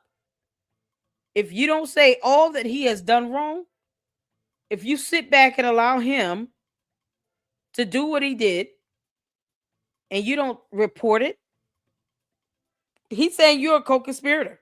So before you get added to a lawsuit as a co-defendant, you might want to speak up in advance because Umar said so. The answer is they were targeted for other reasons. Sean Combs is not in jail because of what he was doing. Clearly not. This up. Clearly not, because there's people who's part of the Epstein ring ain't seen jail yet. Look at what happened with Abercrombie and Fitch CEO, Art. Look what happened to him. They gave him a mental health thing. They said he was going through mental health crisis.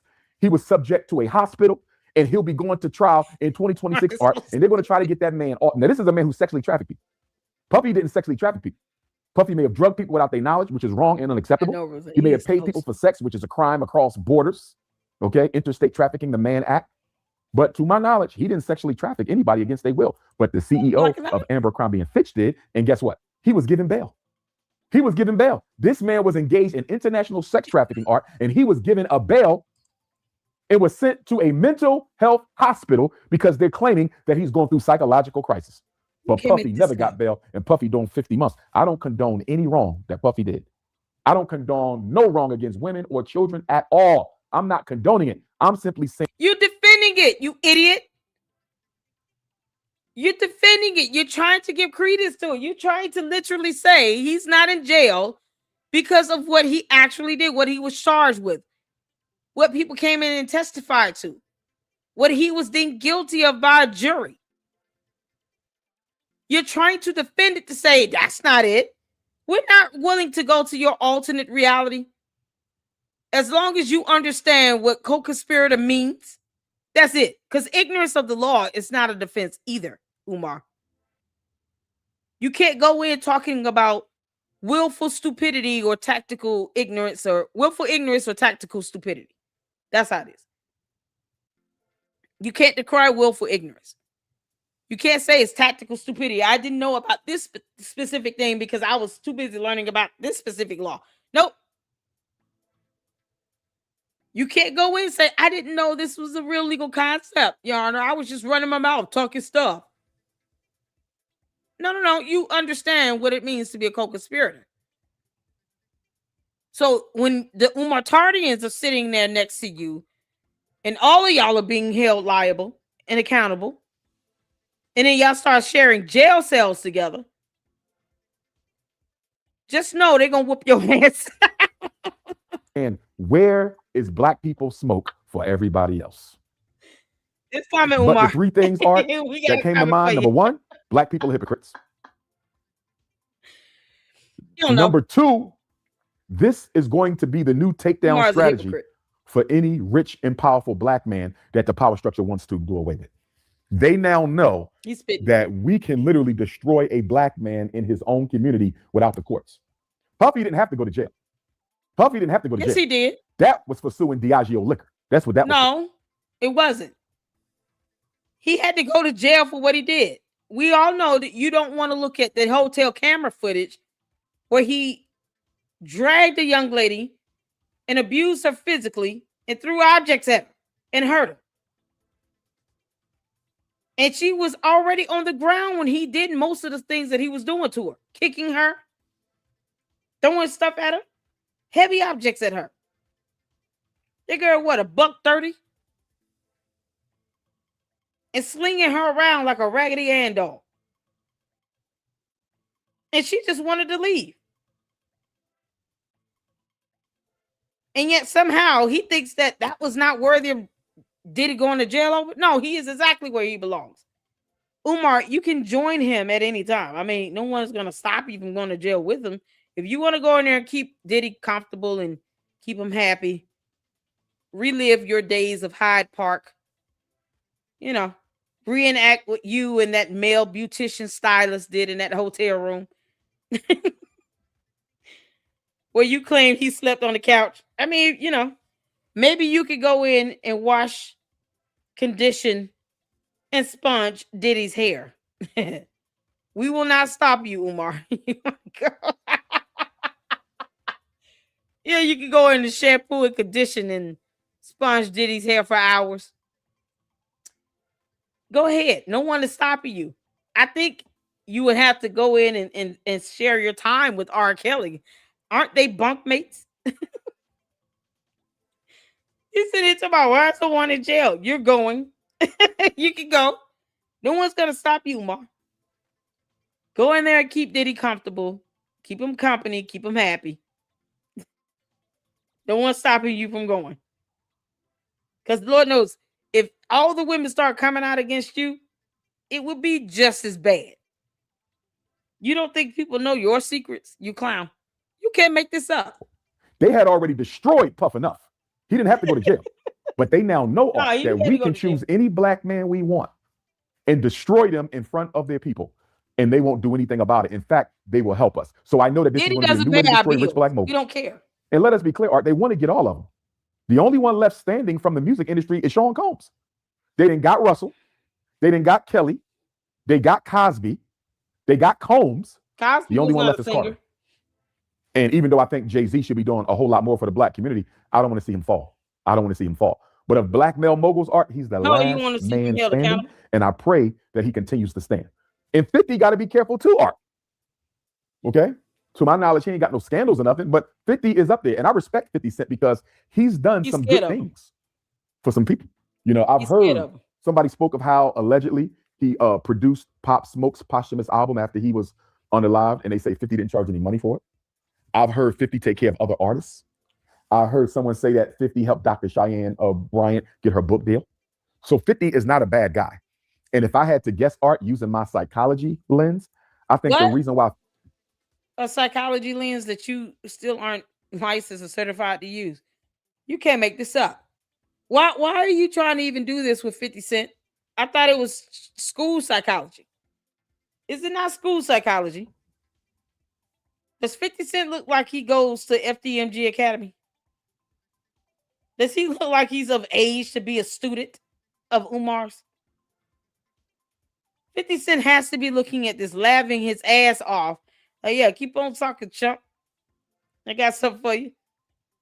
Be doing a documentary on Umar Johnson next. That is exactly what he's got to be saying to himself.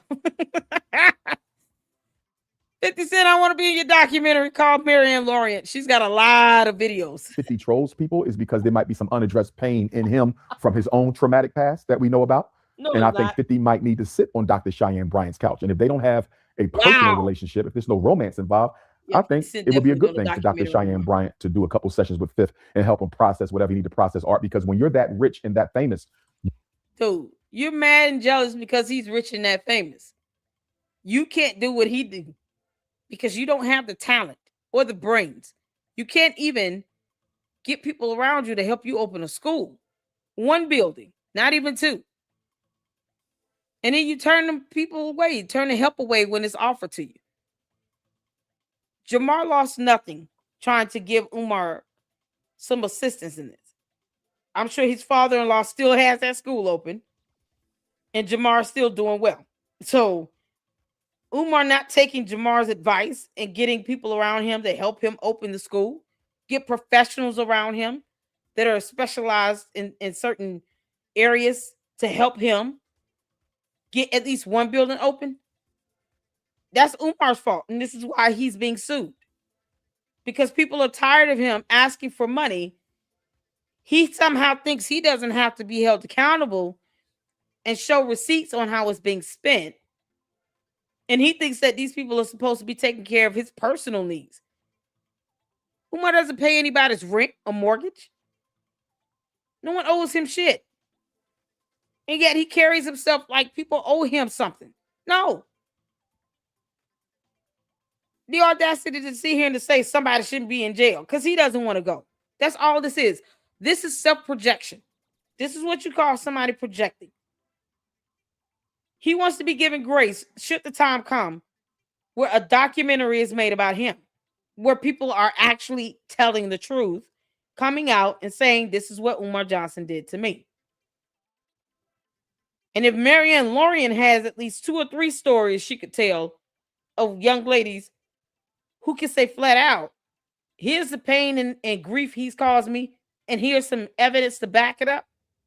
Can you imagine if 10 or 20 come out the woodwork saying the same thing about Umar over the last 20 years about what he's done, including the baby mothers, and on top of that, Lene Stacks? Just imagine. That's why they attack her so much, because they don't want her truth to get out. And the women that sit here and still defend and protect him, like he said, you can be co-conspirators. So understand, he doesn't even give a damn about you being named as a co-defendant in a lawsuit. And you're not smart enough to pick up on that. Umar Tardians are just as dumb as he is. You don't have a lot of people you can go and talk to. Kanye West. You can't tell me Kanye West don't belong on somebody's couch. But when you rich and that famous, who can you trust to tell your deepest secrets to? I think 50 Cent is a good dude because he's done too much good for me not to think he's a good dude. But I think he still carries pain that no amount of wealth and no amount of money can extinguish. And so I hope that, you know, he just get a couple sessions with somebody he can really open up to, because I think if 50 Cent can get over that pain that I think he still has, I think he can change the world, bro. I think he cares enough to where 50 Cent could change the world if somebody could just help him process a little bit of that pain. But I'm proud of what he's done, because a lot of rappers they leave the hip hop industry. They don't land on their feet. Think about it. Most rappers, when they're done, no matter how successful they were in music, they don't land on their feet. 50 not only landed on his feet, this guy's broken records, you know what I mean, with some of the miniseries that he's put out there, some of the viewership that he's put out there. Now he got his own movie studio that he's working on. He's slowly becoming another Tyler Perry, you know, without the, you know, obviously without some of the controversy that surrounds Tyler Perry's name. Shout out to Tyler Perry. I hope he wins that case against the Rainbow Bunny that he's dealing with. But I respect 50. I like 50. Tyler Perry's a Rainbow Bunny. Umar, you go out and hide out in Hyde Park. I mean, seriously. You told a grown woman her jaw is not as strong as a man's jaw. I've always been a fan of 50. Don't agree with some of the trolling, you know, but like I said, if 50 can process some of that pain he's still carrying, 50 Cent can change the world. I do think he cares. And as far as the documentary goes, if Puff did. Umar hates black women. He says that as a trope. He uses black women to defend him, but he also attacks black women at the same time. You can't make this up. He's willing to dox women and put their lives, their safety in jeopardy because they're saying things he doesn't like. Not that it's provably false. And he's talking about 50 Cent needing help for some pain or something when he's not licensed or certified to even speak on that, because he's not. To his baby mom or ex-girlfriend, whatever people are claiming he did to his baby mom or ex-girlfriend, he had a right to do the documentary. As much as I don't want to admit it, Art, he had a right to do that documentary. You said it 5 times. I mean, if we're keeping it real, you know, Diddy, he could have had any woman he wanted, yo. That was intentional. He knew that was 50 baby mom, and come on, man. I agree. That was wrong. Bro, I'm going to be honest with you, Art. In my opinion, because to my knowledge, Sean Combs didn't do anything to any underage children.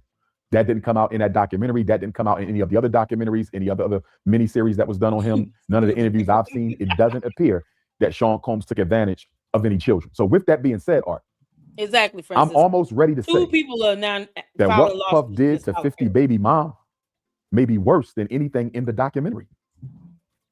Like from a man-to-man respect perspective, from a man-to-man G code perspective, from a man-to-man honor and integrity perspective. Seeing Cassie get abused physically in the hotel hallway by Diddy is not as bad as the idea that Diddy went after 50 Cent's child's mother. So you mean to tell me that a woman should endure physical abuse before one dude picks up another dude's ex? 50 Cent should definitely do a documentary on Umar Johnson. You know, he's got a lot of skeletons in his closet. We're still waiting for proof of life from his mother, too. 50 Cent, please go out there to Umar's mom's house and see if she's there and do a wellness check. You can't make this up. If what is alleged of Sean Combs to have done to 50 Cent's baby mom, if that is in fact true, that crime, although it wasn't technically a crime in the white man's world, it's a crime against your manhood. That crime may be worse than everything 50 than put a in that woman documentary. being I hope it physically ain't true. abused. But if it is, he's more than justified for doing the documentary. More than justified. Again, I don't know the whole story, and I always say, based on what I know, Art, because maybe 50 Cent might come out later and say 50 did it, something like that, to one of my baby moms. I don't know. But based on the knowledge that is out now, in my opinion, can change based on the information presented to me at any given time, any given moment. But based on what we know, Sean Combs was wrong. For that was wrong. And for that, he had a right to do the documentary, man. I still wish he wouldn't have. I'm just tired of the negative energy in our community. But no, you tired of being held accountable for the dumb shit he does. Yeah. So Umar has already said he understands, you know, if you don't say something to the Umar Tardians, once again, you are a co-conspirator. That's exactly what Umar said. His words, not mine. So we're going to treat you like that. So to the women that wants to continue to defend Umar, he called you a co-conspirator because you're sitting back allowing him to break laws and take advantage of other women. To sit here and take $8,000 from some woman's savings account to go after Lene Stacks, to try to go after Marianne Lorient. You are complicit in these dumbass actions that he's doing. And now he's being sued by 40 people at once. According to Umar, you are a co-conspirator. So hopefully you get named as a lawsuit as a co-defendant. You can't make this up. He had a right to do that documentary if, in fact, Puffy did with his baby mom what the streets is alleging he did with her. Dear Lord. Oh, God. Oh, no, I'm not going to do it. So that was it. Because this one is about Venus Williams. And once again, he gets on a black woman marrying a white man, and he doesn't like it because that black woman won't marry his sloppy, lazy, unemployed ass. But the black women he's chasing after somehow allows him to do this because they defend him and they attack Lene Stacks all the time. You can't make this up. Even though he doesn't even have a job and he can't pay their bills. Somebody find out how that works. So the fact that they allowed this to happen makes them co-conspirators, because of reasons. Yeah, this is something else. Umar is a pure fool. Just a fool.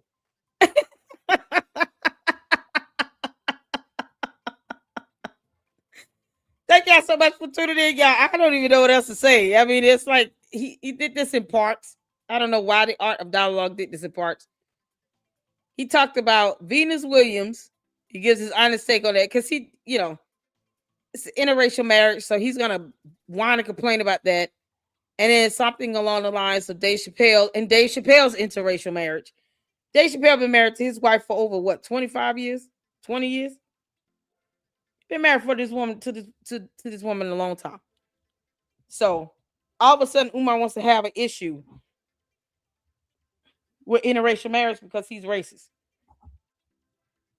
But deep down, he doesn't care when the camera's not on. He has no way of knowing who's giving him money. And the idea of him actually trying to be chest to chest with a Caucasian in a movie speaks volumes. It does, Umar. People have the right to their opinion, and it is what it is. And unless you are prepared to defend with evidence all the women you've ever dated and to prove to us that they are all within your race, we don't give a damn about you calling it slander because you can't prove it to be false. You're such a moron. It's so crazy. Y'all, I've had fun. Thank y'all so much for tuning in. Shout out to Black Anonymous. How you doing, honey? What about when Umar slept with a married woman? Exactly. He slept with married women. He sleeps with, he would go with anybody. And he says, oh, it's slander if you say that. That's a false statement. I don't mess with women outside my race. He can't prove that. That's what's his attorneys weren't even smart enough to think twice about that before they told Marianne Lorient this. Before they said, oh, that's slander because he doesn't date outside his race. I don't give a damn what he says. He would have to prove that. So if you guys are prepared to prove that in court, come on with it. They wouldn't be able to. It's so stupid. I appreciate all of you all, man. This is something else. Black Anonymous, Umar, he just said if you don't speak up and you see someone doing something wrong, you're a co-conspirator. Now all the Umar Tardians got a target on their back because of Umar. Because he just made all of them co-conspirators. Y'all, this is epic. This is what happens when we take your words, Umar, and use it against him. We can use your words against you. There you go. He understands what a co-conspirator is, Black Anonymous. I can't believe it. So I say all of these so-called Umar Tardians should be named in lawsuits. This is something else. Love y'all. Sent you a new pic of the LLC baby. Y'all know Cheryl had a granddaughter. And this is our baby in the LLC. She's so adorable. We love the little snuggle bunny. Oh, she's so sweet. What a sweet baby. Yes. So we got new photos. Oh my goodness. Look at her. Do you want me to show? Can I show them? If you want, Cheryl, can I show LLC the baby, our new baby? She's the LLC baby. How would that even be considered slander? That's like saying Umar likes blondes and slander. Exactly. His attorneys told Marianne when she said he dates outside his race because, you know, he wanted to do a love scene with a white woman and then make it seem like he's like, no, I don't like white women. Get out my bed. You know, she's like, I'm going based on what I see and hear and observe in this film. Something that's not needed. It was not a necessity for Umar to sit here talking about he want to do a love scene with a white woman and be bare-chested, chest to chest with her. Who thinks of stuff like that? Who comes up with that? And his attorney said, oh, that's slander. No, it's not. To say he dates outside his race.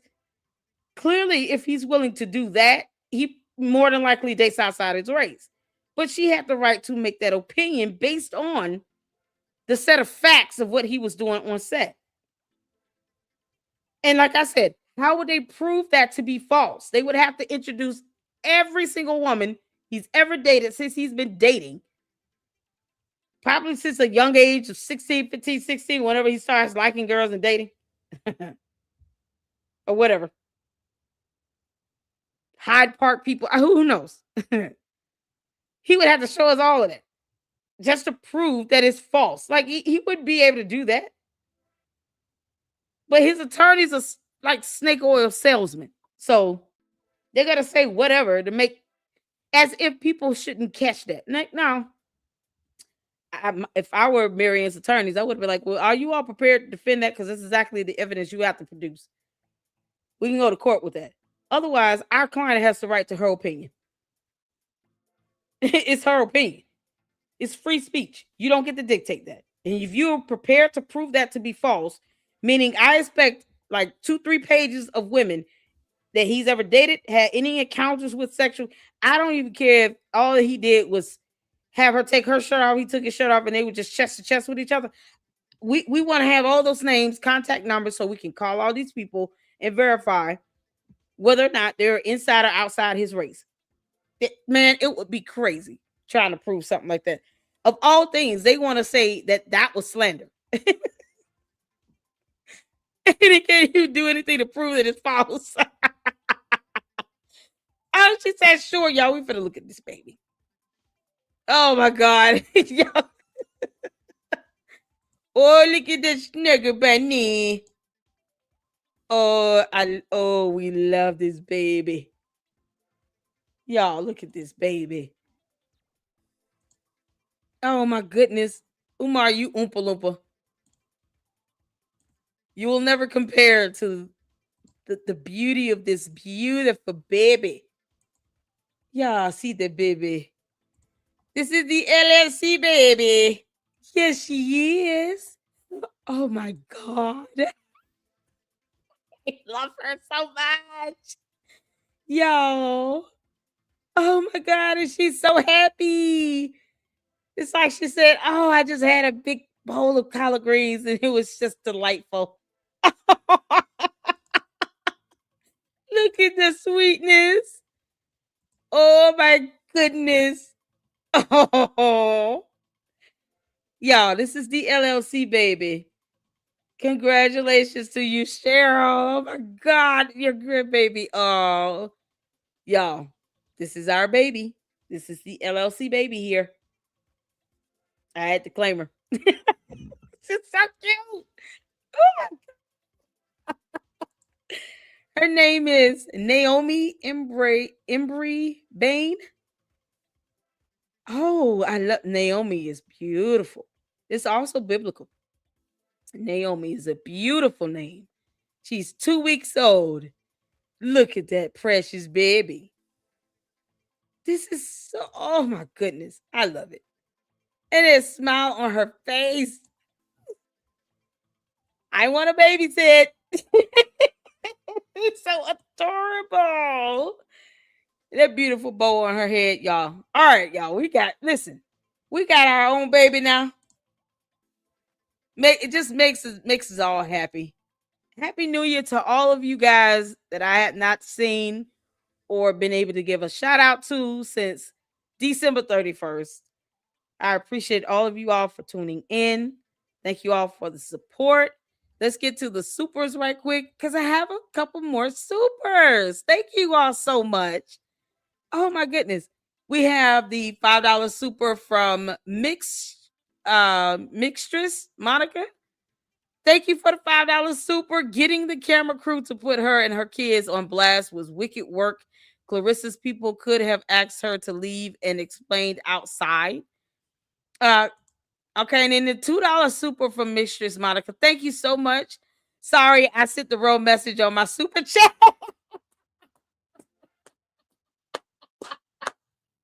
It's okay.